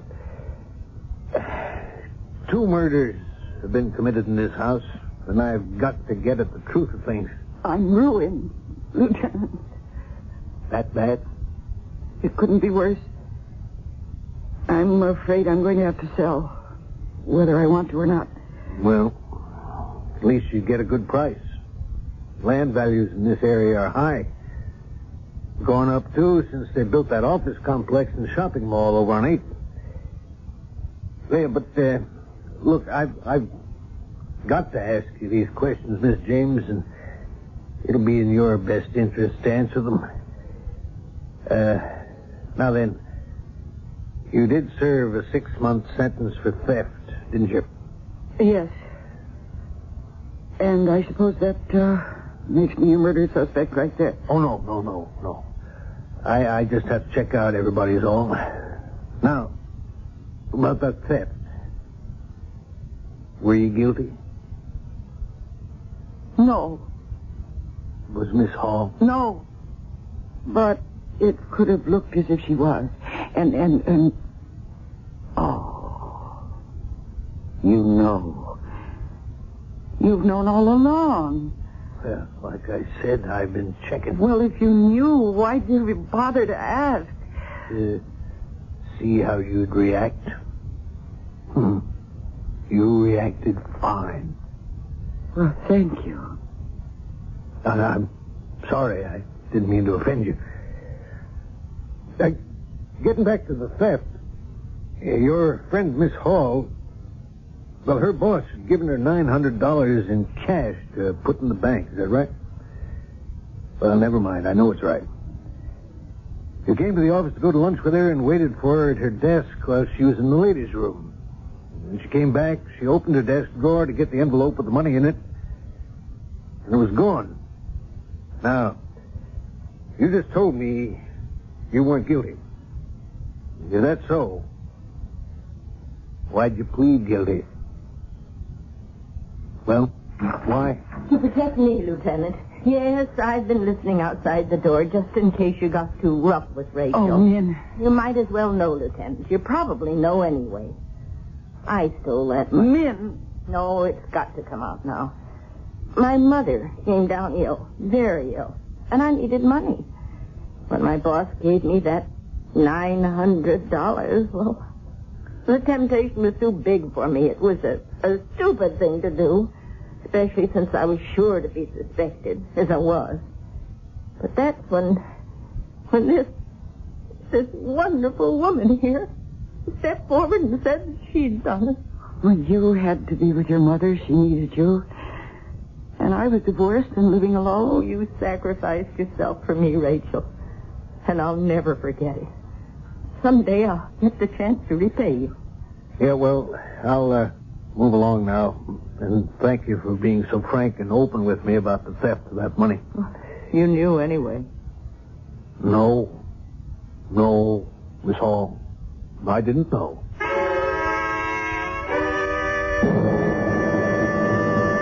Then, as I see it, Lieutenant, you've got 3 suspects now. 3, Inspector? Jack Whitman, Minerva Hall, Rachel James. Rachel, Miss James, you can eliminate her. She didn't do it. Well, you seem awfully sure of that. What makes you so sure? Well, I just can't imagine her killing anyone. No, she's a very decent sort. Generous, sympathetic. Well, anyhow, that's the picture I get from the boarders I talk to and my own observation. Attractive to whom? Meaning what, Inspector? Well, don't let any interest you may be developing in Rachel James put blinders on you. Now, about this Miss Hall, this close friend of Mrs. James, you say she admitted stealing that $900 and letting Mrs. James take the rap for her? Yeah, but she's no common thief, Inspector. No, The Whitman guy who interests me. I talked to his editor at the Daily Globe. Seems Whitman has been knocking himself out to get to be a reporter for years, but just hasn't got what it takes. He fools himself into thinking all he needs is a break. And you figure maybe he's making his own breaks with these murders. That could be. The more I think about it, Lieutenant, the more it seems to me cracking this case depends on finding the answer to those locked rooms. I couldn't agree more. Check the doors and the windows. They're solid. No gimmicks. You'll laugh, but I even checked for secret panels. Well, it's an old brownstone, you know. You never know what you might find, but no dice. Well, keep after it. There's an answer. Find it. Yeah. I got a feeling I better find it fast. Why? I don't know. Just one of those feelings you get. Feeling that tells me there could be another murder. Rachel, this is Mr. Gibbon. Arthur Gibbon, my boss. Mr. Gibbon, Rachel James. It's a pleasure, Miss James. Won't you sit down, Mr. Gibbon? Thank you. Well, Miss Hall has told me of your situation here. Says that you talked to her about selling your house, and as I understand it, 2 murders have been committed in this house. Most of your boarders have moved out because of them, and, well, the house has gotten itself a bad name. That's unfortunate. It's most unfortunate. Brings its value down, you know. Yes, I guess so. And tell me, Miss James, any idea what your house is worth? Well, no, not really. I was thinking you might make me an offer. Well, yes, I could. Under the circumstances, the best I can do, the very best, would be $50,000. Oh, you're not serious, Mr. Gibbon. I'm afraid I am. But the land alone is worth more than that. Much more. Yes, but the bad name... Mr. Gibbon, the house has a bad name so far as renting rooms to boarders is concerned. But if you are the businessman Minerva's always told me you are, you wouldn't be buying the house. You'd be buying the land to tear the house down and put up an office building or something. Well... Yes, that's true enough, but, well, the land isn't as valuable as I gather you think it is, and as I understand it, you have no option but to sell.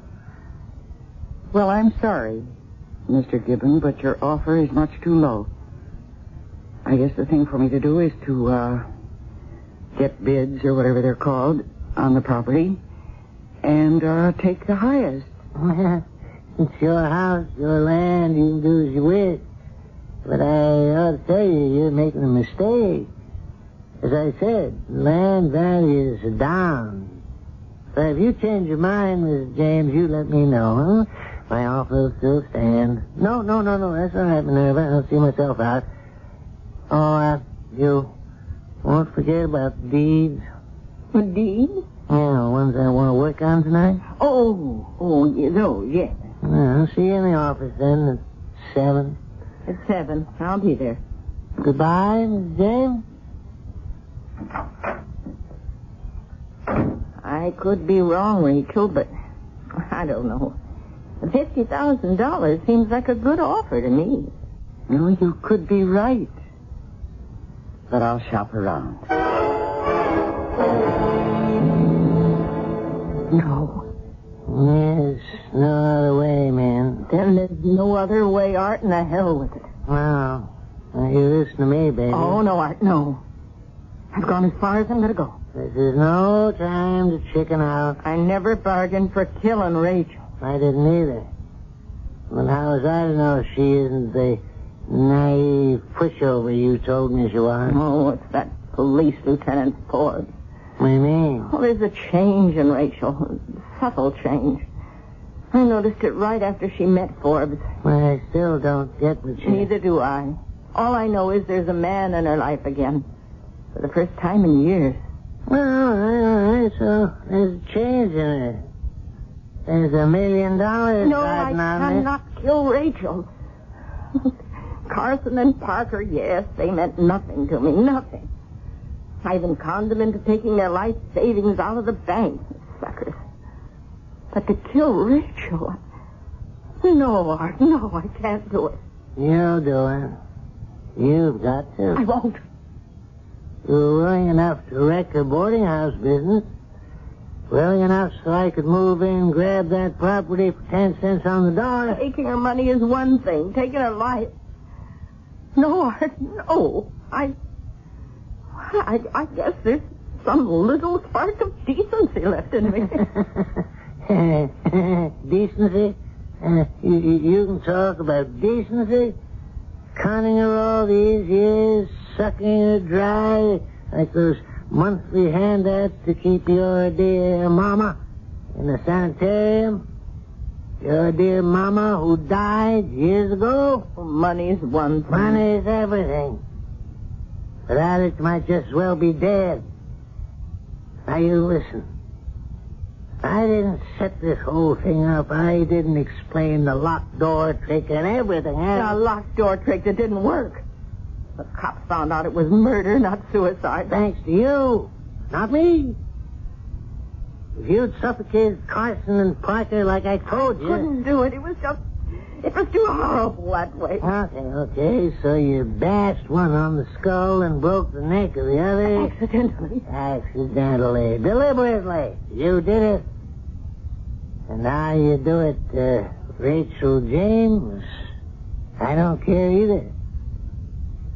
Do it. No. What are you doing? Calling the police. What for? Just tip them off on how Carson was murdered. And Parker? No. You're as guilty as I am. But not as involved. In fact, I'm not involved at all, man. I've seen to that. Filthy swine.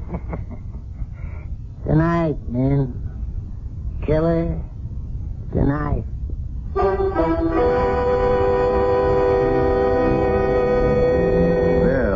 a spark of decency may still flicker in Minerva Hall's soul, but clearly it's been thoroughly quenched by Mr. Arthur Gibbons. Or has it? We'll see. We'll also see how someone can walk out of a room locked on the inside when I return for Act 3. This is WVBM Chicago.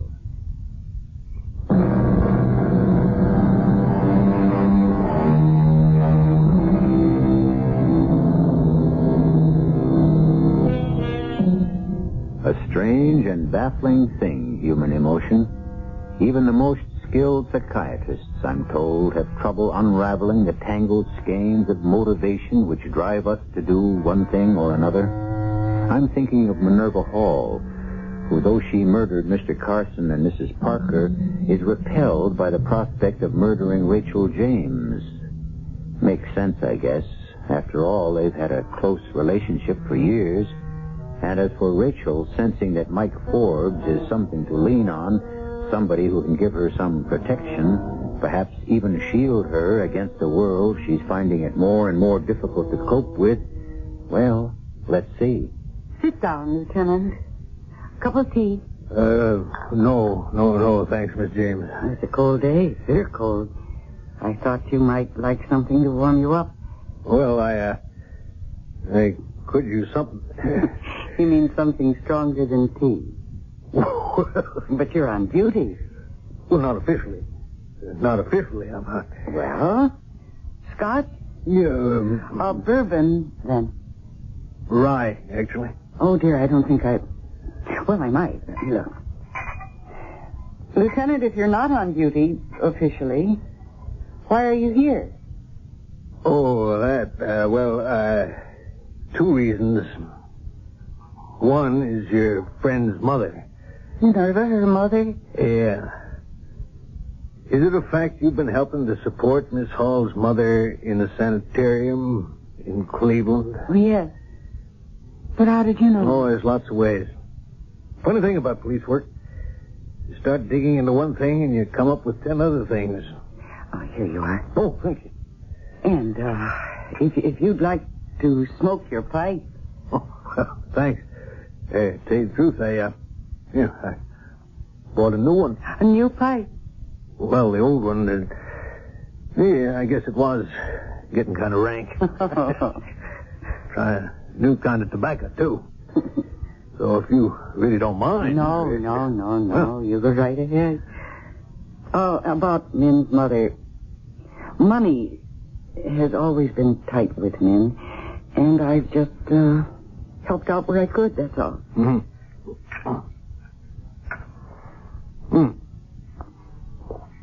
I see. What is it you like about Miss Hall so much? What makes her such a good friend? Well, that's a funny question, Lieutenant. I'd do anything for Min, and she'd do anything for me. It's as simple as that. You said you had another reason for coming to see me. Yes. What is it? Well? You. Now, there. Wait a minute. Don't get me wrong, Miss James. Rachel. I don't know how to put this exactly, but, well, it's like this. Oh, hang it all, Rachel. I like you. Well, I like you too, Lieutenant. You do? Well, women, they scare me. Always have. But not you, though. You, well, you're... You know what I mean? I think I do, yes.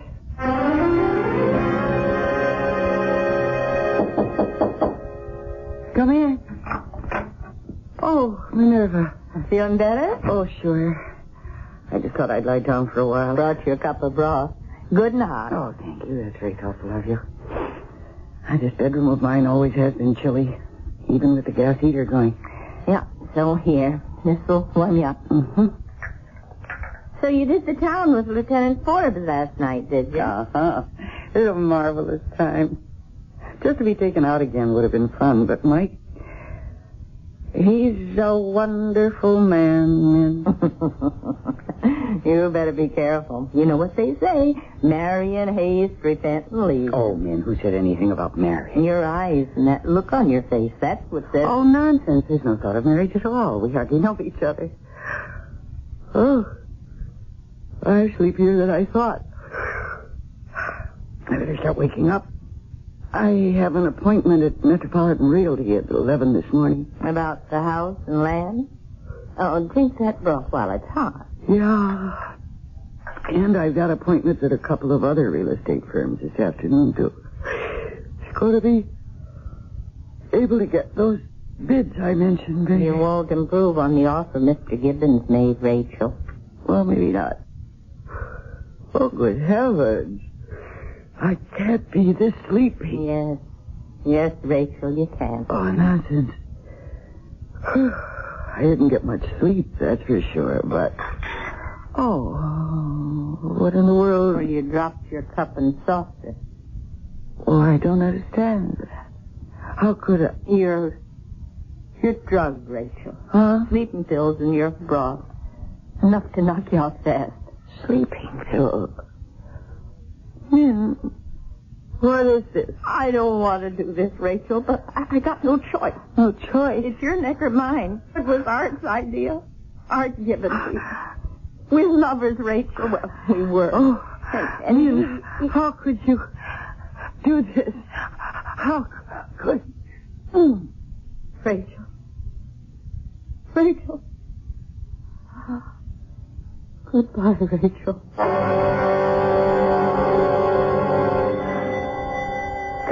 Coming. Oh, Lieutenant Forbes. Miss Hall? Miss James in? Oh, yes, but she's lying down. I hear you two painted the town together last night, huh? Oh, I wouldn't say painted it exactly. Enjoyed ourselves. Oh, Mr. Whitman, isn't it? Yeah, how are you, Lieutenant? Okay. Yeah, quite a bundle of laundry you got there. Yeah, always go out and pick it up Saturday morning. My day off. Well, see ya. I'll tell Mrs. James you dropped by, Lieutenant. Oh, well, maybe she'll be up before I go. I really dropped by to see you, Miss Hall. Me? About what? Oh, one or two things. Your mother, for one. My mother? Yes. According to my information, Rachel's been supporting her in that Cleveland sanitarium for years, giving you a monthly check for just that purpose. Oh, what of it? I checked with the sanitarium. They told me your mother died 4 years ago. Yeah! What? I smell gas up here. Lieutenant, Miss Hall. Hey, let's get up there. It's coming from Mrs. James' room. Mrs. James' room right there. Oh, no. It's locked. Rachel? Rachel! Get out of the way. Rachel! Rachel! Whitman, get that window open. Yeah, okay. Rachel! Rachel! Window shut. Here, break it, fast. Lieutenant... No.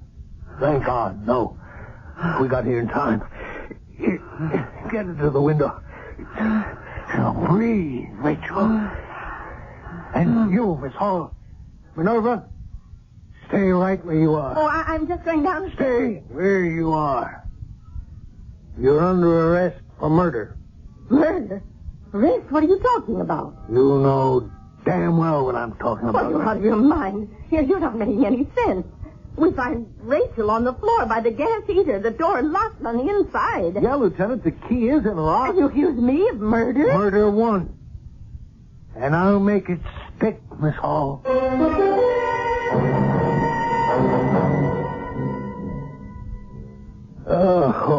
Oh, I take my hat off to you, Rachel. You sure know how to broil a steak. I'm glad you enjoyed it, Mike. I will never understand how Min could have done to me what she did. Well, it's easy enough to understand. For a cop it is, anyhow. I meet all kinds. Generous, greedy, those you can trust, those you can't. What makes some one way and some another, well, that I will never understand. People, you can't figure them out. You figured out the mystery of the locked rooms fast enough. Oh, that didn't take much. If Minerva had been smart, she'd have gotten away with it. I mean, if she'd used sleeping pills on Carson and Mrs. Parker the way she did on you, then maybe I'd have bought the suicide bit. But Carson and Mrs. Parker were obviously murdered. So the murderer couldn't have gotten out of their rooms, leaving them locked on the inside. It's impossible, of course. So, I had to keep looking for the possible. In other words, how did the murderer make it look as if each door had been locked on the inside, when actually the murderer had left the room and locked the door from the outside? And the answer, when you found it, was so simple. Yep. And once you found it, you knew that the murderer had to be Minerva. Had to be. Murderer had to be present when those doors were broken in. You and she broke into Carson's room. And she was there when the three of us, her, you, me, broke into Mrs. Parker's. And all Min did was to take advantage of the confusion. And slip the key, which, of course, she kept with her, into the lock on the inside. As simple as that. Well, you may call it simple. But I think it was a marvelous piece of deduction, for which you deserve more steak and potatoes. Oh, no, I couldn't. I'm full up. I would like to smoke my pipe, though. That's okay with you? You better know that it is. And it always will be. Mike?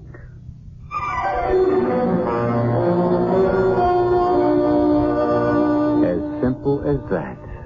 The murderer locked the door on the outside, and then, breaking in later, simply slipped the key into the lock on the inside. Simple? I think it's ingenious. I would never have thought of it. Would you? I'll be back shortly. Hi, I'm Susan Anton. Fitness that feels good by day needs firmness that feels good by night. That's why you'll love the Certa-Perfect Sleeper. Luxurious top comfort plus deep inner support. You get both with every perfect sleeper. So remember, be a perfect sleeper. Buy a perfect sleeper, perfect sleeper. Buy Certa. It's a healthy investment in yourself. The boy next door's a doctor, and he's single. My daughter, what a girl. She's single, too.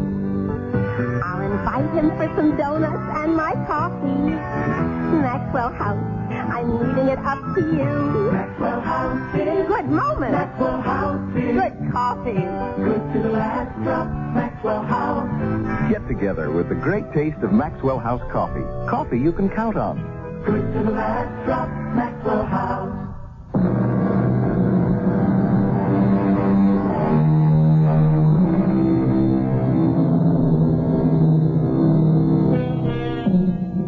You'll be glad to know that Mike and Rachel are married now, with 2 nice kids. And they live in Rachel's brownstone house. Sentimental attachment, I guess. Mike's made captain. And, oh yes, he's got a collection of pipes now. 8 beauties. Each bought on the anniversary of the day he saved Rachel's life. Bought by Rachel. Our cast included Mercedes McCambridge, Mary Jane Higby, Robert Dryden, and Robert Maxwell. The entire production was under the direction of Hyman Brown. And now, a preview of our next tale. I know you saw at me. What kind of a chump do you take me for? Oh, look, I'm sorry about the accident, but you know I didn't mean it. And besides, you and me, well, we used to like each other. What are you talking about?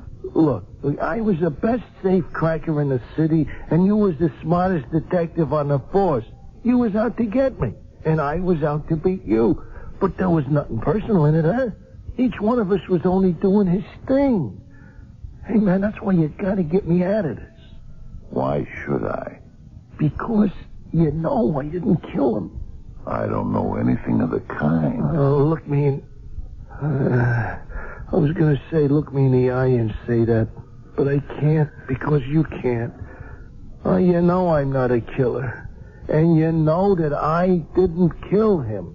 This is E.G. Marshall inviting you to return to our Mystery Theater for another adventure in the macabre. Until next time, pleasant dreams.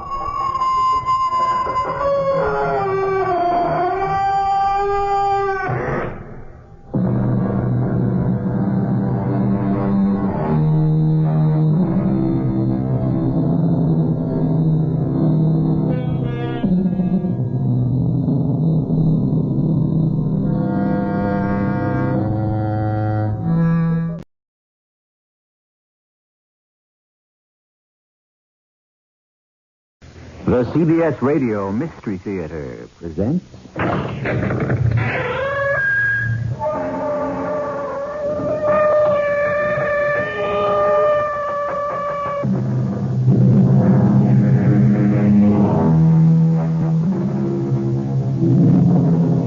Come in.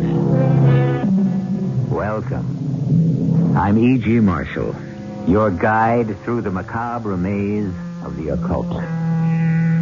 Love, hatred, and revenge are accepted by us as part of our daily lives. But those who claim to know the spirit world assure us that these emotions don't necessarily die with the death of a mortal, but are sometimes carried over into the hereafter.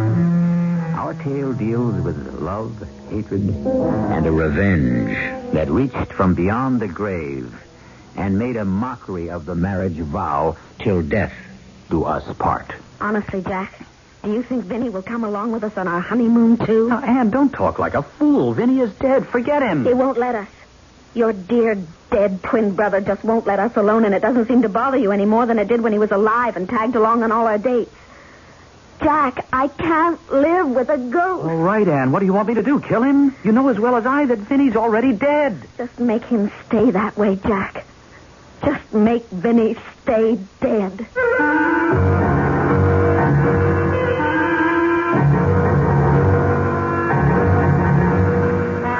Our mystery drama, An Identical Murder, was written especially for the Mystery Theater by Murray Burnett and stars William Redfield and Elliot Reed. I'll be back shortly with Act One.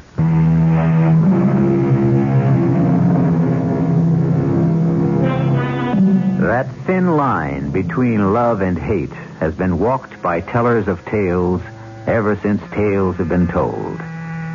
For other storytellers, the line between life and death became a thoroughfare on which they balanced fascinating tales of terror. Today, we cross both lines, love and hate, life and death, as our path leads us to the ultimate unknown terror. Our guide along this path is a man named Harry Carlson, who's more experienced climbing mountains than dealing with the unknown. Let's set the record straight from the start. I'm not a man who sees things. I'm a guy with both feet on the ground, my head on straight. Darn well better be, because my hobby is mountain climbing. And the icy face of a mountain is no place for a guy with jumpy nerves. The funny thing about what I have to tell you is that this whole bizarre adventure started with a climb. A climb I made with the Benton twins. I remember the three of us sitting in the warm tap room of the Regenhof talking about the climb. Harry, the map shows we shouldn't have too much trouble after we reach this point, about halfway up the north face. Right, Vinny.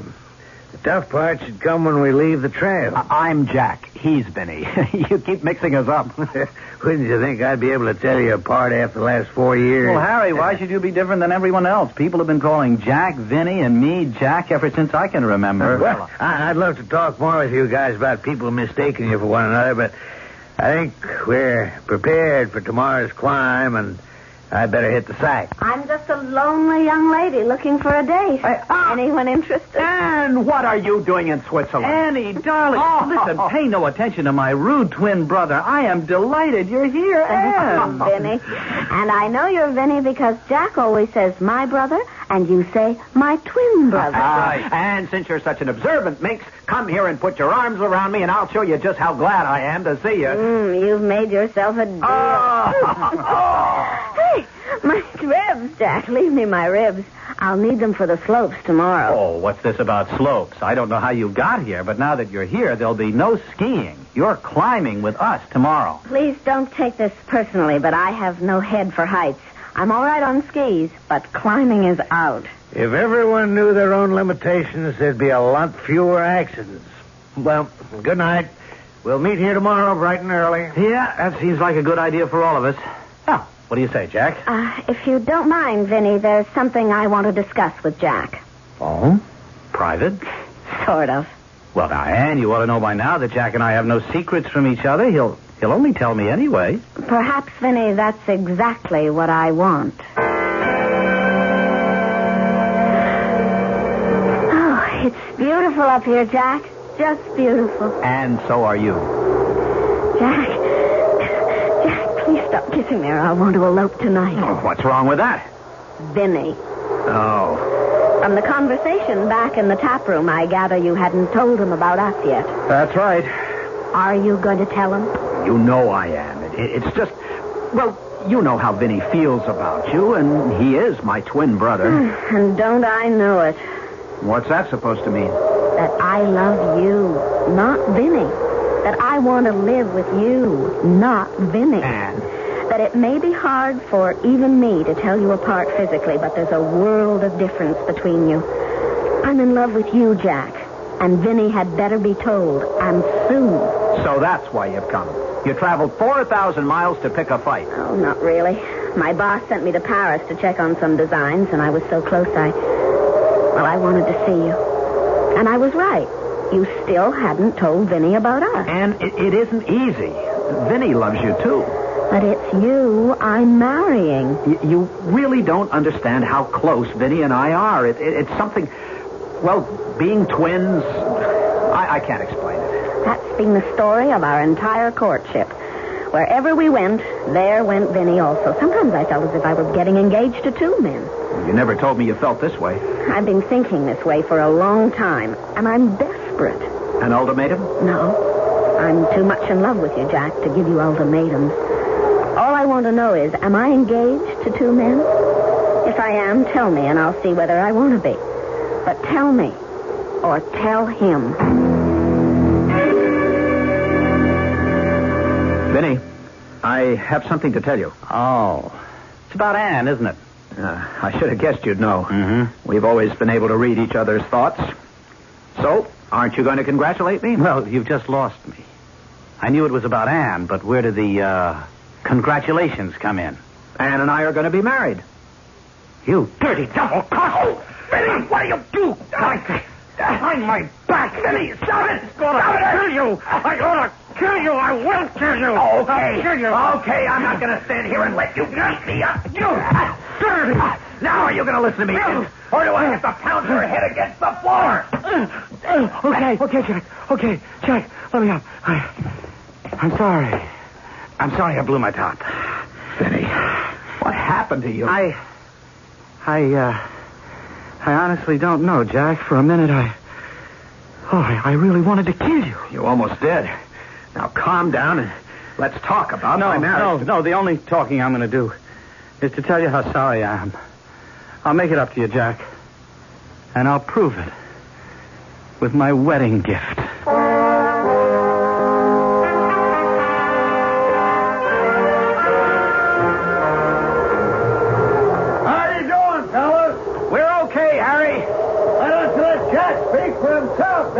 There you go again, Harry. I am Jack. And I'm Vinny. And I'm doing okay, too.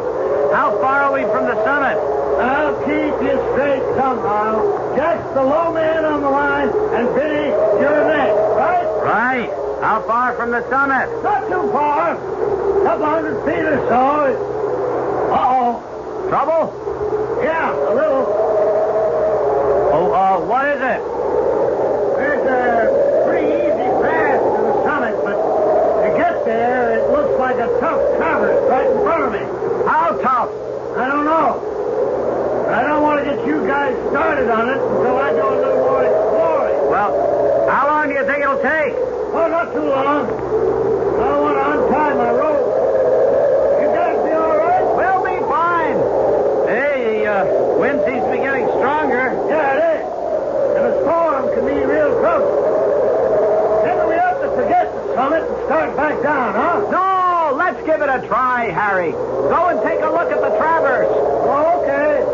But watch yourself. Vinny, you hang on to my rope. All right. I'll tie on again when I return. Hey, that wind's really rising. You okay, Jack? Fine, Ben. How about you? Well, I'd like it better if we were a little closer together. Can you come up a few steps? Why not? Hang on to the rope. Right. Hey, Ben, don't let the rope go slack. I'm having trouble. I'm slipping. What? What's that? I can't hear you. Ben, I can't get a foothold. I'm slipping. The rope, Vinny.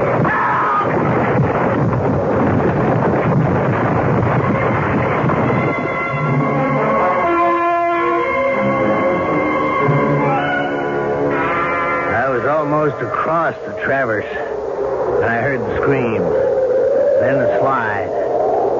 My stomach told me what had happened. I looked, and I saw the one man clinging desperately to the face of the mountain, the empty rope dangling from his waist. Hang on! I'm coming to get you! Hang on! I couldn't help it.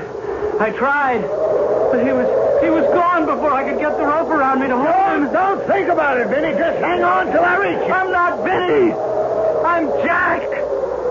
What? Wasn't Jack below you? I could have sworn that Vinny was where you... Vinny's gone. Dead. And I'll be following him unless you get to me. You can call me anything you want, but whatever you call me, the fact remains that I'm Jack. And Vinny's at the bottom of the mountain. I dreaded going back to the Reingehof. I didn't know which I feared most. Losing a man from my team, or having to tell Ann Slater that Vinny had plunged to his death. Fortunately, Jack spared me the latter ordeal. But I was put in the middle of a strange and painful scene. The fault was mine, Ann. All mine. Vinny called to me and I pulled on the rope, but it slipped, and then he was gone. I'll never forgive myself. Never. That's the wrong way to think. I haven't heard Ann say it's wrong. In fact, I haven't heard Ann say anything since we came back. I don't know what to say. I'm too shocked. Well, that's understandable. Maybe we ought to get a doctor. Oh, no, thanks, Vinny. What am I saying? I called you Vinny. Oh, of course. Vinny is on your mind, and... Oh, no, Jack, don't. Don't hold me. I just want to be alone. Oh. I'm sorry. I'll see you in the morning. It looks as though it's going to be a difficult situation for you, Jack. She'll get over it. She has to. Because she's a girl I love. And I'm going to marry.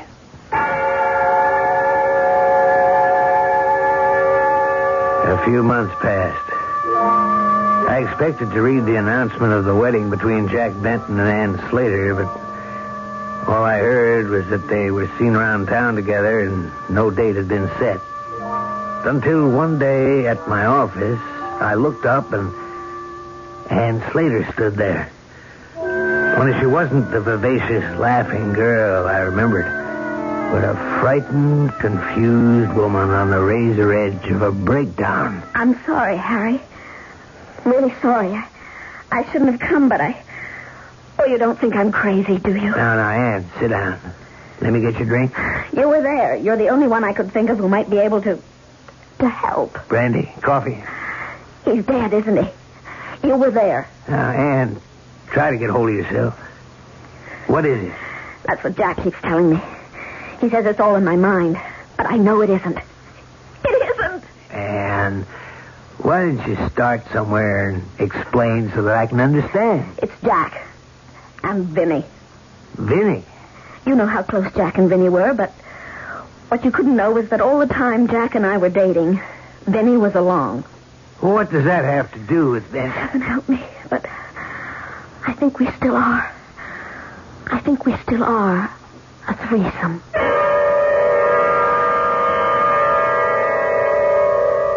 According to medical science, identical twins have the same heartbeat, the same skin, hair tones, and if you took a voice print, you would find that although the voice might vary in pitch and timbre, they would follow a somewhat similar pattern. The question is, would a woman be able to tell the difference between identical twins if she loved one of them? I'll return shortly with Act 2.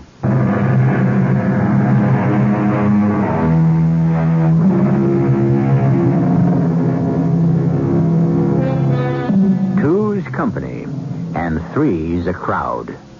But I'm puzzled about which kind of a third party on a date is more disturbing.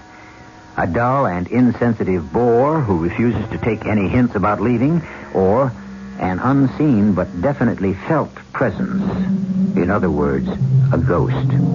Ann Slater is trying to explain how she feels about this ghostly third party as we continue with our strange tale. I feel so disloyal. You must remember I'm the one who's supposed to help Jack forget about his brother's unfortunate accident. And it seems I just keep reminding him of it instead. Man, you still haven't made it clear to me just why. Wherever we go, Vinny is with us. Well, that's not possible. Vinny's dead. I know that, but just listen. Last night, we went to the pump room for dinner. Good evening, monsieur, madame. I have your table over here. As you see, monsieur, it's set for 4, but I'll have the busboy remove 2 place settings, and you will have more room. Oh, thank you, Captain. I appreciate that. And, monsieur, may I recommend our special salad? They're all on the table up front. You may serve yourself. Thank you. Thank you. Merci. And then the strangest thing happened. Jack and I sat at the table, and you must believe me, we saw the busboy clear away the other 2 place settings. We went to the salad table. And when we came back, there was a 3rd setting. Well, that's easily accounted for. Maybe another busboy started to set up the table for 4. Yes?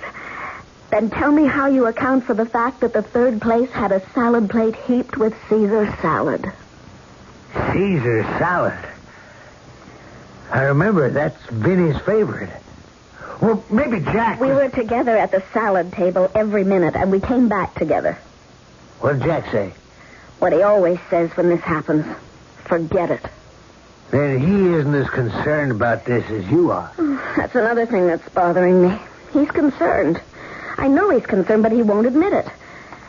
Do you think he's trying to act as if everything were normal so as not to upset me? Well, now, don't you think that's a strong possibility? But there are other possibilities. I don't know what you mean. I hope you will when I tell you what happened a week ago at an amusement park. Oh, look, Jack. Cotton candy. I haven't had cotton candy in years. Well, then you'll have a big, giant portion. Uh-oh, no. It's too fattening. Just a small one will be fine. No, you'll see, you'll see. Here you are, darling. Oh, thank you, Jack. Oh, I wish I could make your eyes sparkle and your lips smile that way when I'm not bringing you cotton candy. Delicious. But sticky. And? Did you hear what I said? And? I'm sorry. Oh, what's wrong? Why can't I make you happy the way I used to? It's my fault. I'm all mixed up. About us? About us and Vinny. And... Look, Vinny's dead. We just have to forget him. He won't let us. He just won't, and you don't seem to understand. Sometimes I think your voice sounds just like Vinny's. That maybe I've mistaken you for... Oh, forgive me, Jack. I just don't know what I'm saying. It's all right. Now, look, I've known a lot of girls. You know that. But you're the one I want to marry, not just for your looks, but for your wonderful sweetness and sensitivity. I know how you must have felt about Vinny always tagging along. It was only natural that when you heard he died, at first you... Well, I suppose you were glad. No. Be honest with yourself. Only at first. You were glad that he was out of the way. And because you're feeling guilty about it, you're letting that feeling lead you into imagining all sorts of ridiculous things. You think that could be the explanation? Oh, darling, I'm sure of it. Now, look, let's just forget all about Vinny and enjoy ourselves.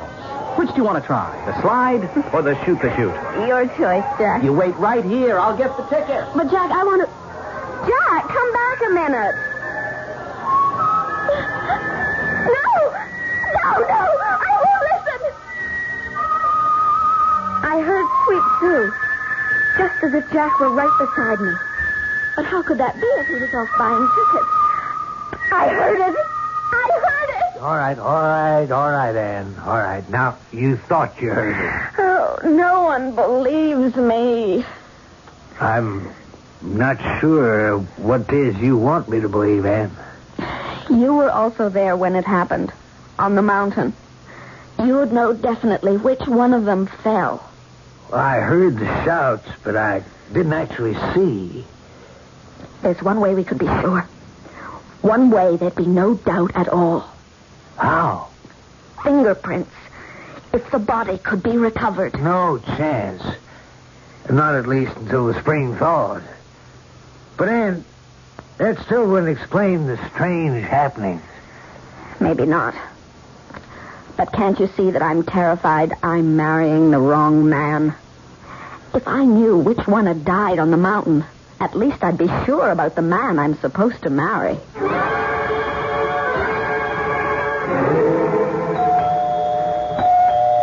I'm coming. Jack! Hi. Didn't you get my note? Oh, you bet I did. That's why I'm here. All right, now, what's this about your taking a trip? I said it in the note. I just have to get away for a while and think. Where are you going? I didn't tell you because I didn't want you to know. Anne, what's happened to us? That's what I'm going to go and try and figure out. Look, you're not going. What? I mean it, not without me. I love you. I love you more than life itself. Jack, that's very sweet. But if you do love me, you're going to have to let me get away for a short while to get my head straight. Why, what have I done to you? I'm afraid I've done it to myself, Jack. It's not you. All right, well, look, may I have a cup of coffee? It will have to be instant because I don't want to miss my plane. Okay, instant. Lucky I left the kettle out. I've put most of my other pots and pans away. Look, if it's too much trouble, don't bother. It will only take a minute. No. Oh, no. Please, God, no.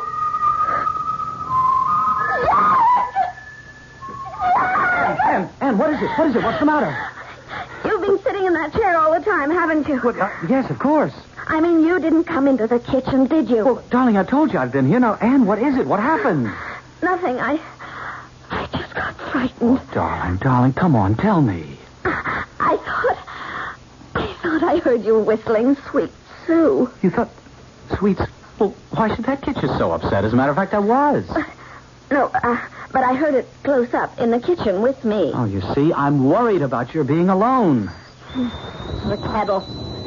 I'll get your coffee. All right. Look, at least let me drive you to the airport, will you? Please forgive me, but I have to finish packing. Here's your coffee. All right. What about the airport?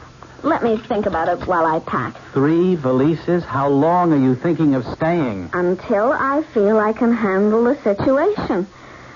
You can close the one on the love seat. All right. Is it all right if I put my coffee on the night table? Be my guest. Your guest. I'd rather be your husband. Oh, love. When are we going to get married? I always forget my toothbrush. No, there it is. Look, Anne, did you hear my question? I heard. Well? Let's go back into the living room. All right. What about the other valise? I'll leave it. I may have some last-minute things. Now what? Look on the table. Right there on the table. What? You mean the coffee cup sitting there? And the lighted cigarette.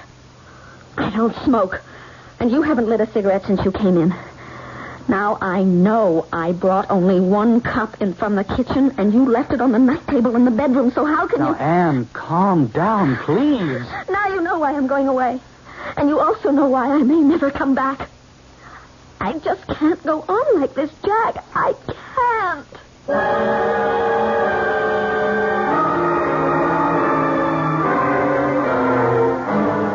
Harry, you know where she went, and you're going to tell me.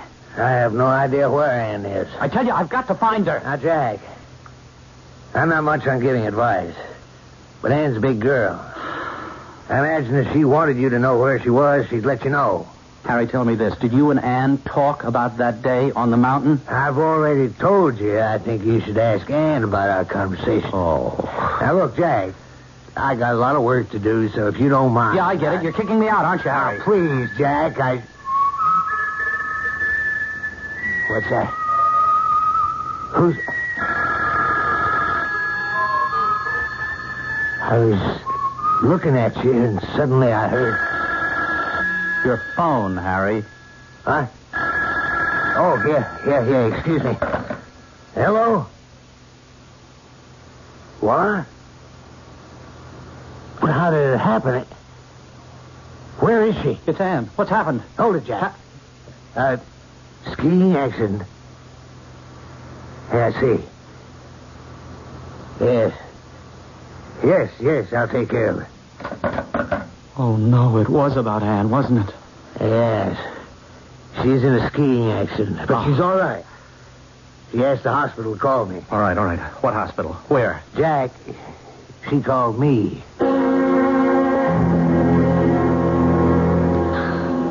Harry, it was sweet of you to come. They tell me I should be out in a few days. Well, what happened? Jack has told me so many times you're an expert skier. What happened really had nothing to do with skiing. It was eerie. I was all alone at the top of the run. It was a beautiful day. And I was just about ready to push off when I heard... I looked around, but I was alone, and then I heard someone whistling. I panicked. I dug my poles in and took off. But the sounds followed me. I knew I was going too fast, but I just wanted to get away from the sound. I wanted to go faster than all those awful sounds. But I couldn't. And then, well, I never even saw the tree I hit. And I have something to tell you. When that call came from the hospital, Jack was with me in my office. He knows about your accident.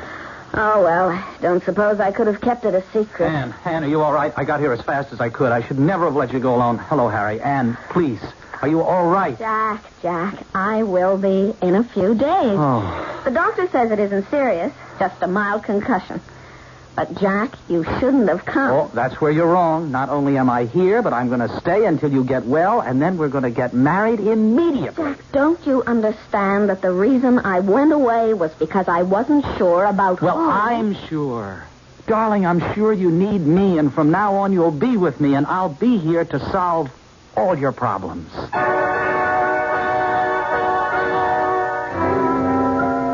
Having the man you love by your side in times of trouble can be a great comfort. But it also can be greatly disturbing if you're not sure whether the man by your side isn't the wrong man, the wrong twin, and perhaps even a murderer. We'll be back shortly with a resolution of our Anne's dilemma.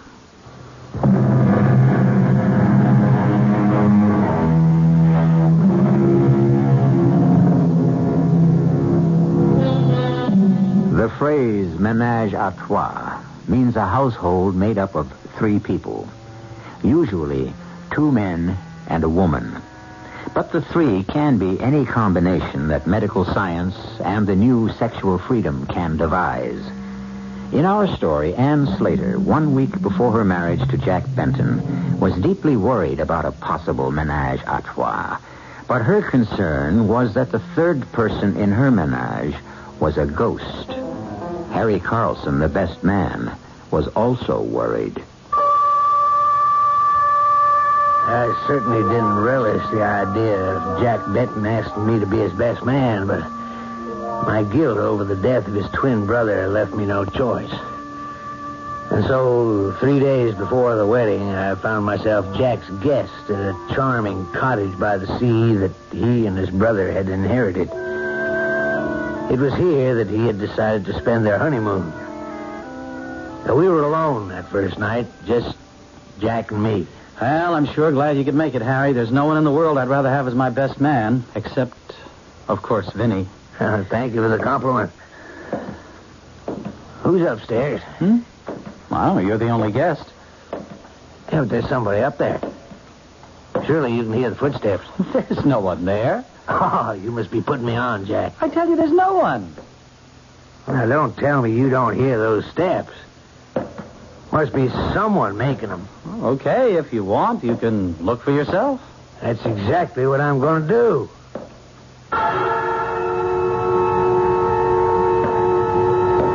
Hello? Who's there? Let's not play games. I'm Harry Carlson. Is there someone in the bedroom? Hello? Hello? Jack? Are you up here?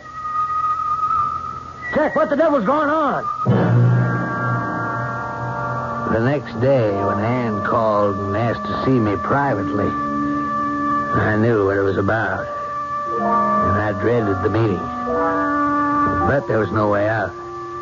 I met her, as she asked, at a little restaurant overlooking the sea.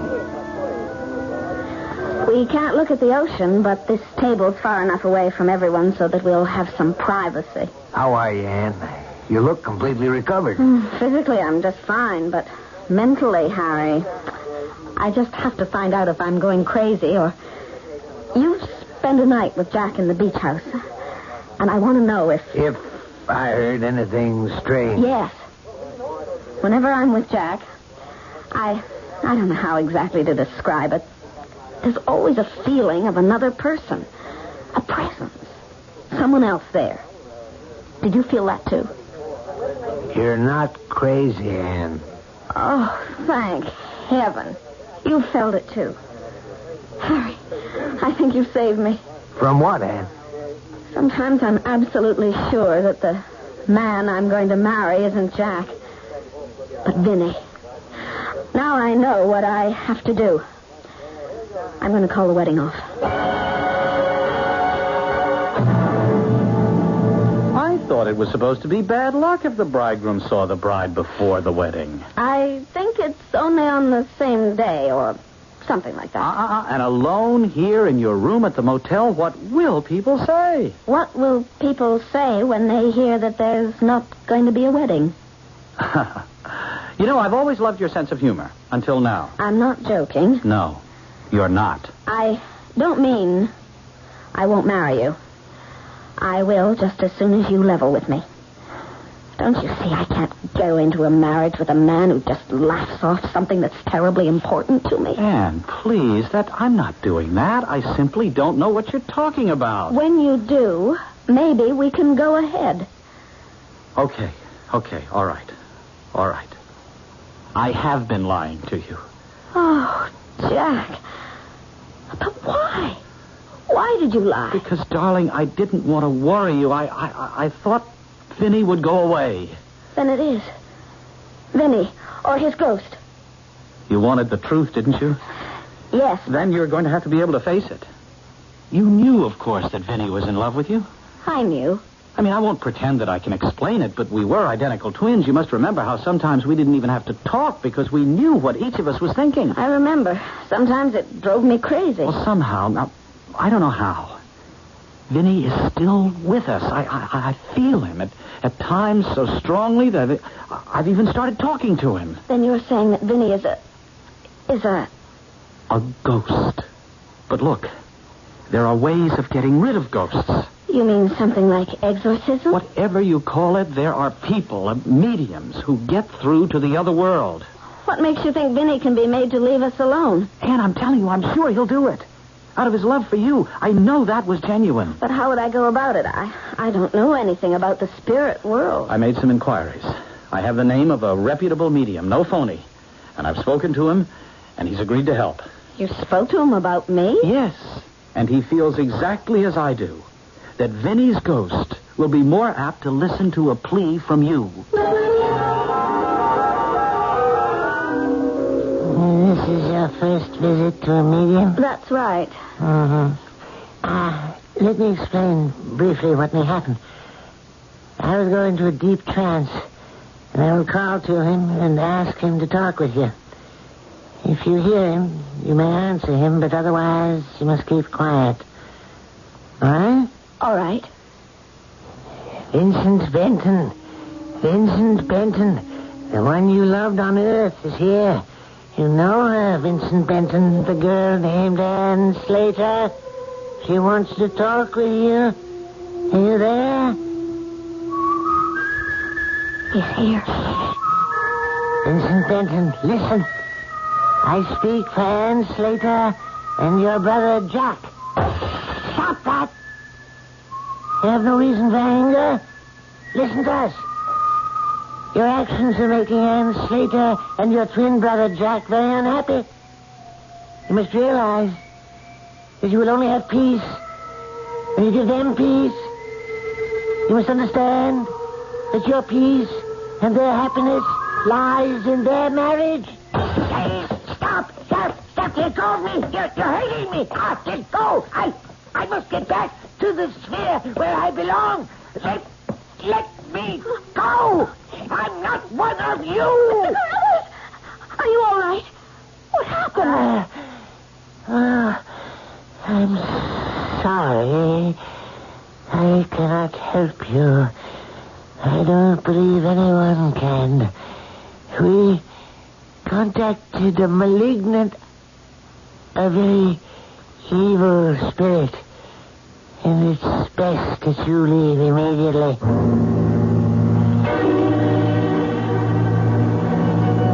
And the wedding took place just as planned. As I followed Jack and Ann up the aisle, I felt the hair on the back of my neck stand up. I looked around. Everything seemed perfectly normal until Jack took Ann's hand. Oh, your hand's like ice, Jack. Harry, do you have the ring? I handed Jack the ring. And suddenly my blood ran cold. Because very faintly, I heard it. I knew that Ann had heard it too, because I saw her lips tighten. But her hand was steady as the ring went on her finger. And then it was over. And they were man and wife.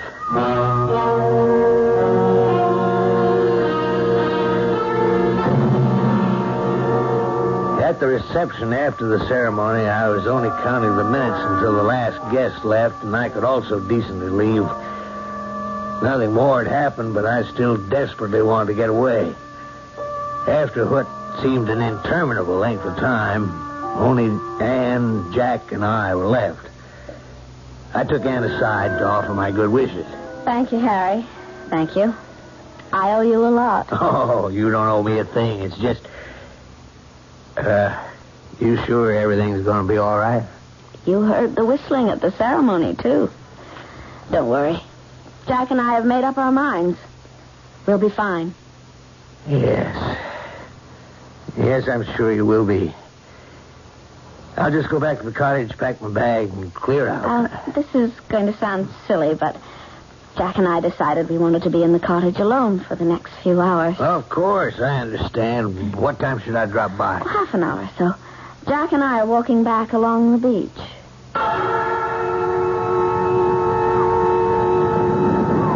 I don't ask you to believe what happened next. I only tell you what I saw with my own eyes as I stood on the steps of the church and watched them walk on the wooden planks that had been laid along the beach to form a crude boardwalk. Their backs were to me, and Jack's arm was around Ann's waist, when suddenly, I'll swear, there were two arms around her waist, and one of them was encased in ice.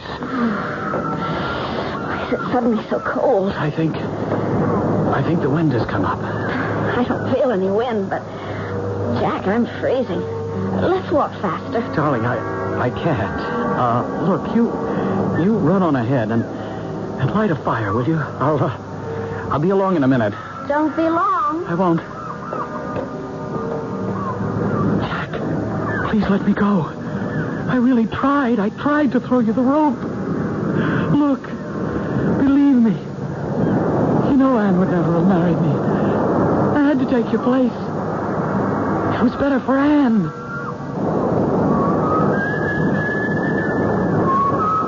Oh, please, Jack. Let me live. Please. Go back to being dead. And as I watched, the arm encased in ice grew to a whole man, who with his icy arm walked around the bridegroom's shoulders, led him inexorably off the planks and across the sand and into the sea, where they both disappeared from view.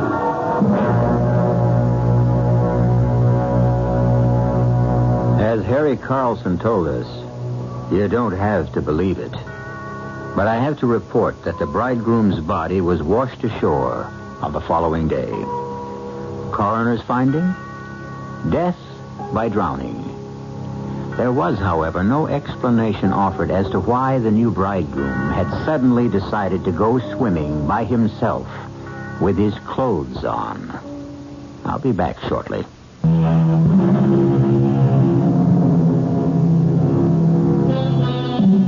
Castor and Pollux, the heavenly twins fixed and immutable in the sky, made a bargain with Zeus. When one died before the other, they were to be together always. Only they were to spend 6 months in heaven and 6 months in hell. I like to think that the Benton twins made the same deal to be together. But what troubles me is which twin belonged in heaven and which in hell. Our cast included Elliott Reed, William Redfield, Roberta Maxwell, and Robert Dryden. The entire production was under the direction of Hyman Brown. And now, a preview of our next tale. It was a long wait. The pendulum swings in its gentle arc. I can feel her presence coming closer, closer. Feel myself floating back into that special world of peace and beauty. Her back is turned to me as I call, and she turns. But it is no longer Wanda's face I see. It's the face of the slovenly, mocking little witch I have taken into my house. Bad enough she invades my waking life. I will not let her spoil what few dreams I have left. Old instincts explode, and I reach towards her, ready to strangle her for daring to try to take Wanda's place. Radio Mystery Theater was sponsored in part by Buick Motor Division and Uncle Ben's Long Grain and Wild Rice. This is E.G. Marshall inviting you to return to our Mystery Theater for another adventure in the macabre. Until next time, pleasant dreams.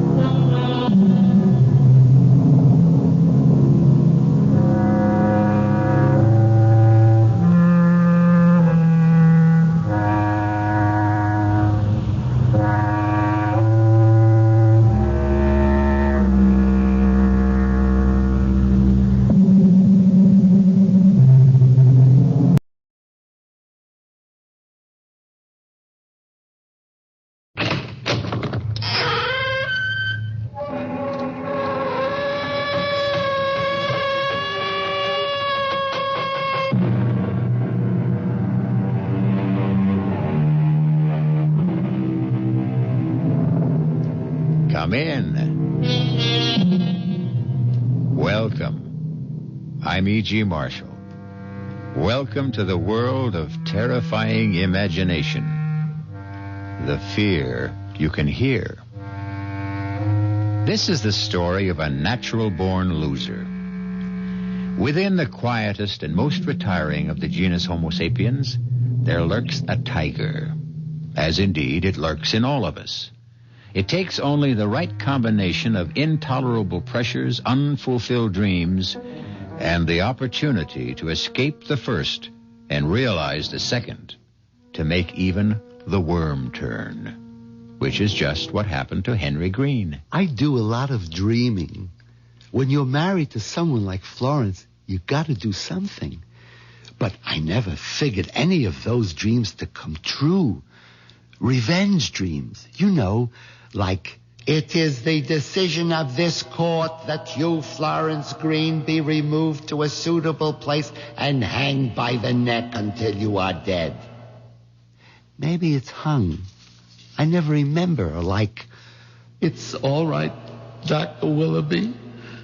I know you did your best to pull her through, but it's God's will that prevails in the end. Florence is gone forever. Someone yaks at you like Florence and steps on your toes everything you want to do and has to be on you every moment and won't let you out of the house alone. I'm telling you, it's simply murder. So I dream a lot about my wife just not being. But I never thought of actually causing her not to be. I never really meant to end up a murderer.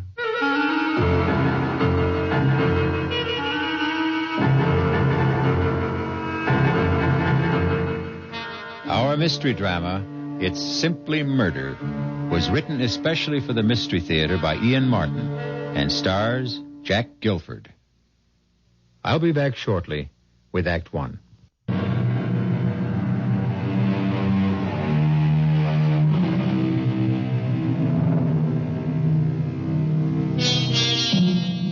One of the simplest and most fiendish devices to drive men mad is the Chinese water torture. The slow drip of water, second by second, minute by minute, hour by hour on the forehead.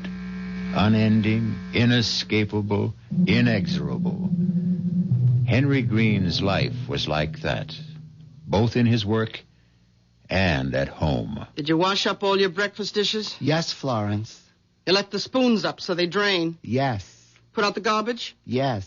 And you cleaned out the sink? Yes, Florence. You wrung out the sponge? Yes. Look, I just... Don't you move until I'm finished talking to you. Now, look, I want you right straight home here after the bank closes tonight. Well, some of the boys... Oh, don't give me any some of the boys. But just a drink to say bon voyage. But you'll have all the bon voyage on the cruise when we leave tomorrow. Although don't think there'll be any drinking going on there either. There's enough money being spent on this vacation now. It's the first real vacation we've taken since our honeymoon. And we wouldn't be having it if I hadn't made you save for it. I didn't start saving the money for the cruise. I know.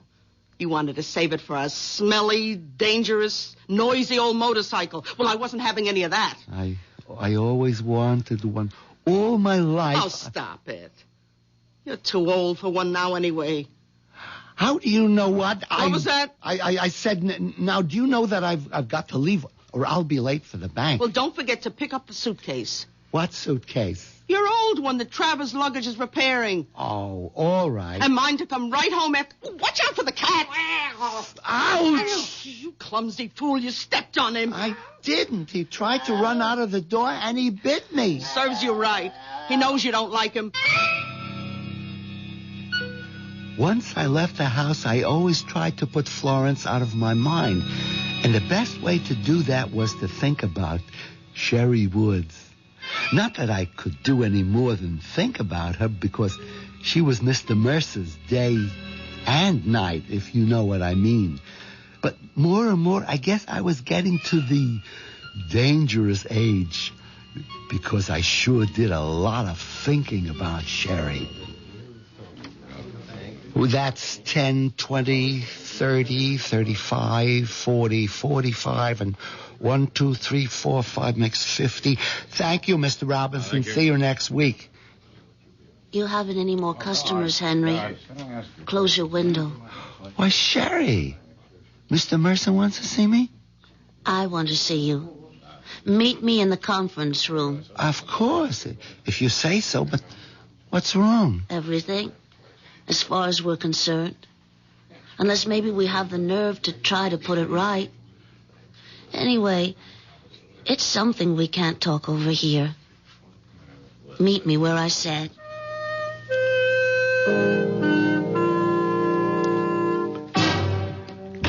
What kept you so long?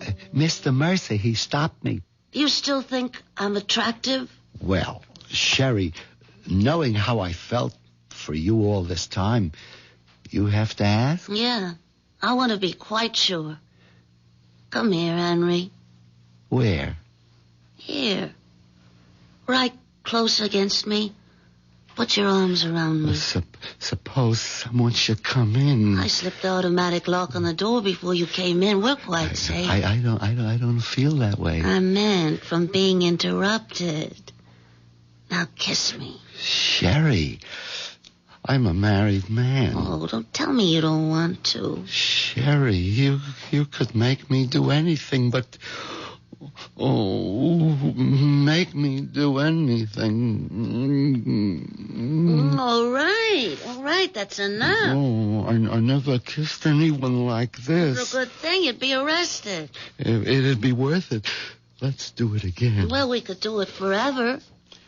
If you wanted to. But I'm married. Well, we could make a few changes. Henry, when you get back from your trip, are you still expected to be promoted? Well, Mr. Mercer has practically promised me. You forget Sam Mercer's promises. I ought to know how little they're worth. We, my darling, are out. My darling? Did you hear the other part? What do you mean, we're out? You know in your heart, you'll never be vice president. And I've been fired. He can't do that to you. Well, he already has. You mean Mr. Mercer has, changed his affections? I mean, that lousy, pot-bellied little two-timer has gone right off the deep end for Miss Fancy Pants. Gosh, Sherry, I am sorry. If there's anything I can do... Henry, love, there's plenty you can do to help. You and me are going to be rich. Together. You'd like that, wouldn't you?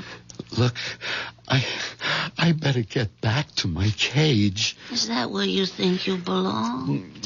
Well, I am head teller and... In a cage? Oh, you're a man, not a mouse. Now's the time for you to prove it. Grab the world by the tail.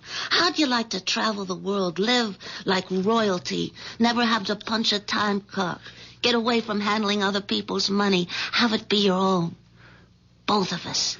Just you and me. Us? But Sherry, I mean, even if there wasn't Florence, I don't have any money. She's got it all. Oh, then that settles it. I'm going to remake your life. How? Well, why don't we have lunch together, and I'll tell you. Where? The sandwich shop? No. Let's make it the Gourmet. At 12:30? But that's terribly expensive. Oh, Henry, love, that's the way you and me are going from here on in. If you go along with me. You know, I want to, but how? I'll tell you that. After the second martini.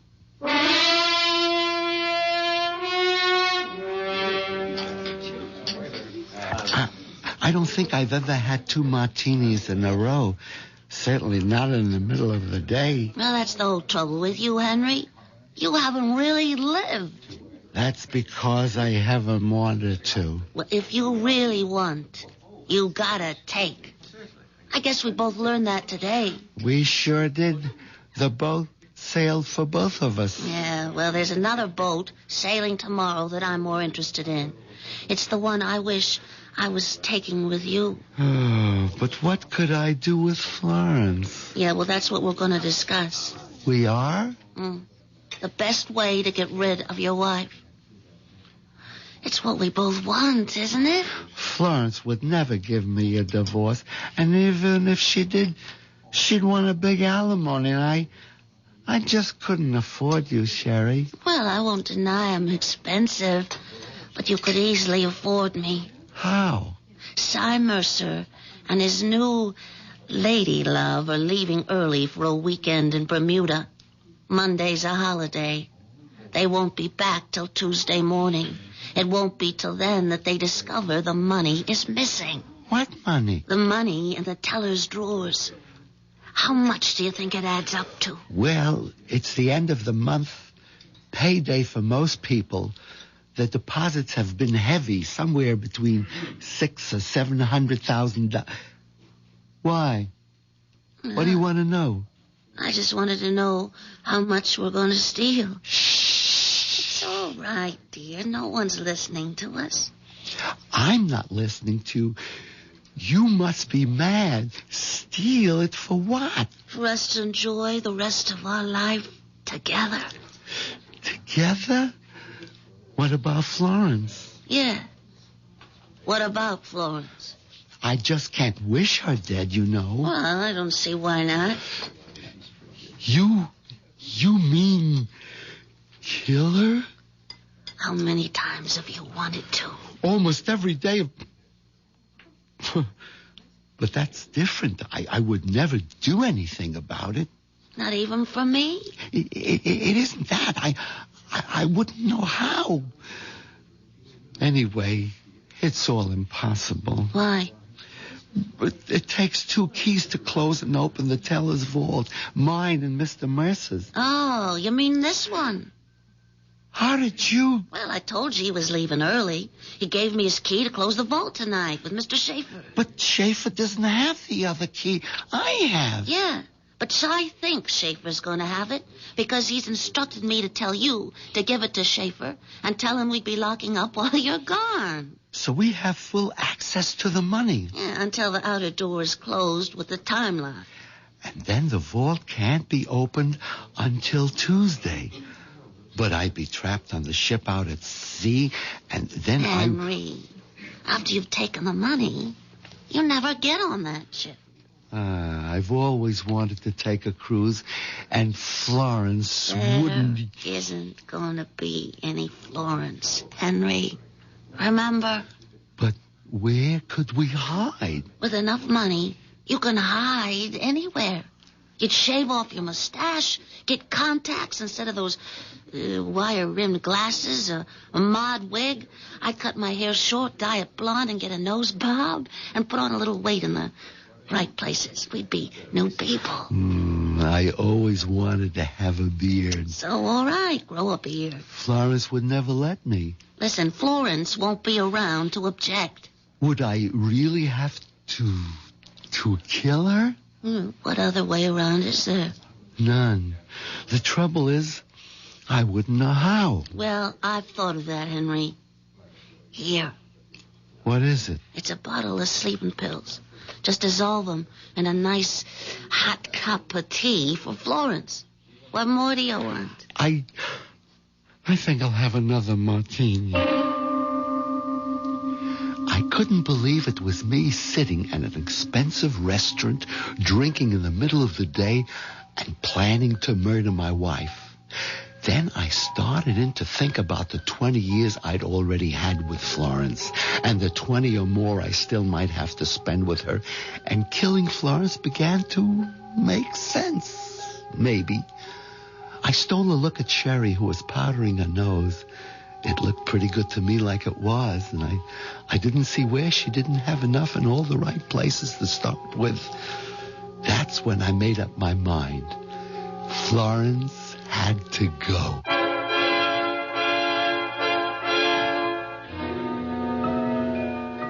Henry Green, 5'9", 148 pounds, mouse-haired, mild, 45 years old, and safely mounted on a treadmill, running day by day to stand in the same place.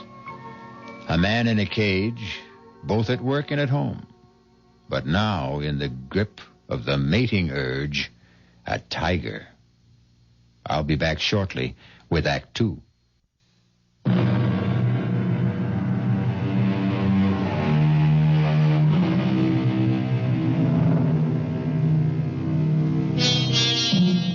There's one thing you can say for Henry Green.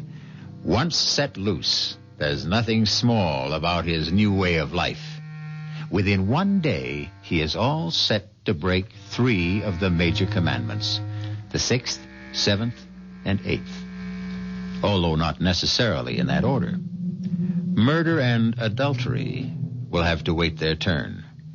At the moment, he is occupied with the 8th, and grand larceny at that. All right, Sherry. That was the last teller. Is she gone? Yeah. All right. Let's open up. There. That's mine. Now yours. That does it. Now get the suitcase from behind the desk while I open the vault. Here it is, Henry. Put it flat on the floor and open it. You hand me the money, and I'll pack it in. Hope there's enough room for all of it. Just take out big bills and leave the chicken feed. No. Better take everything. Empty drawers are easier to handle. What is it? Somebody's coming. Hide the suitcase. Get the vault door. Give me the bag. Oh, well, all closed up, Miss Woods. Time to go. Why, Miss Burpee? Forget something? Oh, and Mr. Green, honest, I'm just so embarrassed. I sure hate to ask you, but... But what? Well, there's something I want to check in my teller's drawer. Would you please open up the vault? What? Yeah, but we just closed up. We can't. Oh, you gotta. I have to know if it's missing. Is what missing? My engagement ring. You see, I usually take it off and put it in the drawer till I go home, and... Tonight, I forgot to take it out. Well, can it wait till Monday? Oh, we're off. Well, Tuesday. No, I got dates with Horace over the weekend, and you'd have a fit if I wasn't wearing it. Besides, I've got to be sure if it is there. Well, maybe you put it in your handbag. Oh, no, I looked there first thing because... Oh, now I remember. Yeah, right here in my jacket pocket. Oh, gee, I'm sorry. That's all right. Well, I guess I'll be getting along home. Sorry, I didn't see the suitcase. I was having the handle fixed before I packed it to go on my vacation. Oh, gosh, you don't have to explain to me. I didn't think you were robbing the bank or nothing. Well, I gotta run. Well, one of the other girls is waiting for me. Just let me make sure she's gone. And for God's sakes, let's pack up and get out of here.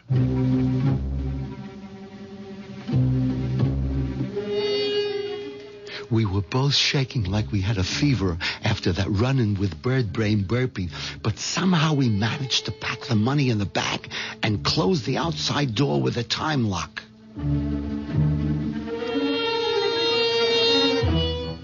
Going home in the cab, the tension was so bad I was tempted to take one of the sleeping pills myself to calm me down, but I resisted that. One crime leads to another. I was committed. If I lost my wits now, I stood to lose everything.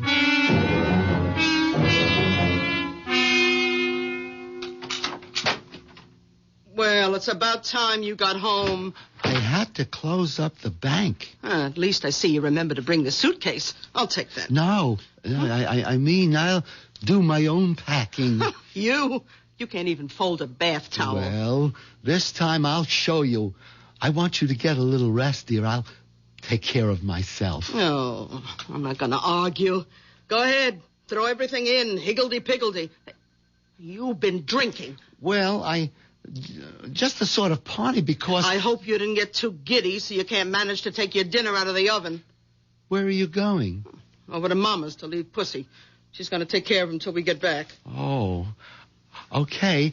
Will you be long? I don't know. Why? I'm all packed. I have no problems. I just thought you might be tired, Florence, dear, and I want to get to bed early. I'm not even thinking about bed, and you'd better not either. We got a lot to do before tomorrow. But don't I know it, Florence? Don't you worry. I'll be awake.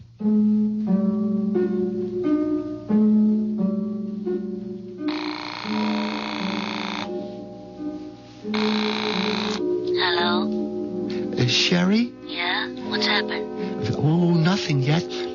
I just had dinner. You mean to tell me you haven't got rid of Florence? Oh, yes. How?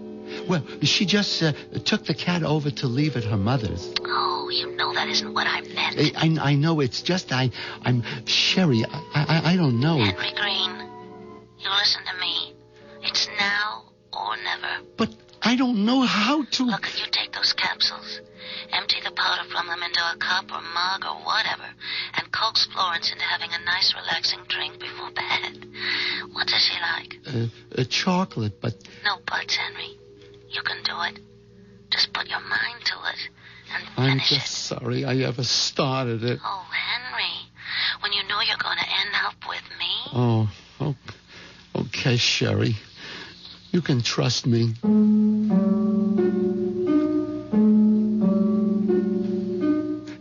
It took a couple of shots from the Christmas brandy bottle Florence kept hidden in among her foundation garments to keep me going till Florence got back from her mother's. Luckily, by that time, she seemed tired herself, and we were finally ready for bed. Did you lock the front door and put out the lights? Florence, how'd you like a nice cup of cocoa before you go to bed? Put you right off to sleep. I'd love it. I'll get it for you. You can't. I used up the last yesterday. But you got it. I mean, wouldn't you like something to drink? Oh, well, I did get a little bit of a chill coming home. I'll take some hot tea. Oh, yes. Hot tea will be just right.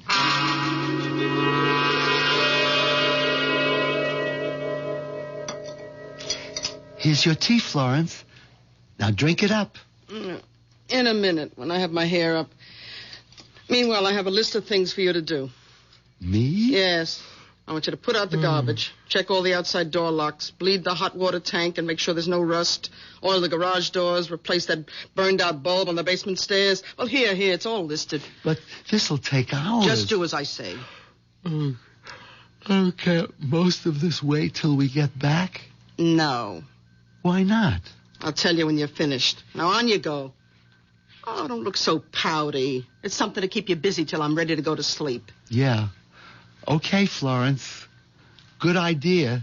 Something to keep me busy till... Goodbye, Florence. What'd you say? Nothing. Just goodbye.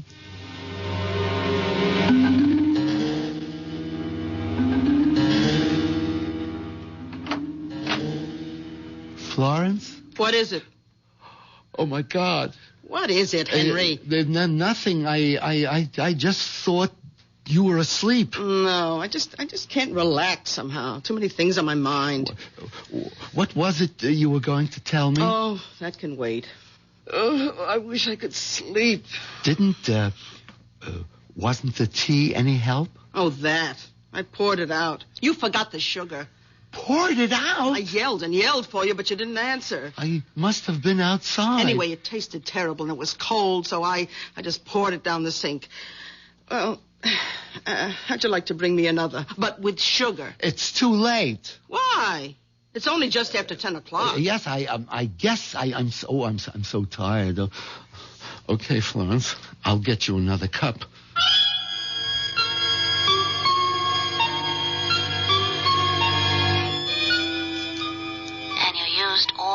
Capsules. Yes.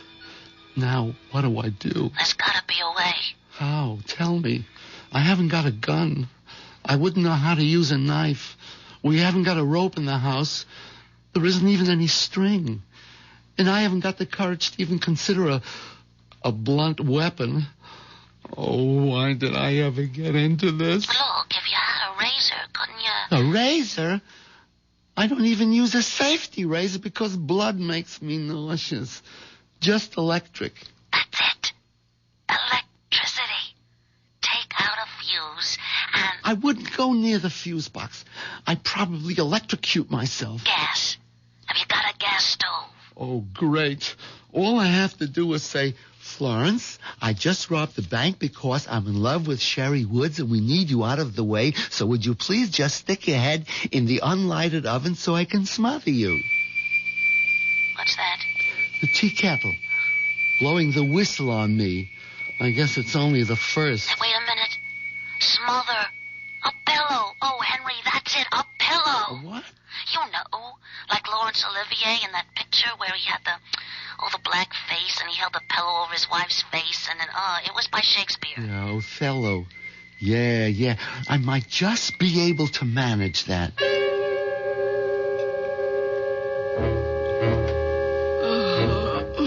The tea was too weak, but at least it had sugar. Henry, what are you doing standing there with that pillow? Oh, nothing. Just waiting to come to bed. Well, turn out the light, for heaven's sake. I'm almost asleep. Henry! Yeah, sure. Henry, what are you doing with the pillow? Come on, it's late. Who's that? I don't know. Turn on the light so I can answer it. I don't know what's wrong with you. You had that pillow right over my face. Hello? Oh, Mama. Yeah, what's the matter? Oh, just a minute. Henry, will you get that pillow out of the way so I can talk to my mother? No. Yeah. Oh, yeah, Mama. Yeah. Oh, Pussy wouldn't take his milk. Well, I can't understand. Oh, Mama, I forgot to tell you. Put a teaspoon of sugar in it. Yeah. I mean, he's used to it. Oh, no, Mama, you're not interrupting anything. I got all the time in the world. Oh, well, yes, he doesn't like his litter basket in the bathroom, unless there's a rug. I lay there listening to the voice droning on and on, the pillow in my hands, waiting for the moment that never came. 3 martinis, 2 brandies caught up with me, and the next thing I knew...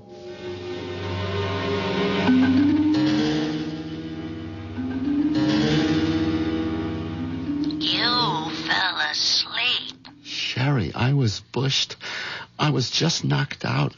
And when Florence starts talking to her mother, you just don't know. Oh, never mind that now, Henry. What are we we gonna do? I don't know. Is Florence still in bed?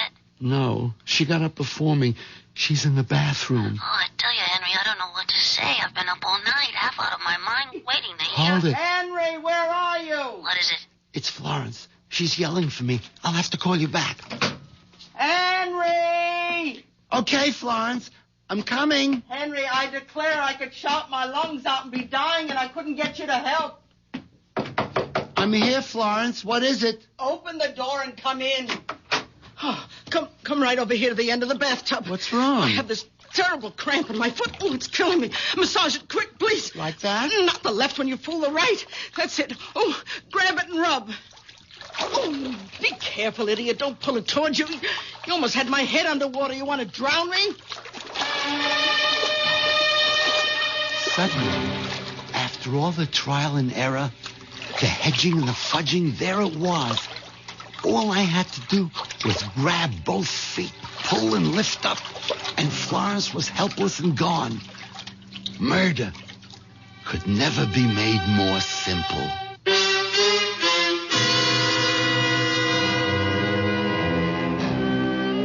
The moment of truth at last. Does Henry have the courage to go through with it? And if he does, can Sherry and he get away with larceny and murder? And having broken the 6th and 8th commandments, will the 7th be worth it all? Those are questions to be answered shortly when I return with Act 3.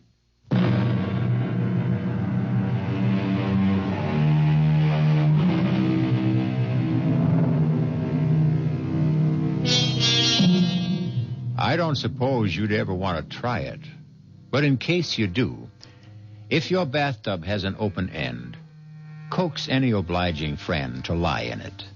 Seize him or her by the ankles. Repeat Henry's actions, and they are helpless. Even if they are not obliging, and no matter how strong they are. If there's water in the tub, of course, they would drown.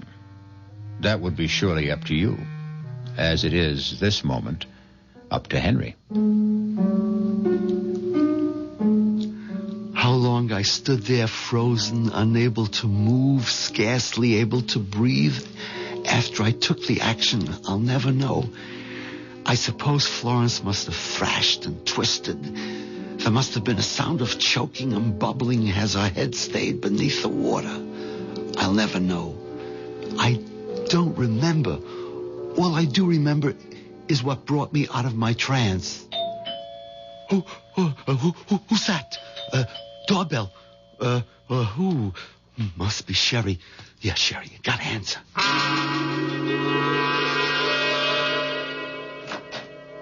Hey there. Are you Mr. Green? Why, yes, I am. Sal Basso here. Okay to move on in? I beg your pardon?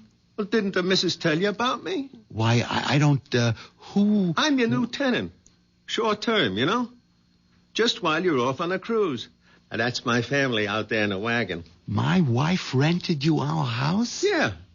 For the 3 weeks till our house is being painted. Just got the painter started today. Hey, wait a minute. Nothing wrong, huh? I mean, I paid in advance. Mr. Basso. Basso. Yes, Basso. You're sure that... Well, just let me talk to your wife a minute. We can get it all straightened out. There's no need for that. It's just Well, I wouldn't want to have to kick up no fuss, you know? I mean, I got the painter started. My whole family and clothes moved out. I mean, I wouldn't want to drag no lawyer or like that into this, but... Oh, no, there's no question of that. I'm sure if my wife, as a matter of fact, I do recall she said she had something to tell me. You see, I got the receipt right here. That the missus' handwriting? Yes, that's Florence's handwriting, all right. It's just we've been a little delayed in getting out of the house, and if you could give me a couple of hours... Oh, sure. I am a bit early. Hey, I'll tell you what. There's a horror film in the shopping center movie house. Now, I'll take the family there and give them a thrill and come back in, say, a couple hours, okay? And tell the missus to have a good time on that cruise. And she shouldn't fall overboard, or get drowned or nothing like that. Hello? Henry. Oh, I thought you'd never call. Listen, baby, I'm all packed. I'll hop in a cab and come to your house. You better be ready with the bags and money, and we'll leave for the airport in the first plane. What? Why not? She what? Rented the house? Well, so what's the difference? Why can't... All right, Henry. All right. Don't get excited. Yeah, not on the phone. I'll be right over. I won't. We'll figure out something. After I hung up the phone, I went upstairs. There was something I had to do for Florence before Sherry got there. She was heavier than I thought, and it took me some time to dry her and get her dressed. It helped since she had all her traveling clothes lying on the bed. By the time I had her propped up in the slipper chair, I was soaking wet and shaking all over. By that time, I knew what I had to do. I opened the door to the basement, turned on the light, and went downstairs. Over in the back corner was what I was looking for, an old wardrobe trunk that used to belong to Florence's father. It was covered with dust and mildew, but I wiped it off with a rag and dragged it across the cellar and up the steps. I can't. She's so heavy. Just a few steps more. That's it. Now we can get her in the trunk. I still think we should have cut and run. Easy now. Get her so she's sitting on the stool inside. We wouldn't have had time to get away. The Basso's 6 or 7 kids, they'd have been all over this house. Nowhere to hide, Florence. That's it. Now, to get it closed. I'll hold. You push. There. Henry, are you sorry? I don't know. I'm numb. I'll try to make up to you for it. I did it for you. The crazy things a man can do. Well, at least you're free. No, not yet. Florence may be dead, but we still haven't gotten rid of her. Oh, I wish. Yeah, so do I. Just look at me. I'm an absolute frump. Well, Florence was a bit bigger than you. A bit? If I had a twin, she'd fit in here, too. I can't go out like this. This'll cover you up. What is it? A raincoat. We're in luck. It started to rain. You can pull the hood over your head, and you look just like Florence. Thanks a lot. Do we have to go through all this, Henry? The neighbors might be looking out, and someone has got to get on the boat with me. They've got to think that Florence came aboard so she can fall overboard tonight. And then I sneak off in my own clothes before the ship sails. I wish I could have you with me, but I can't. Oh, that's all right, Henry. I'll try to bear up. There were just too many other things to think of just then. The first, getting a cab. The second, getting it loaded and away before Mr. Basso and his family returned from the horror movie. I envied him. He was just watching one. I was living it. Okay, Mac. Now ready. Lift her, eh? Easy. Try to keep her upright. Who? The trunk. Oh, what's the diff? You got a body in there? A what? I'm just giving you a rip. Feels heavy enough for one. That suit you? Yeah, sure. Yes. Fine. You got to be some kind of a nut to think you're going to get some old trunk like that on any of today's cabs. Them trucks went out with Jimmy Walker. Yeah, I'm just lucky you were nice enough to help out. For 50 green ones, Mac, remember? Oh, sure. Here. Okay, climb in. I have to make sure my wife will follow in the taxi. Well, I'm sorry, I ain't got no room in the truck for 3. I'll be right back. I ain't going nowhere without you. Well, we're all set, Sherry. You trail us to the pier. Here, I'll take the suitcase. It's all right. Might as well leave it with me. Goodbye, Henry. Well, goodbye for now. Anyway. jouncing along in that miserable little pickup truck, that last goodbye seemed somehow so final. Could Sherry possibly... But I put that out of my mind as I told myself that everything was working out for the best. Just a few more hours and we'd be home free. What's the holdup? It's HB. This is the line for the pier. Hey, you want I should go find out why it's jammed up? Nothing moving? No, Hey, wait a minute. Here's a cop coming along your side. Officer? All right, knock off the horns. Yeah, mister. I'm trying to make a cruise ship that's sailing in about a half hour. That's fine, citizen. Then you're right where you belong. Just stay in line. But why? What's wrong? Nothing for you to worry about, I'm sure. Just some nut phoned in a bomb scare. Now, we got to search all baggage going aboard. You want to really help out? You can. Open up that trunk you got so the bomb squad can check you out. But I can open that trunk. My wife has the keys. Okay. So where's your wife? Was she... she's in a taxi right behind her. There wasn't room for her. What taxi? Oh, be a son of a gun. That one just pulled out making a U-turn. Stop her. Stop her. Hold it, mister. What's going Hey, on grab here? this little trum, officer. I should have known he was off his trolley right from the beginning. No. Take it easy, mister. You ain't going out nowhere. of here. I bet there's a bomb in that trunk. A bomb? Yeah. There isn't any bomb. Let me go. Sherry! Sherry!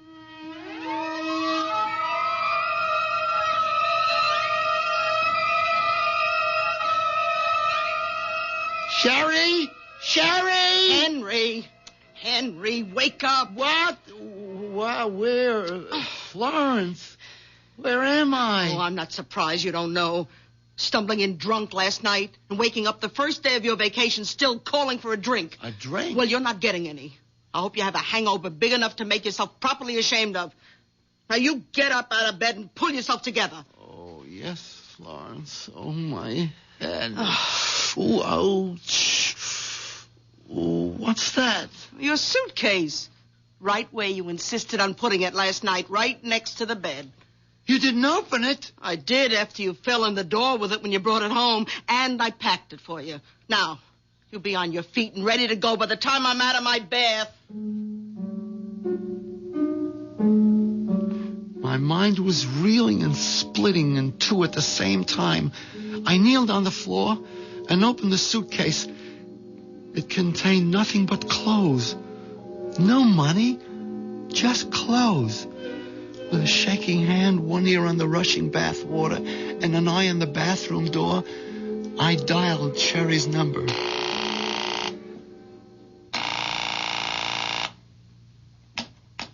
Yes? Sherry? Who's this? Henry. Henry who? Henry Green. Oh, hello, Mr. Green. I was going to call you a little later. I should think so. What happened yesterday? Oh, I wouldn't worry too much about anything. You were kind of cute, really, when you left the party, if a bit wobbly. Party?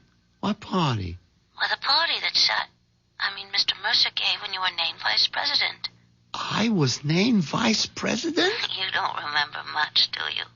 You even went all for the vault key you were supposed to give to Mr. Schaefer. I have to arrange for you to get it to him today before you leave on the cruise. Sherry, Miss Woods, did we have lunch together yesterday? Why, no. I didn't have 3 martinis with you? Well, not at lunch. At the party. Well, I don't know how many you had, but you were pretty looped. I called you home last night, and your wife said you'd gone straight to bed without any dinner. So, it was all a dream. What did you say? Nothing, Sherry. I just wish I'd been able to kiss you goodbye. I sit here hunched like a mouse, remembering the dream and facing the reality. And I wonder which is the real nightmare. I suppose I should be grateful it was only a dream. But on the other hand... Henry! Henry! Come in here right away! I have a cramp in my foot! I need you!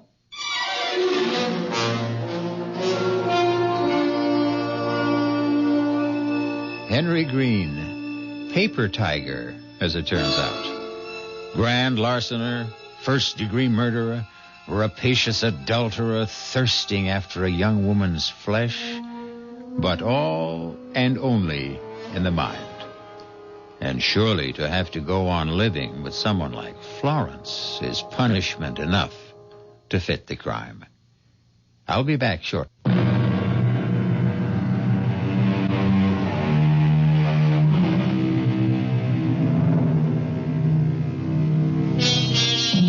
The wish is father to the thought. The thought is father to the deed.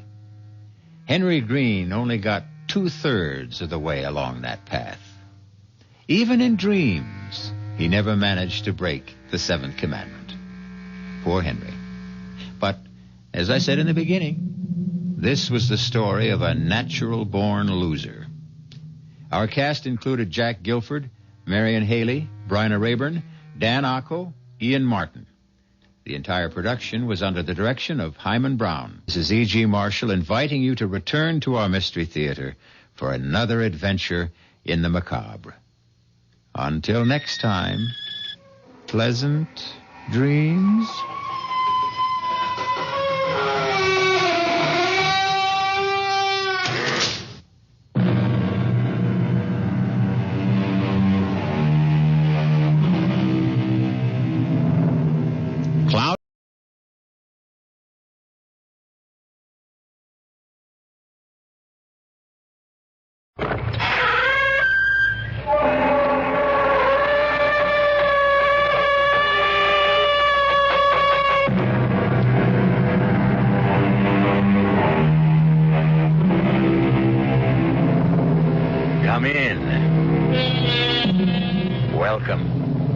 E.G. Marshall. Welcome once again to another adventurous journey across the mysterious and terror-filled terrain of the human imagination. The moving finger, the poet said, writes, and having writ, moves on. Not all your piety nor wit shall lure it back to cancel half a line, nor all your tears wash out a word of it. Well, we seek no quarrel with the great Omar, but the fact is that anything written can be rewritten, even erased. It's all merely a matter of knowing the right people. What do you need the money for? To bet with. It's immoral. It's a way to make a fortune. Besides, you can lose. Oh, not me. I've heard people say that before, on the way to the poorhouse. Jerry, listen. I know who's going to win the World Series. I know who's going to be elected president next year. I know what stocks are going up. You're crazy. Just let me have the money, Jerry. I'll double it, quadruple it. There's no limit to what we can win. I know everything that will happen in the next 21 years. We can be the richest people in the world, Jerry. We can own the world.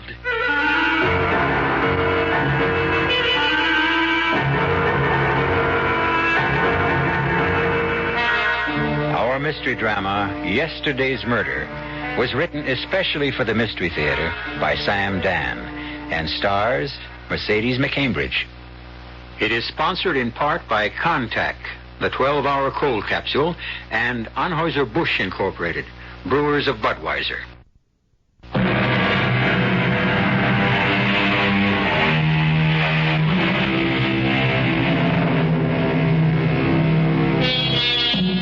Admittedly, this is not the best of all possible worlds, but it's the only world we have at this point. And so there are times when we despair of the inequity and unfairness of so many things. But we should remember there is justice. Even though it may not always look that way, there is justice. And justice moves at its own pace, manifests itself in its own way. A way that is sometimes as obvious and dramatic as a bolt of lightning. Sometimes as silent, as unobtrusive as the fall of a leaf. But either way, justice will have been done, finally, irrevocably, and for all eternity. But let us begin our story, or rather continue, for who knows when any story really begins. at Ramiletti's, which is, as you know, a very chic, very exclusive watering place for the very wealthy. May I get you something, madam? Well, I'm expecting someone, so I'll just order a small... Why, it's Dottie. Dottie Malloy. Hello, Jane. Dottie, it can't be you. Why not? Well, because you look so... So old. Oh, I didn't mean that. I suppose I do look old.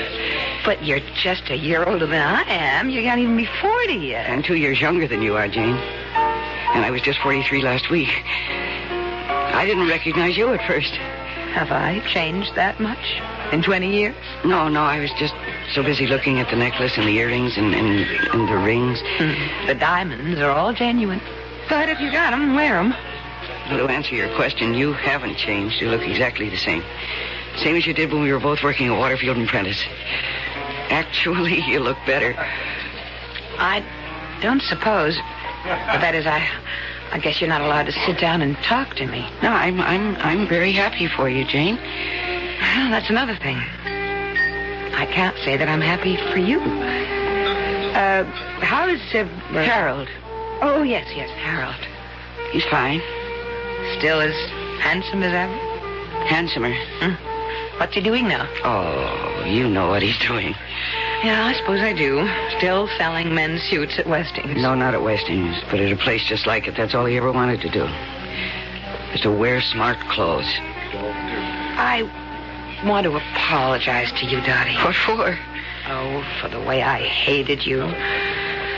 For taking Harold away from me. I couldn't take what you didn't have. I know. Actually, you did me a favor. Yes, I can see that I did. I would have been stuck with Harold just as I am. Well, this way I made 3 fantastic marriages, each one wealthier than the last. I'm glad for you. Oh, Dottie, I want to cry. Why? Because I look at you and I remember how you used to be, how you sparkled. Well, that's life. No, it's not life. It's money. Or I should say not having money. Dottie, let me do something for you. What? Well, now, just don't take what I'm about to say the wrong way, Dottie. Let me give you some money. No, Jane. Money can't help me. Now, don't say... Nothing can help me. That's the only way to put it. And I'm serious, Jane. The only thing I can say is that I'm under a curse. Dottie, that's... It's true. And I deserve it. So, what's your order? Dottie?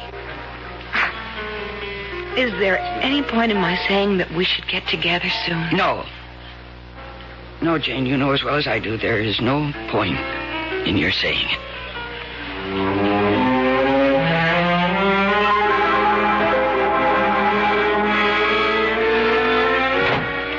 Hey, you're late. Yeah, I had to work dinner. Oh, it's okay. I made myself a sandwich. You eat? I'm not hungry. Well, should you be... No, maybe later. Did anybody interesting come into the place today? No, nobody. I kind of wish I worked in a place where you could meet celebrities. You don't meet them, Harold. You just wait on them. Well, it sure give you something to talk about, wouldn't it? Hey, I'm glad I had a chance to see you before I left. So where are you going? Where am I? You haven't changed a single little bit in 20 years. You're still the greatest little kidder in the whole wide world. I forgot. It's Tuesday night. Yes, indeedy, Dottie. It's Tuesday night, and old handsome Harold goes bowling for 17 years, man and boy, through rain and sleet and snow and hail. Yeah, well, I think I'll go lie down. Well, sure, honey. Why don't you do that? You look tired. And good night, honey. Don't be too late. You always say that. Good night. I'll see you.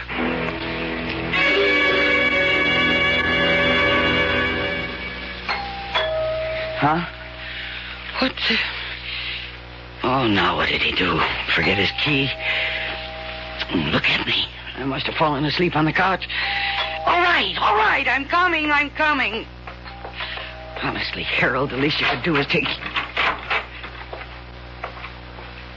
Oh. Good evening. Did I waken you? Who are you? I'm Mr. Carpenter, and you are Mrs. Malloy. Yes. What do you want, Mr. Carpenter? I should say, what do you want, Mrs. Malloy? Well, you're the one who rang my bell. Yes, because you sent for me.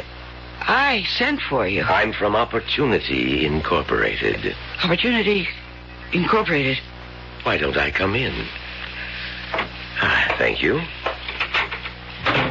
I have a copy of your letter here. My letter? You don't recognize it? Oh. You're the people who had that ad in the paper. Precisely, Mrs. Malloy. Well, what are you selling? Nothing. Well, let me put it this way. What will whatever you have to give away cost me? Nothing. Well, how do you stay in business? Whatever your business is. We're a non-profit organization. Well, then I don't understand it. A copy of our ad. See? Would you like an opportunity to change the course of your life? If so, write Opportunity Unlimited. You wrote, I'm here. You know what it's about? What's it about? A job? Or a chance to go into a new business? I mean, what do you want it to be? Well, it's too late to change the course of my life. It's never too late. Well, you don't understand. I think I do. You see, something happened a long time ago. 21 years ago, to be exact. Yes, that's right, and I... And you think you're still being punished for it? Wait a minute. How do you know... I know everything. What do you mean, everything? Who are you? I told you. Mr. Carpenter, from Opportunity Unlimited. Now, on a certain evening, 21 years ago... What? Wait. Which evening? You know the evening. How can you ever forget it? You dream about it every night. You relive it in every nightmare. I don't know what you're talking about. Sure you do. How would I be able to remember some evening? Let me refresh your memory. You were working for a brokerage house called Waterfield and Prentice. It was 9 o'clock at night. The entire building was empty, deserted, except for you. What were you doing there at 9 o'clock at night? What were you doing in Mr. Waterfield's private office? What were you doing taking money out of Mr. Waterfield's safe? Suddenly you turn ashy white with fear. You hear a door open, and it's old Jerry, the night watchman.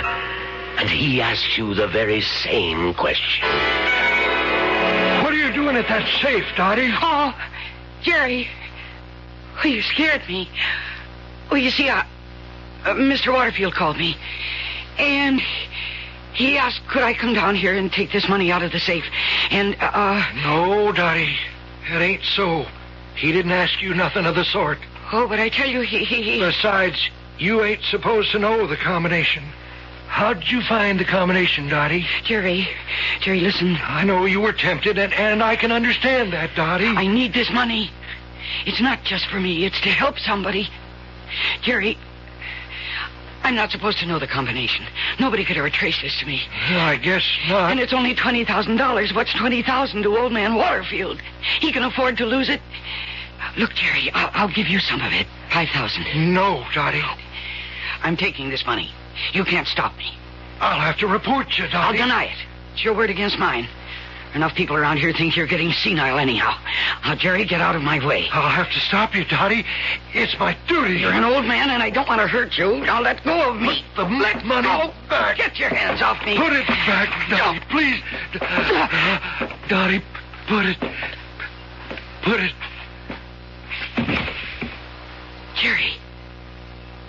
Jerry, I didn't touch you. It's my heart. I have pills in my shirt pocket. Give me a... Jerry, don't. Jerry, please don't die. I'll put the money back, but please, Jerry. Oh.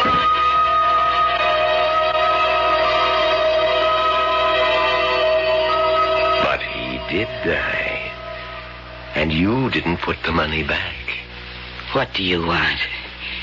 Did you come here to blackmail me? Tell me, were you sincere? Would you really put the money back if you had another chance? Yes. It would have saved Jerry's life if I'd done it when he asked me. That's why I am here. To give you that opportunity to put the money back. Put the money back? That money's been gone for years, $20,000. And I never had so much as a penny's worth of enjoyment out of it. How would you like the chance to put the money back? How can I put it back? I don't have it. Would you like to have the chance to put it back while he was still asking you to do it? What are you saying? What are you saying?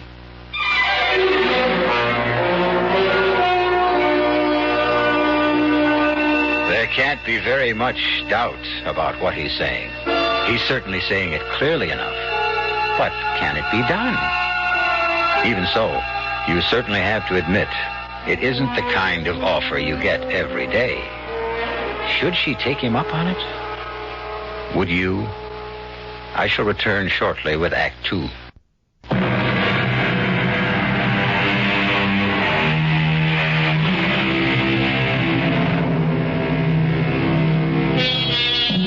They say you can't go back again. Once you leave a certain time and a certain place, it's gone forever. On the face of it, it sounds like an extremely sound rule. However, as everyone knows, every rule has its exceptions. And this is what a Mr. Carpenter seems to be discussing with Dottie Malloy. What I'm saying, Mrs. Malloy, and I thought I was saying it clearly, is would you like to have the chance to put the money back when old Jerry asked you to? But that's impossible. I didn't ask you if it was possible. I asked you if you would like to have the chance to do it. I know, I'm not asleep. I'm not dreaming all this. No, you're wide awake. Well, your answer? $20,000. That was a fortune. A fortune. I thought it would change my whole life. And it did. It made me an old woman long before my time. I know. I had to hide that money. I had to lie about every nickel of it. When Harold needed $5,000 to go into business, I made up a story of an aunt who died and left me them. But what's the difference? He went bankrupt anyhow. I bought stocks that dropped out of sight. I bet on horses. Some of them never even finished. That's right. It was as if there was a curse on that money. Well, you seem to know everything. Was there? Well, let's say you should never have taken it. Would my life have been different? Yes. Tell me how. I don't know. What do you mean you don't know? Without that murder on your conscience. Don't call it murder. It was... What was it? You would have looked at things differently, had a different attitude.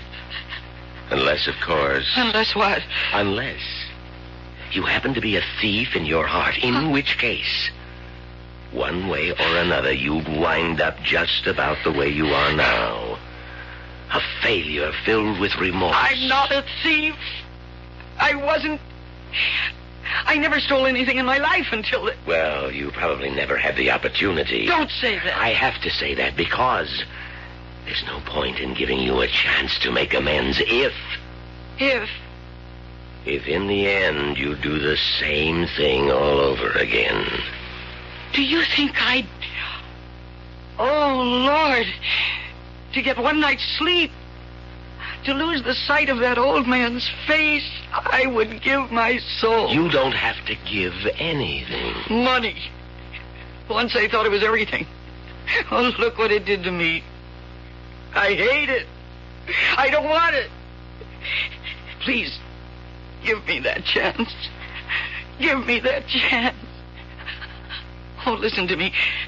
Listen to what I'm saying. I must be crazy. Somehow, a stranger comes into my house, and somehow he found out a secret about me. And for some reason which I can't understand, he chooses to amuse himself. I admit this is shocking to you. But there's one way to prove that I'm serious and you're not crazy. Go back. Go back? 21 years? Yes. I'm afraid. Afraid? Afraid to be young again? Afraid to have another chance, another lifetime? How would a thing like this work? It's very simple. You agree to go back for the express purpose of rectifying an unfortunate action that you committed under stress. You are given an opportunity to do it. And then, do I come back here to the present? That's difficult to say. You're going back there. Here won't happen for another 21 years. So, where here is going to be will depend on the new life you'd make for yourself. Well, what have I got to lose? My wonderful job, this beautiful apartment, my intelligent husband. I'm ready. A word of caution. If you don't put that money back... Oh, how can you even bring that up? That's what I'm going back there for, isn't it? Well, I would just like to warn... You don't have to warn me about anything. You just sold me. Now, how do we do it? Oh, listen to me. I must be crazy. I really believe what you're saying. Now that you understand, come with me. Where? For a walk.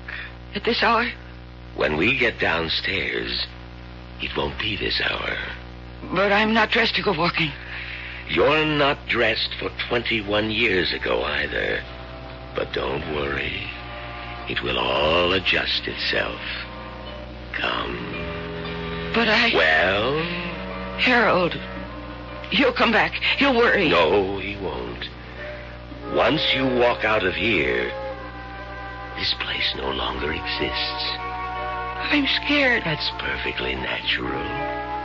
Don't be afraid. Come. Here, hold my hand. Now come with me. Come. We'll walk downstairs and into the street. Come.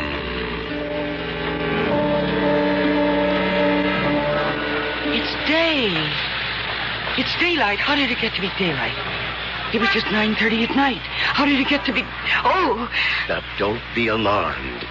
Please. But look at the cars. Look at them. Those cars are 20 years old. All those cars. They're brand new. And they're Snyder's. That's Snyder's coffee shop across the street. We used to go there for lunch. All of us from the office. But they tore it down 10 years ago. They built a new... You've gone back, Dottie. Don't you understand? You're not Dottie Malloy. You're still Dottie Sandy. And look at my dress. And these shoes. I threw these out long ago. No, I didn't. I remember... You wanted to go back, Dottie. You're back. Yeah, I feel so... Young? Yes, that's it. I feel young. But tell me, why do I remember everything that takes place for the next 21 years? Why do I know that? Because you're not all the way back yet. Until that money is returned to the safe, your new life hasn't really begun. Well, then let me go and return it. What are we waiting for? It's only 9:30 in the morning. You have to wait till 9 o'clock tonight. Oh. Well, what am I going to do until then? Go through the day, just as you did last time. No, I'd like to change some of the things I did last time. You can only change one of them. The thing you did 9 o'clock at night. Say, we can't stand around here all day. You're late for work, and you know what a bear old Mr. Waterfield is. Well, goodbye, Dottie. Goodbye? Yes, goodbye. But when will I see you again, Mr. Carpenter? Never. Never? Never. Unless, of course, you don't live up to our bargain. Then I guess this is goodbye. Goodbye, Dottie, and good luck.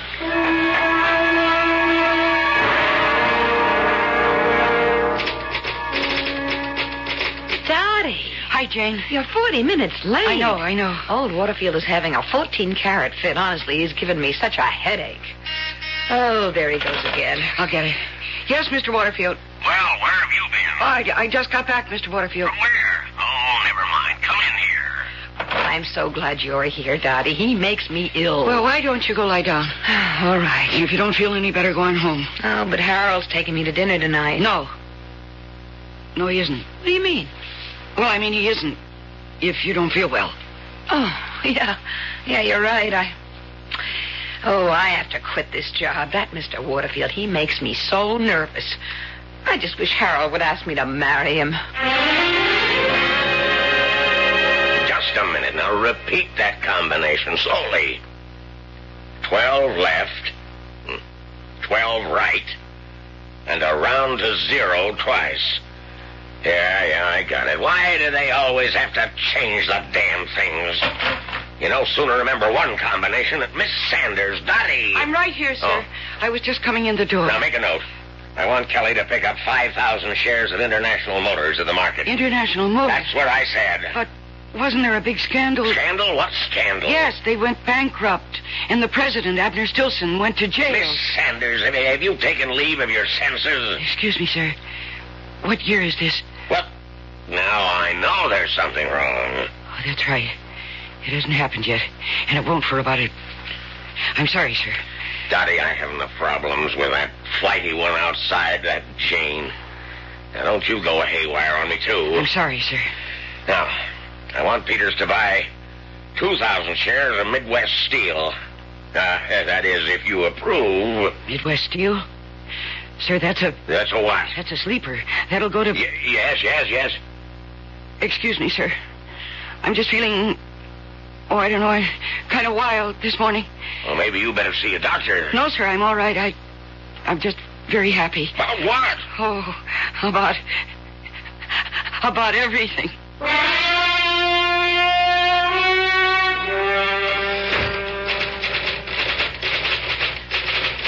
Hi, Dottie. Oh, hi, Harold. Jane isn't here. I know.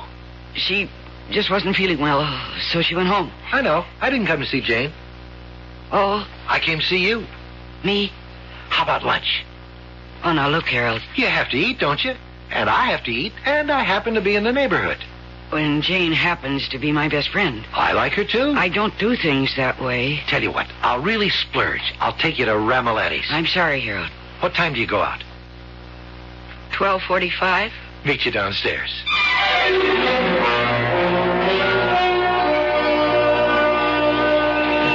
Yeah, I think I'll have the... Now, don't go looking for the cheapest thing on the menu. Boy, even the cheapest thing is practically out of sight. Dottie, you know what bothers me? What? That you're impressed by a place like this. Well, it's very expensive. It's only money, and it's all you need to eat here. Actually, it's all you need to go anywhere. Do anything. Money.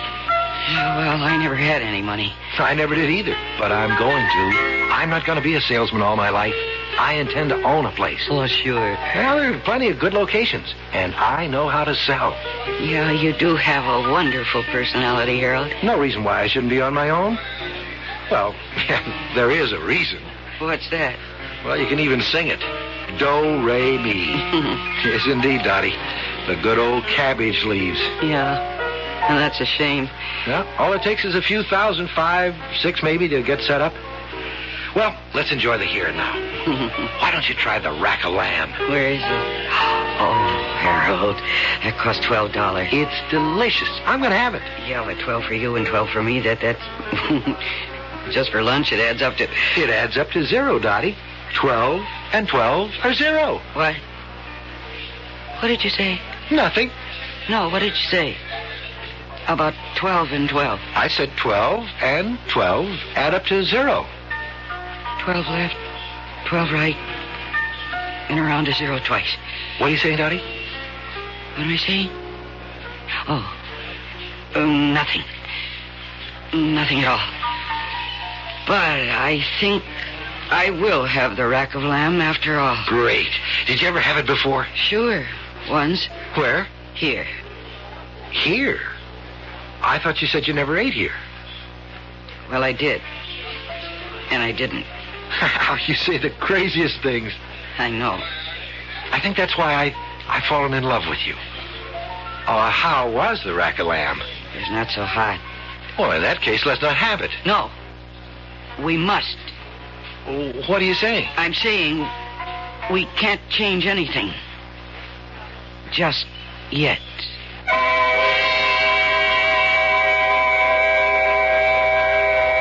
So far, it's all on schedule. The day runs its course, just as it did 21 years ago. Dottie was late to work. She overheard the boss muttering the combination of the office safe. She stole her best friend's boyfriend. Stole may be a harsh word, but here we deal in realities.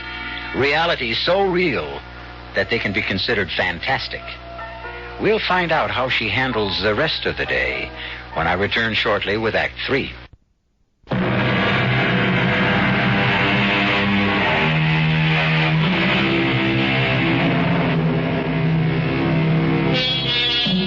Sometimes you get a chance to do it all over again.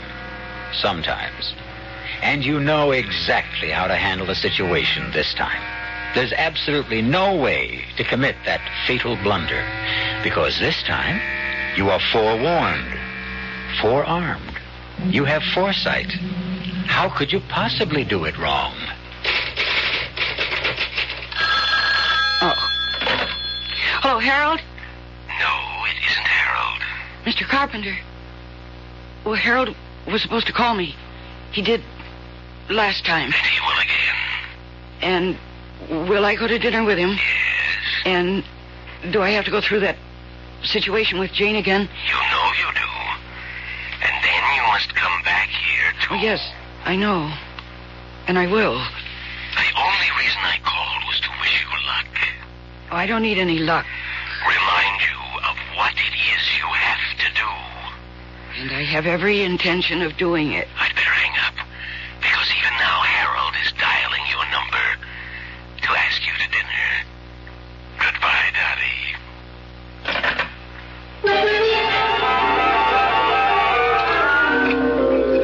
Why, from Ramoletti's to Snyder's, all in one day. I have to admit the food's much cheaper here. Yeah, well, I think it's better. No, I have to improve your taste. Harold, what were you saying about going into business?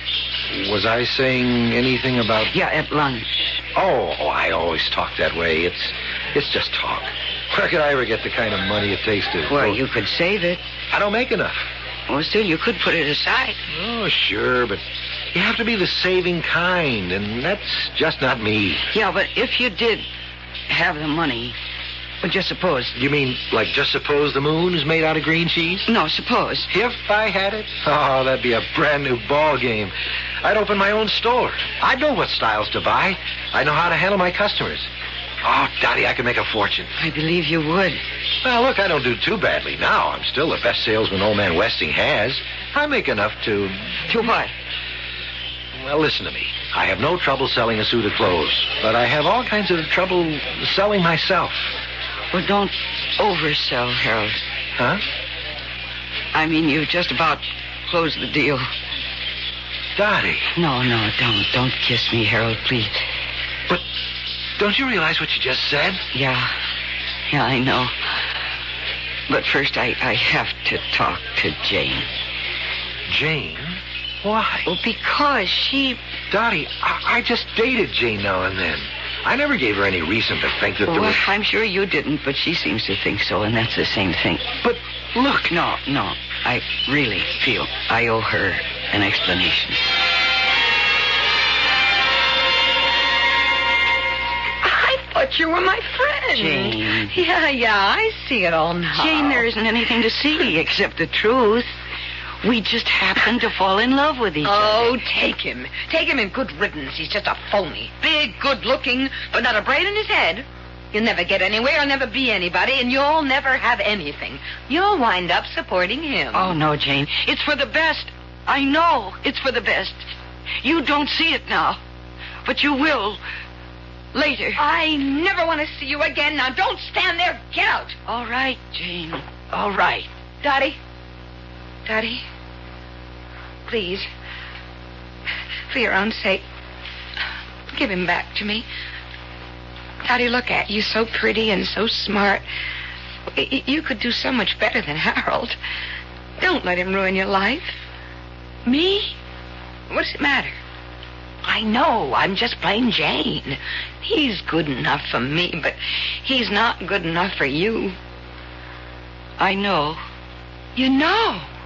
Well, then why? I can't help it, Jane. I can't help it.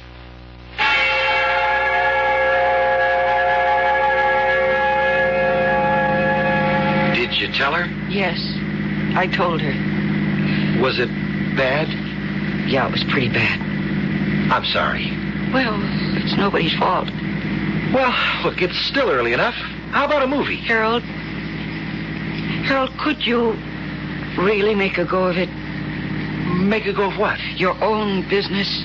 Well, sure, but that's just a wild dream. Well, the wildest dreams can come true. We're so serious tonight. Let's see a funny movie. Harold, could you make a go of your own business? I have to know. Well, the answer is sure. I could make $1 million. All I need is the chance. Now, how about that movie? No. I want to go home. I have a headache.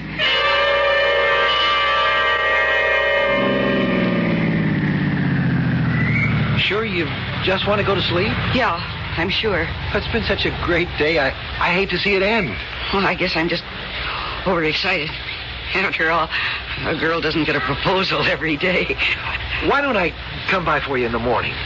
We'll have breakfast and lunch and dinner. And maybe in between we can get married. And very soon I want my family to come in from the West Coast. I'll be by bright and early in the a.m. Are you happy? Yes. Yes. You're beautiful, Dottie. See you, Angel.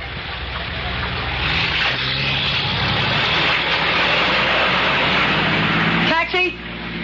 Taxi!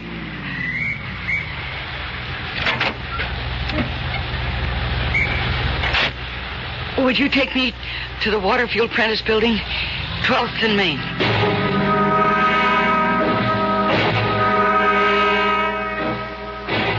12 right, 12 left, and around to 0.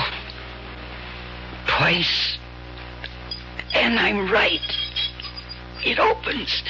What are you doing at the safe, Dottie? Jerry? Oh, Jerry, you scared me. Well, you see, Mr. Waterfield called and asked me if I could take this money to... Now, that ain't so, Dottie. He didn't ask you nothing of the sort. But I tell you, he did. Besides, you ain't supposed to know the combination. How'd you happen to learn the combination? Well, I... Well, what's the difference? You were tempted. I can understand that, Dottie. Jerry, I need this money. It's not just for me. It's to help somebody. And it's only $20,000. What does $20,000 mean to old man Waterfield? Listen to me, Jerry. I'll give you some of it. Here, take $5,000. No, Dottie. No. Why don't we split it? Put the money back. Lock the safe. And we'll both forget about tonight. No. I'm taking this money. Put it back, Dottie. Well, of course, I'll put it back. Now you're talking sense. After all, that's what I came back here for. You'll be happier in the long run. That's the kind of money that never brings anything good. This way, you'll always have your peace of mind. Sure. You're being smart, Dottie. Jerry, listen to me. I'm not really going to take this money. No? No.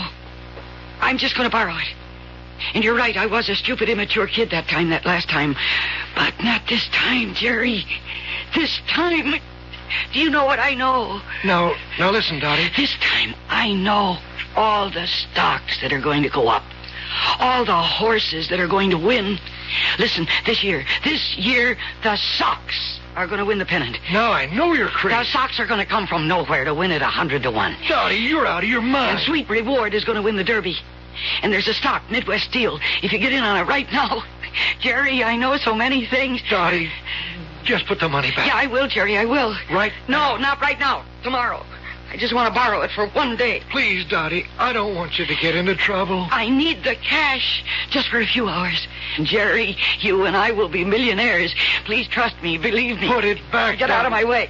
I'll have to report you. I'm not stealing it. I'll put it back tomorrow. Tomorrow night, you'll see. Dottie, right now, there's no harm done yet. Let go of me. Please, Dottie, I'm trying to help you. Don't get your hands I have to stop you, Dottie. It's not stealing this money. Don't you understand? I'm not stealing it. Put it back. Put it back. I don't want to hurt you, Jerry. You're an old man. Money. Back, please. Jerry, I have this gift. I can see into the future. You'd be able to retire. Put it back. I will. My heart. Jerry. In my pocket. My shirt pocket. What? I've got pills. Oh, please, don't die on me. Please don't die. Jerry. I'm afraid he's dead. Mr. Carpenter. Yes, Mr. Carpenter. Well, I didn't kill him. He died of a heart attack. You saw it. Yes, I saw and I heard everything. Well, now we take a dim view of this sort of thing at Opportunities Unlimited. We do indeed. Well, don't you see what I was trying to do for him? I had to give him an opportunity to better himself. But that was not our agreement. You had agreed to put the money back. What? What are you going to do to me? I won't do anything to you. I'll put the money back right now. Where will you put it? In a safe on the wall. In which safe? On what wall? It's dark. How did it get so dark? What happened to the lights? No, you can keep the money. I can keep the money? Certainly. For all the good it will do you. Oh, it'll do me plenty of good now. Now I know how to use it. I can do things that... Where are the lights? The lights? Yes, where are the lights? Yeah, what's that noise? The lights, as you know, they won't be invented for at least 1,000 years. What? The noise, well... Where am I? Where am I? I would say you're on the southern coast of England. The year is 874. How could I go back to 874? You're hiding in a tiny hut. The noise is that of a Viking raid. Oh. The village is burned, looted. There's quite a bit of murder, robbery, rape. Why, what are you saying? That's how things were in those days. Besides, why worry? You have money. Those pretty little pieces of green paper. Will they kill me? I don't know. Oh, please. Please, Mr. Carpenter. They don't kill everybody.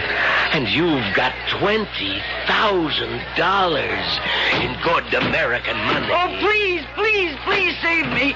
They're right outside. Got $20,000, Dottie. Let's see you buy your way out of this one.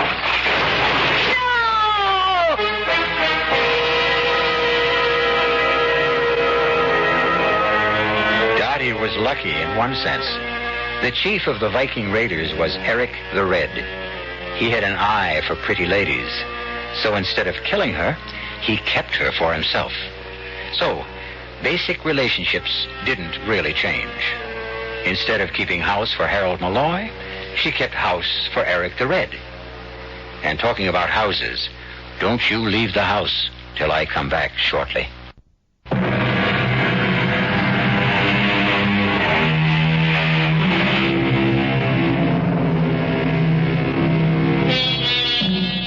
Can you go all the way back and forth in time? Before you answer no, consider. Practically all of you have already done it. How, you ask? Well, don't you set your clocks for daylight savings time? But that's only an hour, sure. But it's the principle. Remember, the greatest oak was once a tiny acorn. Our cast included Mercedes McCambridge, Patricia Wheel, Robert Maxwell, and Leon Janney. The entire production was under the direction of Hyman Brown. Now, a preview of our next tale. Raphael, why did you leave the stage after the Chopin? I can't go on, Lottie. After performing a miracle, you can't go on. The entire audience is on its feet calling for you, and you can't go on. After what just happened? What did happen out there, Mr. Klein? It was as if... Oh, Well, go on, tell me. What happened to you? Well, some force suddenly gripped my right arm. Began to pull my hand, my right hand, off the keyboard. I didn't know what was happening to me. I thought I was having some sort of seizure, or I was going mad, or I don't know what. And then? My left hand kept playing. You mean you kept playing with your left hand? No, Lottie, no. My right arm. See, it was forced down to my side, and I was scared. I was so scared I couldn't have gone on playing with my left, and I didn't. It did. Radio Mystery Theater was sponsored in part by Buick Motor Division. This is E.G. Marshall inviting you to return to our Mystery Theater for another adventure in the macabre. Until next time, pleasant dreams.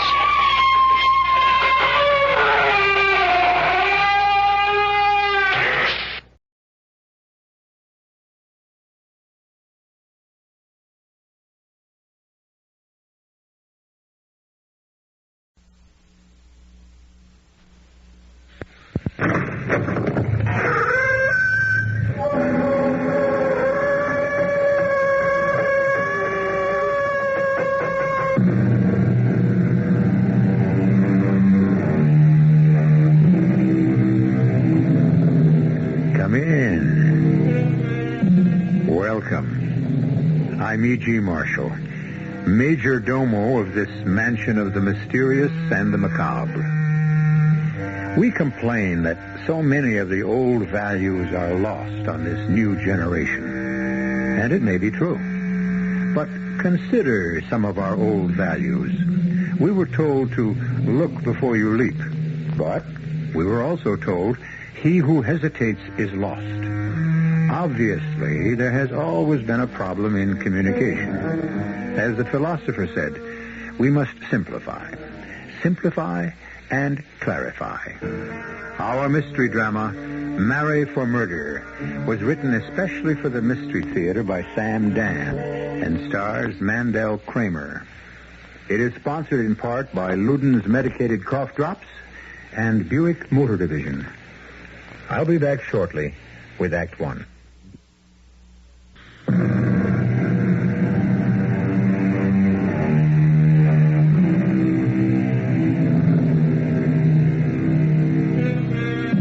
All of us are looking for something, and if we want it badly enough, perhaps we might visit the office of James Kellogg. James is a private detective, and he specializes in finding things for people. On a philosophical level, we might speculate, to whom does Jim go when he has to find something for himself? Well, where does a doctor go when he needs an operation? What does a barber do when he wants a haircut? Anyhow, I've been described as a private detective, and right off, I would like to straighten everybody out on some basic facts. Fiction has made a pretty good thing out of my profession. You know, the luscious blonde with the inviting eyes who enters the office all afire with passion. I don't get cases like that. I don't get sapped on the skull and wake up in the arms of a gorgeous redhead. You want to know what I get? I usually get what just walked into my office this morning. Fat and 50-ish. And what do you think her problem is? I want you to know, Mr. Kellogg, I investigated you thoroughly before coming here. As indeed you should, Mrs. Melvin. An influential member of the family personally discussed the matter with the district attorney and asked him to recommend someone. Your name was suggested. Now that you're here, I shall explain exactly why we deemed it advisable to engage a private eye. One moment, Mrs. Melvin. I am not a private eye. I am a private detective or a confidential investigator. Please continue. Here is our problem. Our problem? I am acting for the family, my two brothers and myself. We decided this would be the wisest course of action. We have a sister who was about to make a dreadful mistake. Yes? Anne's husband died a year ago. He was in the hardware business and left a large amount of money. How large? Is that germane to this discussion? One never knows. After taxes, $2 million. That's large. Continue. Anne intends to marry again. This is the dreadful mistake? Yes. Well, how old is your sister? Oh, just 40. Well, isn't she mature enough to know what she's doing? Oh, She's a babe in the woods. She's always led a sheltered life. She knows nothing of the world. Mm-hmm. And, of course, the man in question is younger than your sister. How did you know? Well, Mrs. Melvin, this is not a unique situation. Well, the family wants this thing broken up. Why? Because you're afraid her money will go to her new husband and not be available to you? Now, see here, Be realistic. How can I or anybody break up this romance if she's determined to marry him? By exposing him for what he is. What is he? A thief. A confidence man. Well, if you know this, then he's already been exposed. But that's just it. We don't know it for a fact. Then how can you say it? Because it's true. It must be true. Why? A fellow like him, smooth, sneaky. Oh, and he seems so much younger. Is your sister attractive? That is not the point. Walter Jones is too glib. That's his name, Walter Jones? Yes. What does he do? Oh, he says he's come to town to open a sales office. What kind of sales office? Well, I don't know. He's obviously a swindler and a shopper. And if so, he must have been in trouble with the law at one time or another. Have you discussed this with your sister? Oh, she's so thoroughly infatuated she won't listen to a single word against him. But if you could come up with solid evidence of a criminal record, I am convinced we could nip this thing in the bud. Well, suppose he has no criminal record. Impossible. One look at his face. It could take a great deal of my time and your money to find out. I consider that money well spent. It's an investment in my dear sister's happiness. On the other hand, even if this evidence does exist, it may not do you any good. What do you mean? Well, suppose your sister's so much in love with this man that she decides to marry him anyhow. You just find that evidence. Well, I'll need... I know what you'll need. I've prepared a sheet of paper listing this infamous person's address, the places he frequents, and so on. Here's his photograph. It's an excellent likeness. You've come well prepared. I'm paying you for your time. I won't have you waste one single moment. I expect a detailed report of your progress. That's one thing you can be sure you'll get out of all this, Mrs. Melvin. A report. A nice, neat, concise, leather-bound report.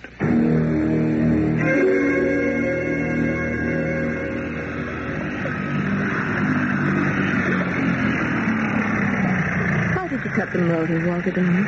Oh, it's so lovely out here. Let's drift for a while. Let's lie back and look up at the sun and not go anywhere. Yes, why not? Isn't that really what we're doing? And, dearest, what do you mean? Aren't we just drifting, not getting anywhere? I know. Let's get married. I want that, dear, more than anything in the world. Well, then why don't we get married tomorrow? Where? Anywhere. There are enough judges, clergymen. No, dear. You really don't want to marry me, do you? Now, what you're saying is let's go off and get married. Well, yes, that's what I'm saying. Yeah, and your family will say, aha, we were right. About what? You know about what. Right in thinking there's something shady about me. See, he stole her away. No, I want us to be married properly. Oh. And you do, too. You know, dear, you're really a very old-fashioned, conservative girl at heart. No, I'm not. Oh, yeah, you want a formal wedding surrounded by your family and friends. But my sister and her brother say that they won't come. Very well.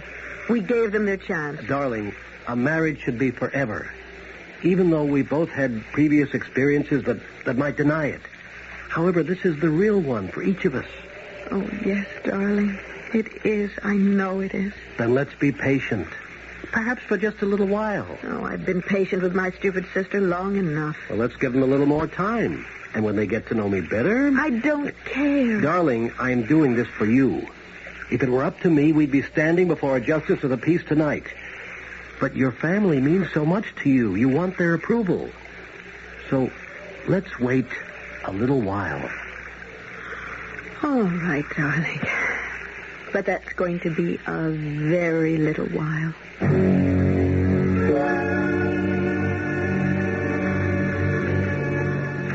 Greetings, Lieutenant.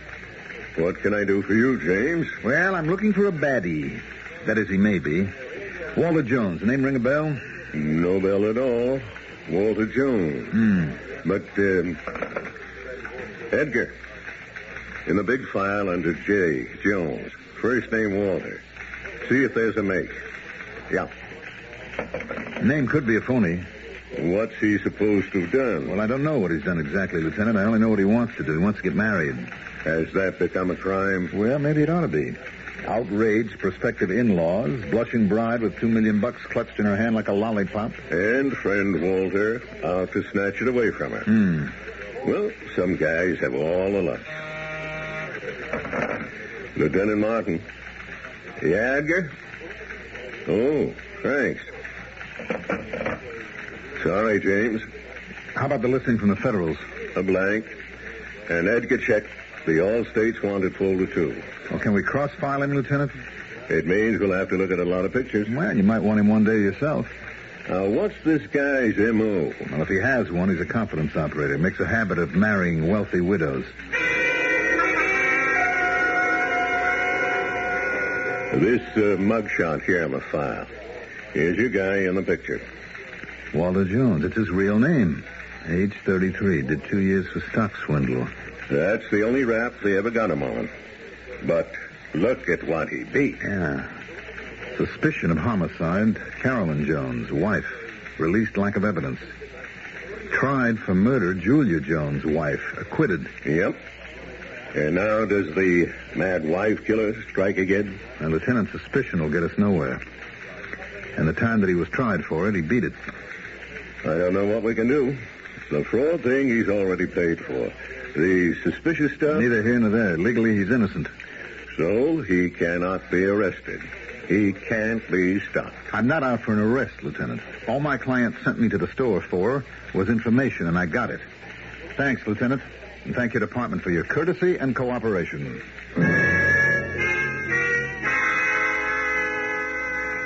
This piece of paper is even more than I dared hope for. Not only is he a thief, he is also a murderer. Now, that hasn't been proved. What do you plan to do with this information? Rest assured I shall use it in a manner which I deem to be most effective. Well, then I'd say the case is closed. You'll receive a bill for my services. And I'll wager all you did to earn your exorbitant fee was to go down to police headquarters and ask a few simple questions. Well, Mrs. Melvin, it's not just a question of who you know. It's what you know.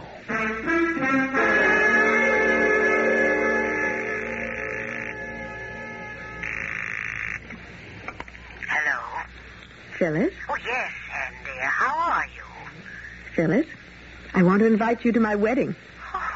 Do you? Now, I don't want you to go into an entire 3-act play about it. Walter and I intend to be married this coming Sunday at St. Maurice's at 4. You and the rest of the family can come and give us your blessing, or not, as you see fit. I asked you. Darling, what makes you think we wouldn't come? Phyllis, what are you saying? 4 o'clock? Of course we'll be there. And then we'll have a reception at my house. Phyllis. And, darling, I'm so happy for you. Now, let me call everyone. Goodbye, dear. I'll talk with you later. What do you think of that? What is it, Ann? They're coming. My family is actually coming. All of them? Roy and Bob, everyone. Phyllis calls us shot. I told you they'd see the light eventually. Now, aren't you glad we didn't run off somewhere and have this most meaningful and beautiful ceremony performed among strangers? You were right, dear. You're always right. Stick to your own point of view, dear. Eventually, people come around. Oh, Walter, I don't know what I'd ever do without you. Don't worry, Ann, darling. You'll never be without me.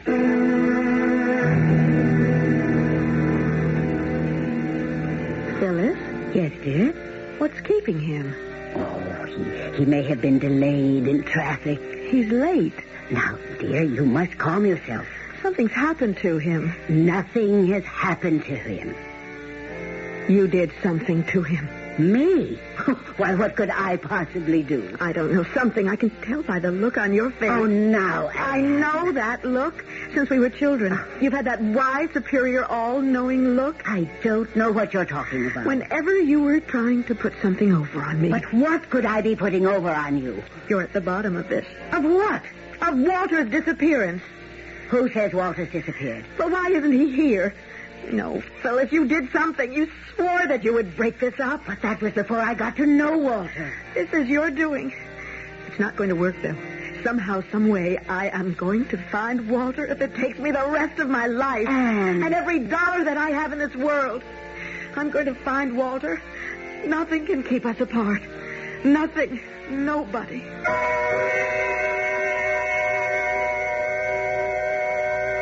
Well, there's a ringing endorsement for you. But what did happen to Walter Jones? You know perfectly well he's not going to show up at the church. But why not? Assuming the information on him in the police files is correct, isn't that his thing? Doesn't he marry rich women? Obviously, we have a lot of ground to cover, and the second act will be with you in just a few moments.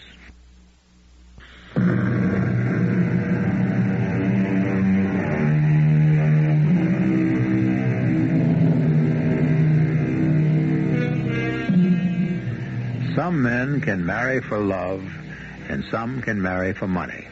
And happy is he who can marry for both. Walter Jones, now. He appeared to be in an ideal situation. He seemed to be in love with Anne, and 7 figures are required to describe Anne's fortune. So why did Walter leave Anne at the church? What does Private Investigator Jim Kellogg think? I didn't think anything about it, if you must know. Actually, as far as I was concerned, the case was closed. I'd already forgotten Walter Jones and Mrs. Melvin and her sister Anne until one morning when my secretary came into my office. In case the mention of the word secretary causes you to conjure up certain romantic fantasies, I must disappoint you again. My secretary wears pince-nez glasses and has snow-white hair, and the only reason I hired her is because she is the most efficient human being I ever encountered. Yes, Mrs. Haskell. And Mrs. Trainer's here to see you. Oh, in reference to what? I believe it will concern a missing person, but I am somewhat puzzled. You puzzled, Mrs. Haskell, by what? Her face. It seems quite familiar, but I just don't know why.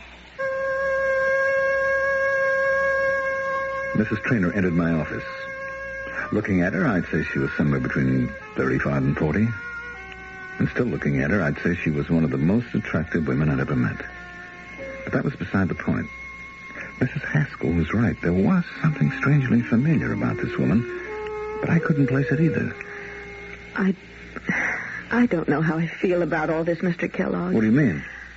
I was walking down the street, and it started to rain. I stepped into the lobby of this building just to get out of the wet, and I glanced at the directory, and there was your name, James Kellogg, private investigator, and right then and there I said to myself, why shouldn't I hire a private detective? Why do you feel you need one? I'm terribly worried. My fiancé has disappeared. Yes? I don't know what more I can tell you. How long's he been gone? It's 3 weeks. The truth is, he left me waiting at the church. Sorry to hear that. I went to his apartment. The superintendent told me that he had moved out. No forwarding address? None. You talked to his friends, his family?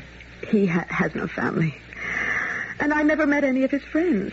You see, Mr. Kellogg, it was one of those whirlwind courtships. We were just 2 people who met and fell in love and decided to get married. Well, you know, there are certain people, as the wedding date approaches, who they just become frightened and take off for a little while. No, I refuse to believe that Walter did that. I am sure something terrible must have happened to him. Well, we'll see what we can do, Mrs. Trainer. Were you widowed or divorced? My first husband died. I see. And what is your fiancé's name? Walter Jones. I beg your pardon? Jones. Walter Jones. Yes. Walter Jones. That's why she looked familiar. She was the sister of that impossible Melvin woman. Same shape to the face, same color in the eyes, only on Mrs. Trainer it all looked good. However, this was not the time to admire the physical attributes of Mrs. Trainer. I was now confronted with a problem which seldom, if ever, troubles most fictional detectives. The little matter of professional ethics. He just disappeared suddenly without a trace. And your first name? Anne. You have a family? Oh, yes. A sister and 2 brothers. Mm-hmm. What was their attitude toward your fiancé? They were violently opposed. They thought that Walter was after my money, but that's impossible. Are you sure? Of course. And talking about money, I've plenty of it, so you needn't spare any expense in looking for Walter. Excuse me? Yes. I've been thinking why that Mrs. Trainer looked so familiar. Finally, it came to me. Could it be she is related to that Mrs. Melvin? Yes, precisely. And it concerns an allied matter. Oh? It will therefore be necessary for us to adopt an attitude toward the situation, Mrs. Haskell. But don't you bother. I'll come out to see you. You'll take the case, won't you, Mr. Kellogg? Would you excuse me for just one moment? My secretary has a most urgent problem.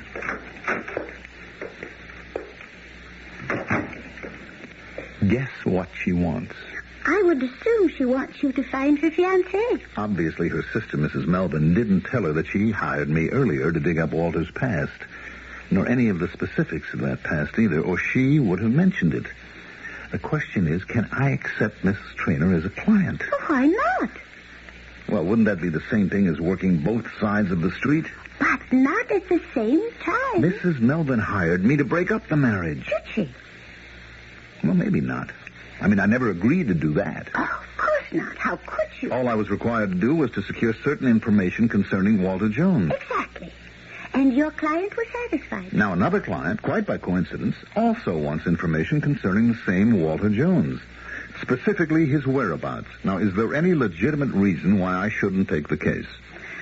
None that occurs to me at the moment. Only one thing puzzles me. Yes?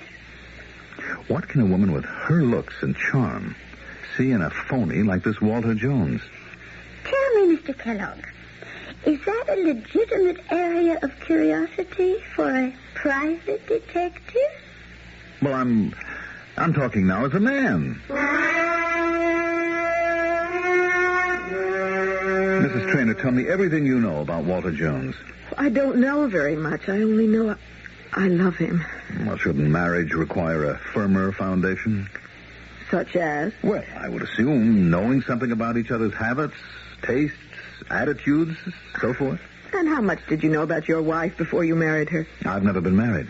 Well, then you hardly qualify as an expert. Still, it would seem that a successful union is based upon mutual interest, knowledge of each other. You keep saying it's important to know all about the person you intend to marry. I say nonsense. Pure, unadulterated nonsense. Love at first sight. That's what it was between Walter Jones and me. Love at first sight. It's the only real way.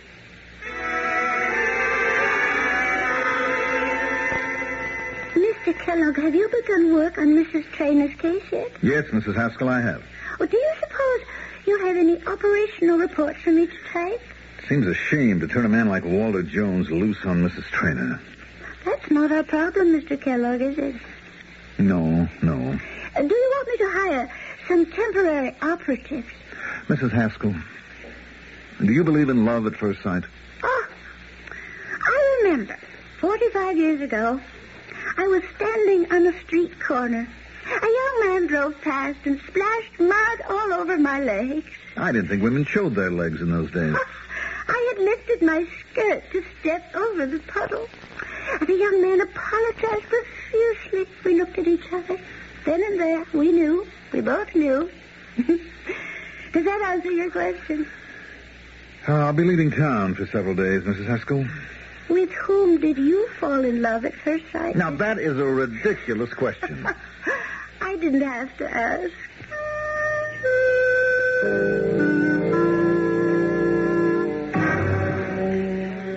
Sergeant, I understand about 7 years ago you were the arresting officer in the Julia Jones murder case? Yeah.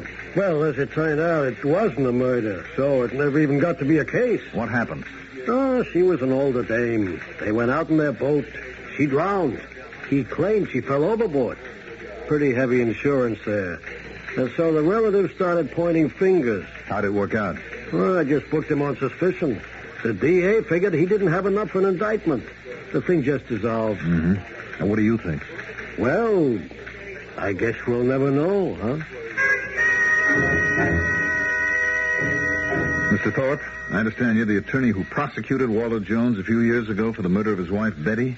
I was the assistant, and that little case may have cost the DA his job.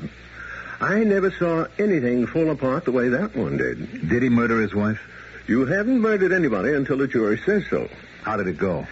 She was his second wife. He claimed she'd been acting nutty, and so on that night she came at him with a revolver. So they grappled with her, it went off, and killed her. It doesn't sound like the strongest story in the world. No, and especially since it came out that his first wife had died a few years before under what might have been suspicious circumstances. Drowning? Yeah. Well, my ex-boss, the DA, was politically ambitious. He saw a chance to get publicity. He figured there'd be no trouble getting a verdict of first-degree murder, considering Walter Jones' past record. Well, what went wrong? Everything. Turned out the wife had been psychotic. She had threatened to kill him in front of witnesses. There was so much doubt the judge made a directed charge for acquittal. What do you think? Well, if he married my daughter, I don't think I'd sleep nights.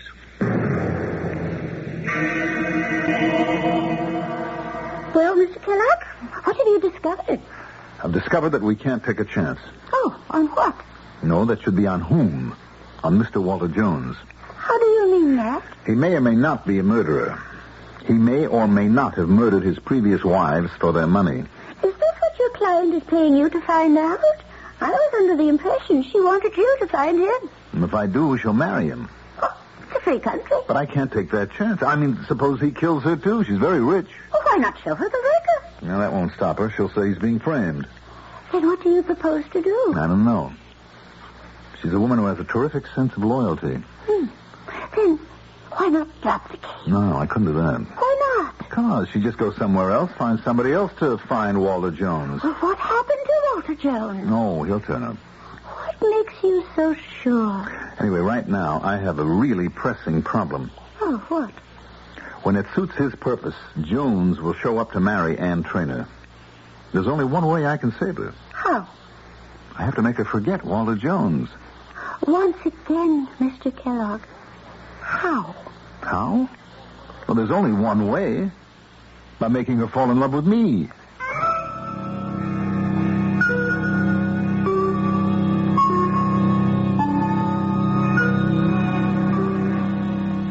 Well, here we have Private Detective James Kellogg, who may be somewhat out of his depth. From what you know of him, he's not the swashbuckling romantic hero. And yet, he is proposing a most swashbuckling romantic ploy. Well, he's never done anything like this before, which means that Act 3 should contain surprises for all of us.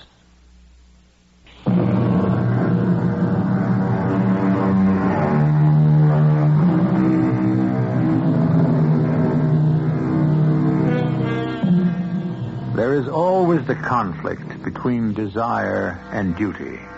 For instance, duty compels Jim Kellogg to find Walter Jones. Desire would have Jim make sure Walter never shows up at all. Most people finally decide to yield to desire or heed the call of duty. Jim, on the other hand, has decided to do both, which means he will try to find Walter Jones and not find him at the same time. I'm not really sure I heard what you said, Mr. Kellogg. I said I would make Mrs. Traynor fall in love with me, Mrs. Haskell. Is that an ethical procedure, Mr. Kellogg? How can I permit her to marry Walter Jones? He may be a killer. Why don't you give her the facts and allow her to make her own decision? Being a woman, she'd only be confused. Really, Mr. Kellogg? Oh, I meant nothing deprecatory.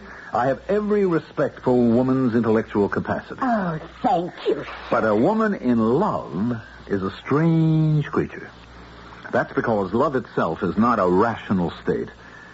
A revelation of the facts would only make her fall more deeply in love with Walter Jones. Why? Because it'd also give her a chance to be a martyr. She could say, you see, the whole world is against him, but I shall stand by him. From a practical point of view, Mr. Kellogg, how do you you intend to make Mrs. Traynor fall in love with you? Well, I hadn't thought about that, but There are several difficulties you would have to overcome. for instance, Well, Walter Jones is quite tall. You are, average. height isn't everything. Mr. Jones is strikingly handsome. Whereas you... Well, people are like fruit.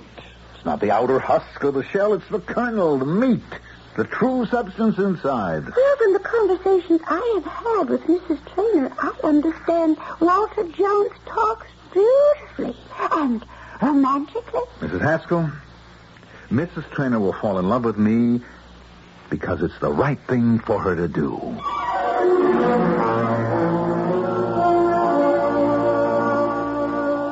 I've been trying to reach you for these past few days to see if there's been any progress. Oh, I was out of town, Mrs. Traynor. I'm so worried. Is it possible for a person to disappear without leaving a single trace? Look, it's noontime. I'll take you to lunch. No, I'm not hungry. I can't think of food. We might be able to discuss some important matters. Oh. If we're going to talk about finding Walter, then that's something else. I think that this is the first full meal I've had in weeks. I've been so nervous about everything since Walter disappeared. You know, you look very attractive when you eat. Yes? Oh, my goodness. Do you realize that was what Walter said to me? Walter? I was sitting in a coffee shop having lunch by myself when the stunning-looking man said to me, "Do you know that you look very attractive when you eat?" We both laughed. It was as if we had laughed together so often in the past. He was the kind of man that I wanted all my life. Oh, Mr. Kellogg, you've got to find him for me. You've got to. Promise. I promise. Good. Now let's hurry back to the office. The office? Yes, it's the most important place in my life right now. Why? Because it's the brain center, the place where the strategy to find Walter is being formulated. The phone should be ringing. Undercover men should be coming in and out. Well... I've no patience to do anything else or be anywhere else, and I want to help. Help? Please. Let me. I could answer the phones, take messages, assist Mrs. Haskell. But... Please. Let me be a part of it.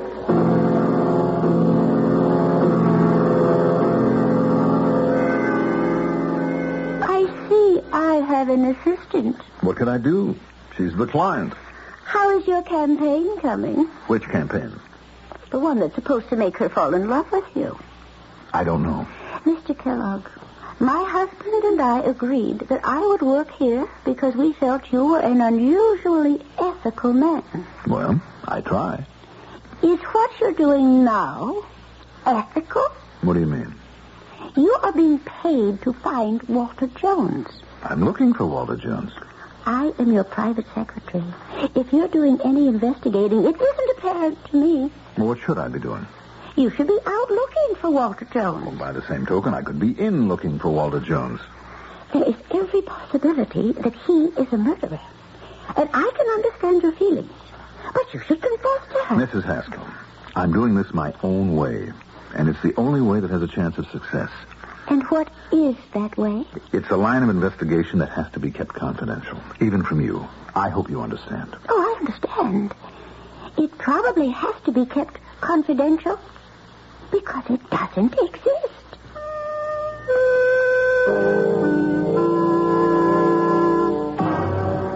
Oh, I don't think I could concentrate on tennis, Mr. Kellogg. Well, fitness, that's a must for a detective. And right now, you are a detective. Well... Come on. You need some air, some sun, some exercise.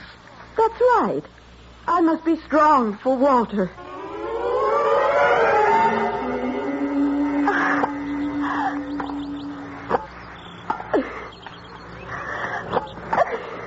That's out. Yep. I guess it was. That's game. Set. Match. You beat me. It was all I could do to even score a single point off Walter. Oh. What a marvelous tennis player. And he had a killer instinct. He did, huh? Even if he was playing with me, he couldn't let up. He had to play all out all the time. Tell me about Walter's killer instinct. You know anything about his past? Oh, I don't care about his past. He was honest with me. He told me he'd been married twice before. Mm-hmm. What else did he tell you? Not important. Well, suppose it should turn out that he hadn't led a very exemplary kind of life. That's a very stuffy way of putting it. That's exactly how my late husband Edgar would have said it. Oh? Mr. Kellogg, if only you could learn how to relax. You and men like Edgar. Why don't you call me Jim? Oh, no. You're the Mr. type. The correct, formal, proper Mr. type.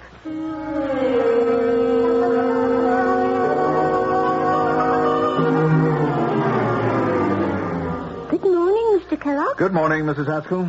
I don't mind telling you that however lofty your motives, I thoroughly disagree with your tactics in this case. Ordinarily, I would have resigned in protest. I assure you, Mrs. Haskell. However, sir, you are about to receive your comeuppance. What do you mean? Mrs. Traynor is waiting in your office. And I would say she appears to be somewhat miffed. Miffed? Surely you knew you were headed for trouble? Well, sir, it has finally arrived. What are you talking about? Why don't you ask her? Good morning, Mrs. Traynor. Mr. Kellogg, may I have the bill for your services rendered to date? Why, Mrs. Traynor? You've been very pleasant. You've taken me to lunch, to dinner, to tennis, golf, theater. You've done everything but look for Walter Jones. But I have been looking for... Oh, please. I was married to a businessman for over 20 years. I know when things are being done in a business-like fashion. No work has been done in this office on Walter Jones. There have been no phone calls, no reports. It dawned on me that you're not looking for Walter. I asked myself why, and then I realized. You're in love with me, Mr. Kellogg. Do you admit it? Yes. Well, it's impossible. Why? Because I love Walter. It's quite possible he murdered 2 wives. It's impossible. I can show you the record. I have seen the record. Walter was completely honest. He told me the police were suspicious, and he agreed that they had cause to be. How did he account for his first wife's drowning? She fell overboard. It was foggy. He couldn't find her. You believe that? The authorities believed it. They refused to prosecute. 1 accidental death I might accept, but 2? He was terribly lonesome. He needed companionship. He married in haste, and... Oh, she was a psychotic. It was obvious. And how will they account for your murder? I think that's despicable. All right, Mrs. Traynor, I am in love with you. See what I mean? You're in love with me, and you call me Mrs. Traynor. You weren't trying to find Walter Jones. But I was. Excuse me. Yes? Mr. Kellogg, I want to apologize. You were looking for Walter Jones after all. Billy Smith just called and said he's living at 19 Gladstone Oval. His phone number is 555-8308. Thank you, Mrs. Haskell. I want to settle up our account. Send me a bill. I shall hire another detective who will really look for Walter. That won't be necessary. I just found him for you. What are you saying? You want to know how? Your sister hired me to dig up his past, and I found his past record. I gave it to her. She obviously decided to confront him, scare him away. She probably paid him off. It doesn't make sense. If she has this record, why should she pay him off? The scenario. She shows him the record. He says, Anne won't care. She says, can you take that chance? Settle for a little, Walter. Take a few bucks and beat it. So he takes it. But he's going to keep coming back and taking more and more. And when he's drained it dry, then he'll show up and claim you and a Maine fortune. This is a most despicable lie. How do you think I found Walter Jones? I had a man watching your sister's house. Walter's been calling on her. I refuse to believe it. You don't want to believe it. Where is his phone number? Here on this pad. Finally. And listen to me. He doesn't love you. He's alive. He's safe.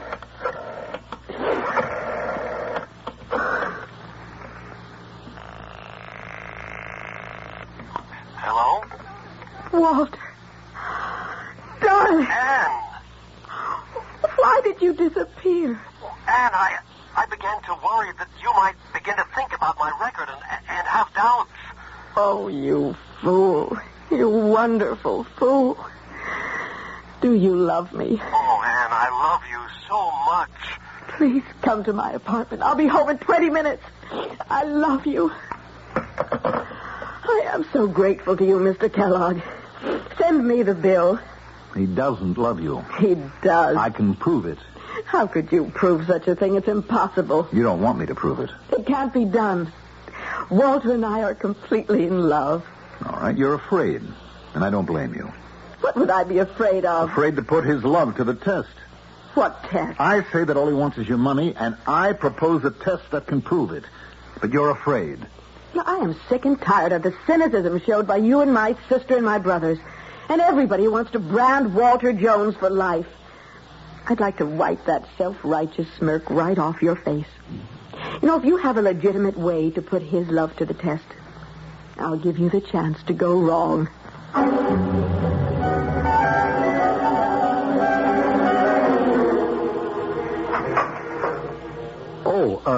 Is Mrs. Traynor at home? She just stepped out for a few minutes.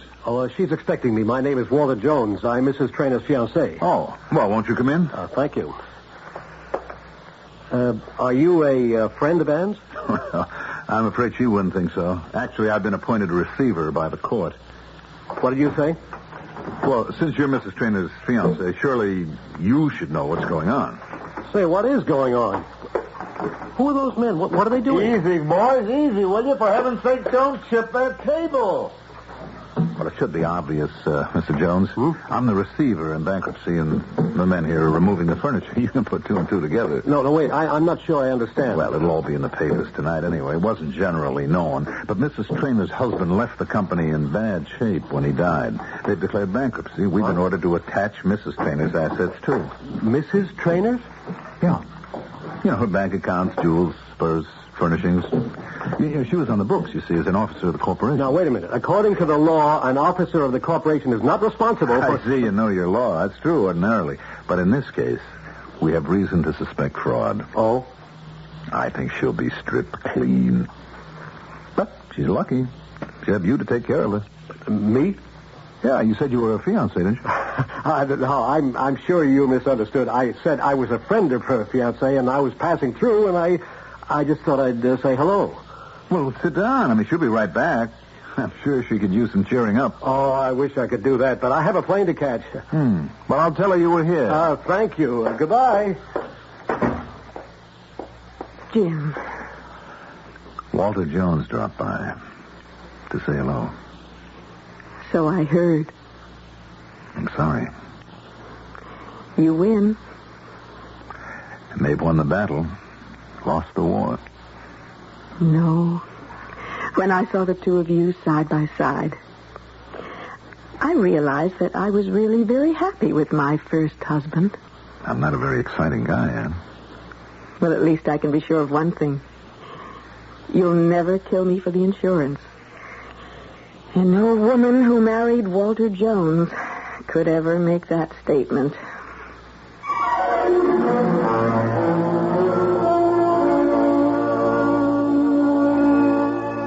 Proving that we should all be grateful for small favors. Walter Jones is presumably still at large, happily married or happily bereaved. And yet, why are we coming down so hard on the man? All of it is circumstantial. He could be as innocent as a newborn babe. But don't bet on it. Don't bet on anything, except perhaps on my coming back in just a few moments.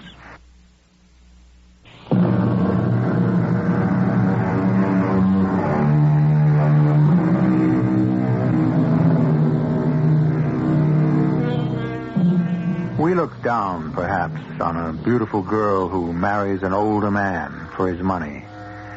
But do we ever stop to consider why he marries her? True, she wouldn't marry him if he were poor, but would he marry her if she were old and repulsive? Why do people marry people? In retrospect, we have presented a story of marriage, and the moral is any one you care to take away with you. We present these cautionary tales complete with morals 7 times each week. Our cast included Mandel Kramer, Patsy Bruder, Evie Juster, Arthur Anderson, and Dan Ockrell. The entire production was under the direction of Hyman Brown. Radio Mystery Theater was sponsored in part by Buick Motor Division and Luden's Medicated Cough Drops. This is E.G. Marshall inviting you to return to our Mystery Theater for another adventure in the macabre. Until next time, pleasant dreams.